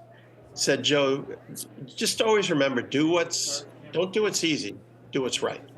And so that's one of the cornerstones that Notre Dame gives you. And then you're prepared to handle just about everything that you see, that you have the confidence and the belief that the values you've been taught are the ones that make sense. And that helps to guide me through every day. Don't do it easy, do it right. What a great motto. I love that. Finally, we have to ask you, can you describe what it was like to meet Pope Francis for the first time? Oh, sure. It was, he's such an incredible inspiration to the world, such a leader. But I will tell you, in true Pope Francis fashion, the person he was most interested in was our one-year-old granddaughter. It was like, nice to meet you, Joe. I'm really interested in meeting your granddaughter here. His kindness, his devotion to the poor, to the marginalized, to make sure that every one of God's children has a chance to see their dreams come true. That's Pope Francis, and that's what came across in the meeting with him.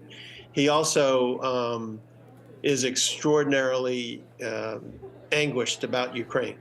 And so we work on almost every day ways to make sure we can help Ukraine survive, help them succeed, so that their people are safe, their people can see their hopes and dreams come true as well. That's wonderful to hear. Ambassador, please offer our well wishes and prayers to Pope Francis. And Ambassador Donnelly, thank you so much again for joining us on Notre Dame Day. Back over to you, Eamon. Thank you very much, Chloe. As we continue here on Notre Dame Day, and joining us now is Father Joe Campora, a 1976 graduate of Notre Dame and the Associate Director of Education and Outreach for the Transformational Leaders Program, or TLP, here at the university. This program is a wonderful source of support for differently prepared students on campus, and Father Campora is here to tell us all about it. Father Joe, thanks for joining us here on Notre Dame Day. Welcome to the show. Thanks a lot, and thank you for having me. All right. Yeah, so TLP is a brand new initiative in its second year. This is really first year with the staff. Last year it was an idea run by one person. Anyway, what TLP is hoping to do is to accompany, as you said, differently prepared students, most of whom are first-generation low-income students, to accompany them in their journey through Notre Dame. Notre Dame is often a difficult place to navigate, and this is another set of eyes helping people. We think of ourselves as the intersection of academic life and the pastoral life, and we come to know the students, I think, fairly well. All right, let's go back in time a little bit and tell us more about your time here as a student at Notre Dame and how that inspired you to join the priesthood. Yeah, I was a student here 50 years ago this fall. It's a long time ago, Eamon. And I didn't really come with the idea of being a priest, but I live in the dorms, and there's priests in the dorms, and I began to know them as people. And I thought, well, maybe that's what I'm supposed to do. And so that's what happened. 39 years ago, I became a priest. So I was a regular kid, did everything at Notre Dame has to offer, and then entered the priesthood after that. Now, you gave us an overview of TLP, and that's something new now that Notre Dame has to offer. You mentioned it's 2 years old. Tell us more of the genesis of how the school and you came up with the program. I think the genesis is that Notre Dame has been trying for 25 years to take low-income first-generation students, and has done a pretty admirable, maybe not 25, maybe 20, anyway, has done a really admirable job of it, but providing computers and winter coats and winter boots and that kind of stuff is totally great. But you realize sooner or later that if students need help in calculus or in biochemistry or in organic chemistry, no amount of hats and boots can do that. So there's a whole other side of assisting students that are differently prepared, and that is academically, not just with material needs. Important, but this is the next level, so to speak, of now, okay, now they're here, now how are we going to work with students and receive the gifts that they bring and help with what they might not have. All right, I think you led me to my next question. What makes TLP different from student support programs at other schools? Yeah, I think we have the only program, maybe one other, that's wraparound, which means it includes the academic part.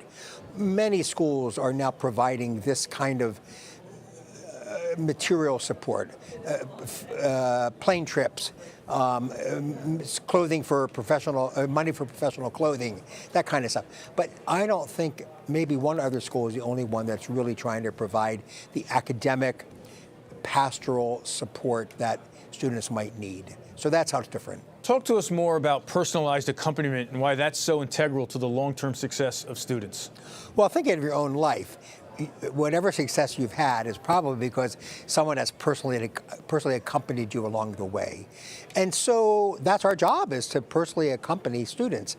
It's what Pope Francis talks about all the time when he says radical accompaniment, getting to know the person in front of us, walking with the student. And what happens is when you get to know a kid, it opens the door to discernment, which means real open thinking about what am I doing here, what's going to be my major, what do I want to do with my life.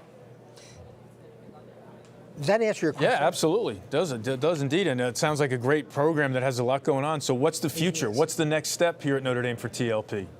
I saw that on my list of questions. I wrote, only God knows. But that's not to push the burden off to God. I think we need a lot of, the next step would be perhaps a wider conversation with the whole university about who these students are, and that they bring gifts too, and that we can receive from their gifts. But it's kind of like when Notre Dame went co-ed 50 years ago. It took about 25 years to sort of become really co-ed, and where women were not just an additive to the university, but a really part of it. Yeah. I think today, if you walked around here, you would never know there was a time without women, because everything's totally integrated. We have ways to go in that direction so that diversity doesn't look like an additive, but it's just part of the whole place. That's the next level, Eamon. Gotcha. Father Joe Campora, thank you so much for being here on Notre Dame Day. Great spending time with you. Thank you for having me. I really appreciate it. All right, we'll be back with more Notre Dame Day right here after this, so keep it here.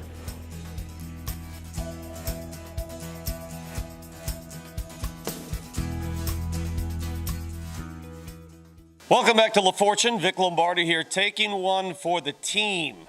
I'm wearing Joe Theismann's helmet, Ryan Harris's shirt, and standing behind me is the Graduate Physics Society of Notre Dame. Okay, seriously? Seriously? Yeah, sure. 3, 2, 1. Oh! Okay. That didn't hurt, did it? No. Okay, so when I got this new truck last September, I decided that I wanted to just make it a little bit different and make it memorable, and that's kind of where we've gone. And I did the layouts and then found somebody that would apply them to the truck, so that's what we did. I get a lot of people that say I'm not even a Notre Dame fan, I just love your truck.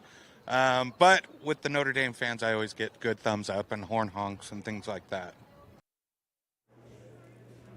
Welcome back to Notre Dame Day. I'm Chloe Agnew, and our next guests are here to teach us about the ND Listens program. Caitlin Clinton, a 2020 graduate of Notre Dame, heads up the program, and she is joined by Mary Kate Walsh, a senior and a student manager for ND Listens. Caitlin and Mary Kate, welcome to Notre Dame Day, gals. Thank you so much for having us. So, Caitlin, tell us about ND Listens. Is it just a fancy way of saying phone-a-thon? So it is not, actually. Okay. ND Listens was created about 7 years ago as a program that is to listen to learn about, and to love members of the Notre Dame family. We don't ever call and ask for money over the phone, but it's a student-run engagement center, so we just want to make people feel more connected back to campus. So we call alumni, parents, and friends just to say hello from Notre Dame and let them know that we're thinking about them. How many years has Notre Dame followed this model, and are there other universities that are doing something similar like this? So we've been doing this for about 7 years, and we were one of the first universities to do this model when we don't ask for money at all over the phone. Other universities have really started following suit, realizing that it's way better to just engage with your alumni network opposed to asking them for money over the phone. For sure. So Mary Kate, who are the people that you call, and what do you talk about? I mean, so you just said you'd never ask them for money, so you don't. Yeah, so we just call basically what Caitlin said, alumni, parents, and friends of the Notre Dame family. And so we just want to call to reach out and make a connection. And so the two ways that we do this most is by either stewardship, so just calling to thank them, anyone just for giving to Notre Dame in any capacity, just to say, hey, we're a student, we're benefiting from this, we just want to give you a personal thank you.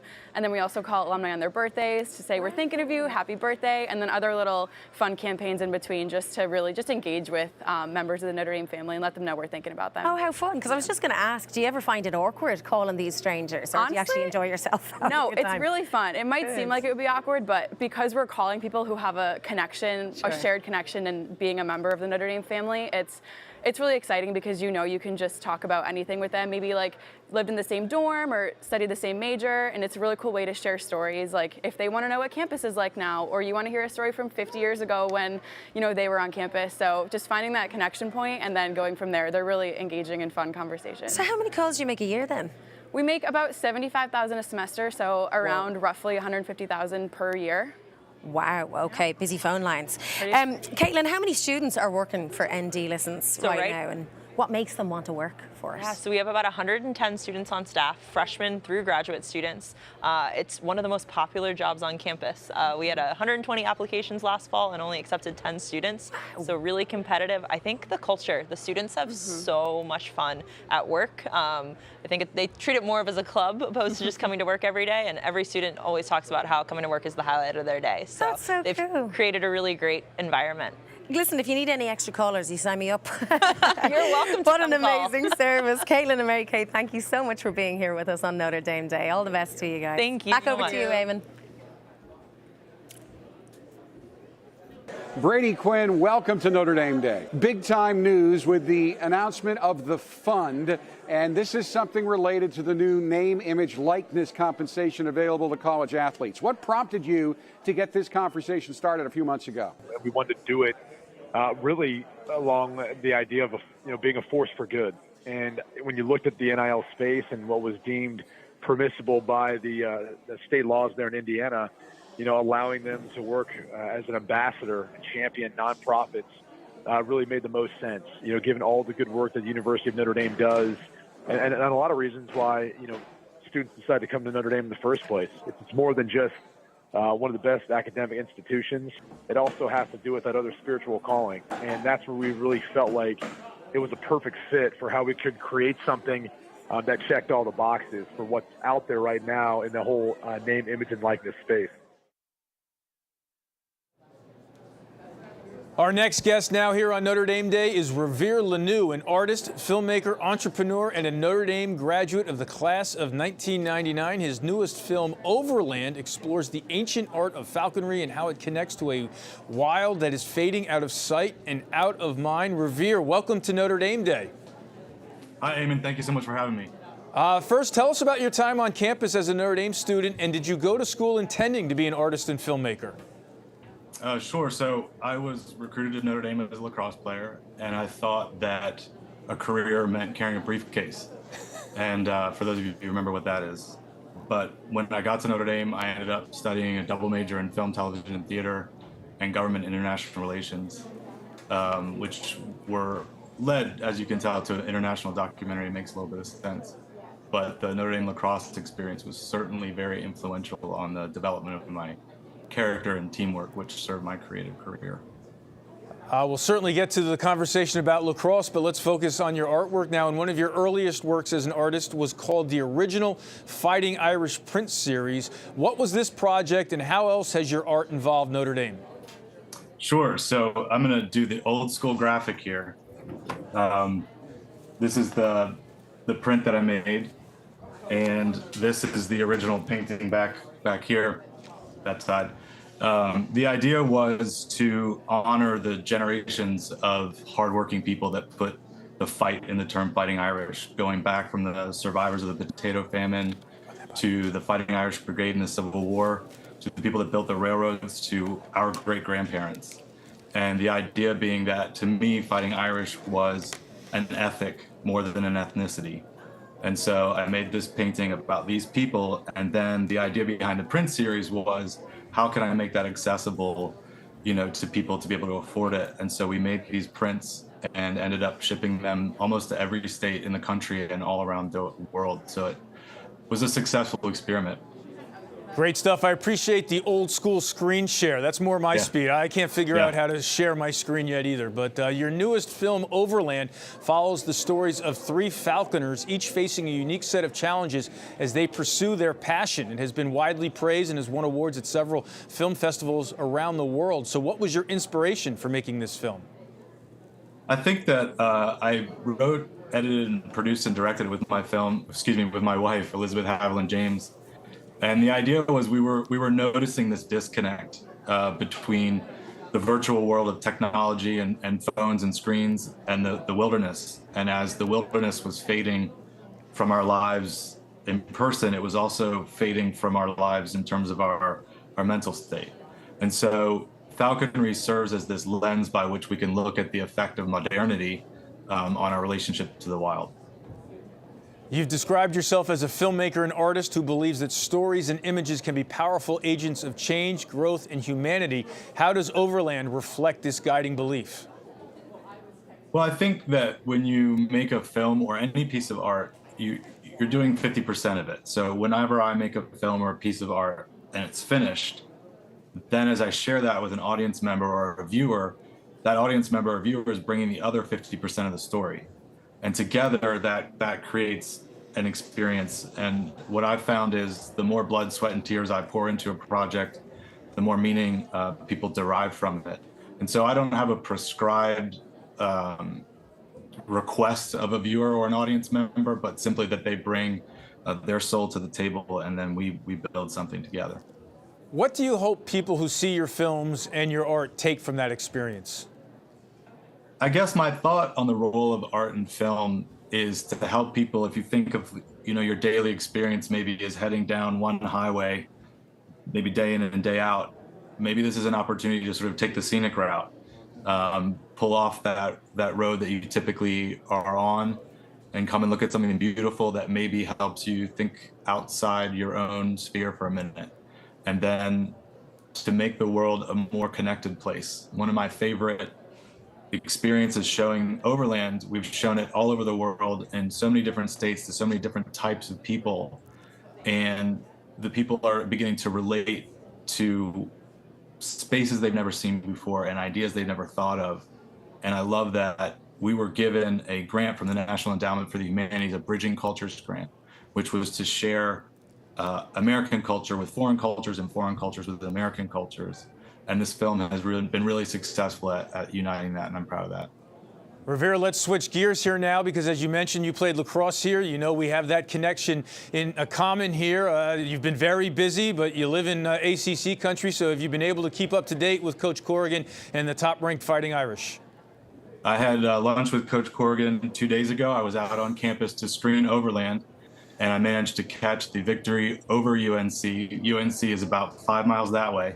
I'm calling in from Durham, North Carolina, so that's a big one. They asked me to bring props, so I just wanted to get this bad guy in here. I'm actually working on a project right now, 2 big murals for the men's and women's lacrosse facility that will be installed hopefully before the tournament begins. So I've been very much in touch with Coach Corrigan and Coach Halfpenny to figure out a way to visualize the ethos of both those teams, and then that's going to go up in the locker room and the lounge respectively. Revere, awesome stuff. Coach Corrigan will never return my emails if I don't mention that the lacrosse alums should donate to both the women and the men's team here on Notre Dame Day. But thank you so much. They're doing well, right? They are. They always do. The lacrosse team is a lot to be proud of. Coach rallies the troops. Revere, thanks a lot for the time here on Notre Dame Day. Let's now go back to Jenna. You bet, Eamon. Thank you. Hey, thanks, Eamon, so much. Our next guest is Professor Kristen Valentino. She's a professor of psychology and the director of the William J. Shaw Center for Children and Families. Professor Valentino, welcome to Notre Dame Day. Thank you for being here. Thanks so much for having me. Absolutely. Tell us a little bit about the Shaw Center. What's it all about? Sure, yeah. The Shaw Center is an integrated research and clinical center which is really dedicated to supporting the healthy development of children and families. So we've been in the community for about actually over 20 years now, and on the research side our projects are all focused on innovating new ways to support children and families, and on the clinical side we offer a child and family assessment and also therapy service to provide evidence-based treatments for children and families in our community. Can we talk more about the research side of what you do? What is that focused on, and what do you hope it will impact? Sure, yeah. So on the research side, a number of our projects are focused on the development of scalable interventions to support family interactions with the goal of preventing psychopathology and enhancing youth mental health. And so some of our projects are intervention studies that we call randomized control trials, and we're testing the effects of an intervention compared to other alternatives. And so one of them, for example, is called the Pregnant Moms Empowerment Program. It's led by Professor Miller Graff, and it's testing the effects of a program designed to support pregnant women who are exposed to intimate partner violence, teaches them some empowerment and safety planning and ways to support the parent-child interaction. It's been shown to reduce victimization over time. Other projects, like one I'm leading, focuses on an intervention for moms involved with the child welfare system. And in this project, that's a home-based intervention, so a lot of our projects focus on trying to meet families where they are.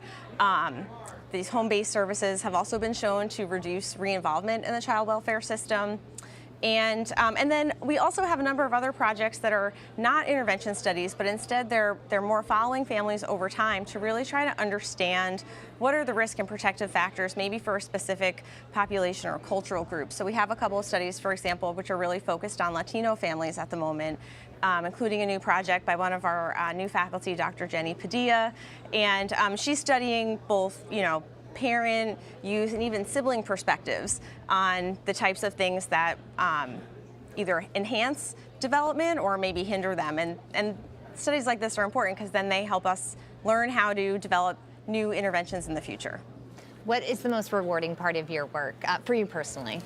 Sure. I mean, it's just, I love being a part of the Shaw Center, having the opportunity to direct it. I feel like the work that we do really aligns with the mission of the university. Our faculty are all dedicated to innovating ways to improve the lives of children and families and be a force for good in that capacity. And so the work that we're doing, both in our research and our clinical impact too, really has been rewarding, especially because the South Bend community broadly has there are just gaps in service availability for youth mental health, and I feel like we're starting to fill a really important need. As you look to the future, what do you see or what do you hope the impact of the Shaw Center has going forward?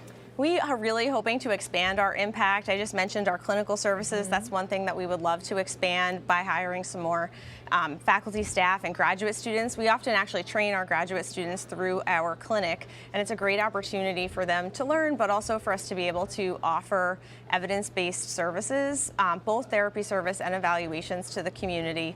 And we're also really looking for ways to get our research interventions out of the lab and into the real world. So we're looking to partner with other community agencies, teach them how to implement our interventions, and then see if we can study them at scale. So bringing an intervention, for example, to the state. Professor Valentino, thank you, first of all, for your work. Thank you for telling us about it, and just best of luck going forward. Thank you so much. Thank you. We're going to go down to Litchfield now on the performance stage, a special treat for you.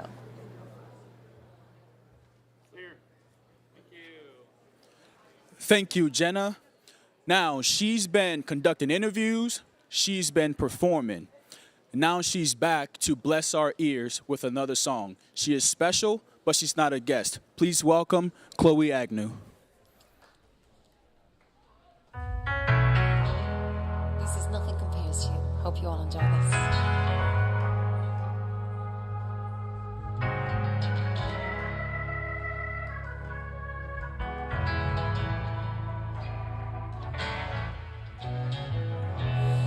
It's been 7 hours and 15 days since you took your love away. I go out every night and sleep all day since you took your love away.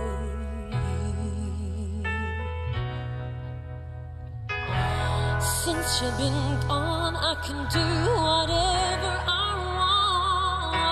want. I can see whomever I choose. I can eat my dinner in a fancy restaurant, but nothing, I said nothing can take away these blues.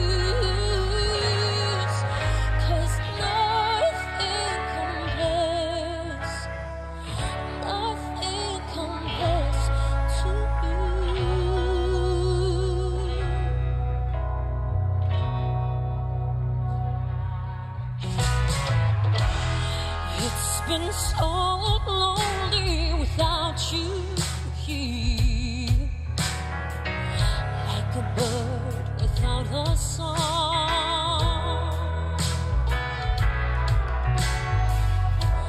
Nothing can stop these lonely tears from falling. Tell me, baby, where did I go wrong?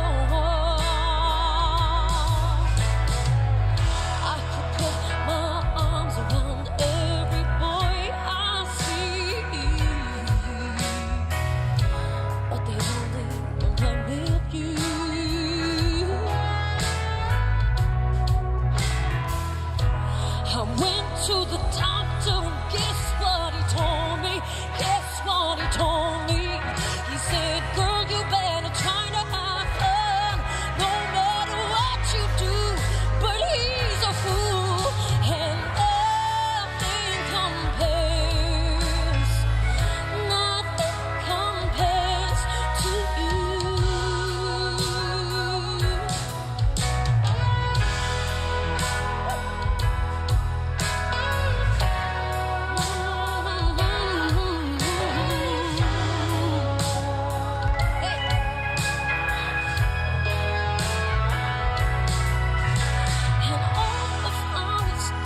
Planet Mama in the backyard,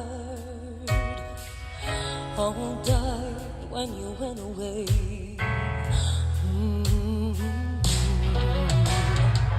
And I know that living with your baby was sometimes hard. Oh, but I'm willing to give it another try. And nothing compares to you. No, nothing compares. Nothing compares to you. Nothing compares.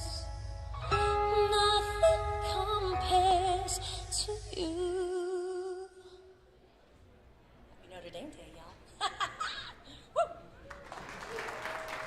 Oh my goodness, what a beautiful performance we all have been blessed with. Okay, thank you and welcome back to the Social Media Lounge where we have almost 24,000 gifts. The time is now to strike, but midnight is closer than you think.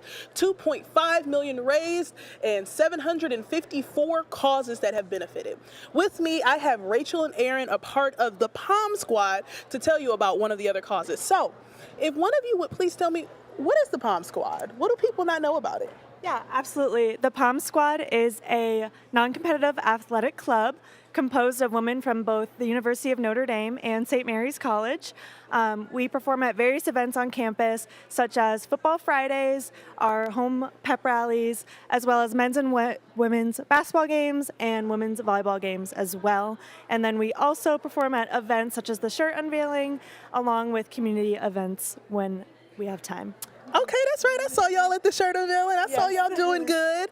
Okay, so you did tell me about a community event before we started the air. Didn't that just happen? What's that about? Yeah, so we host a children's dance clinic once each semester, and we actually just had one last weekend, and we had 120 children with us, ages 4 through 18, and it was a really great turnout and an awesome way to involve the South Bend community in our club.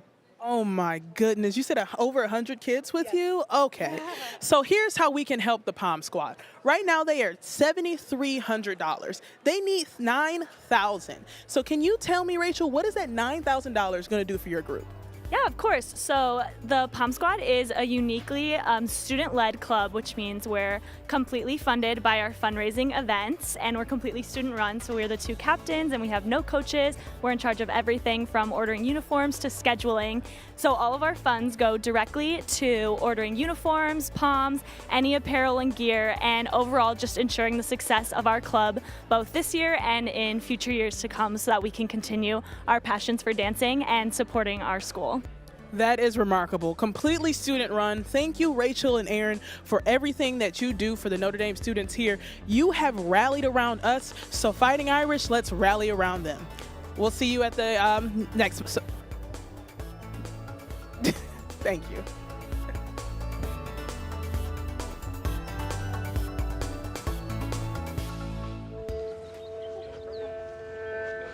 Our son Lucas is 5 years old, and keeping him alive and healthy requires us to constantly monitor him. He has juvenile diabetes, and the days can be pretty challenging, but the nights can be the scariest part. I've heard horror stories from other families of children dying in the middle of the night because their blood sugar's gone too low.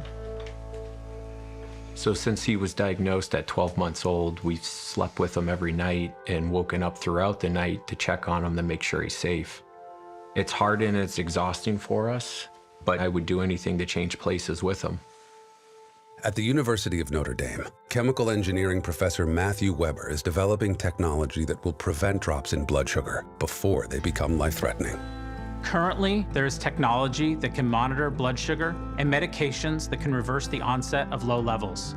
But the challenge of doing both of these tasks falls to parents or diabetics themselves. And the stakes are life and death. Professor Weber's gel-based technology would sense blood sugar levels dropping and automatically release the needed amount of a glucagon treatment. The research being done at Notre Dame would mean the world to us as parents. I mean, just to have something there that can protect him if I can't. We want him to be safe, but we want him to do what he wants. Sorry, sometimes I get okay. But we want him to be a happy little boy, Just want him to have a normal life and not have to constantly be concerned about what diabetes might do to him. The University of Notre Dame asks, what would you fight for? Fighting to control diabetes. We are the Fighting Irish.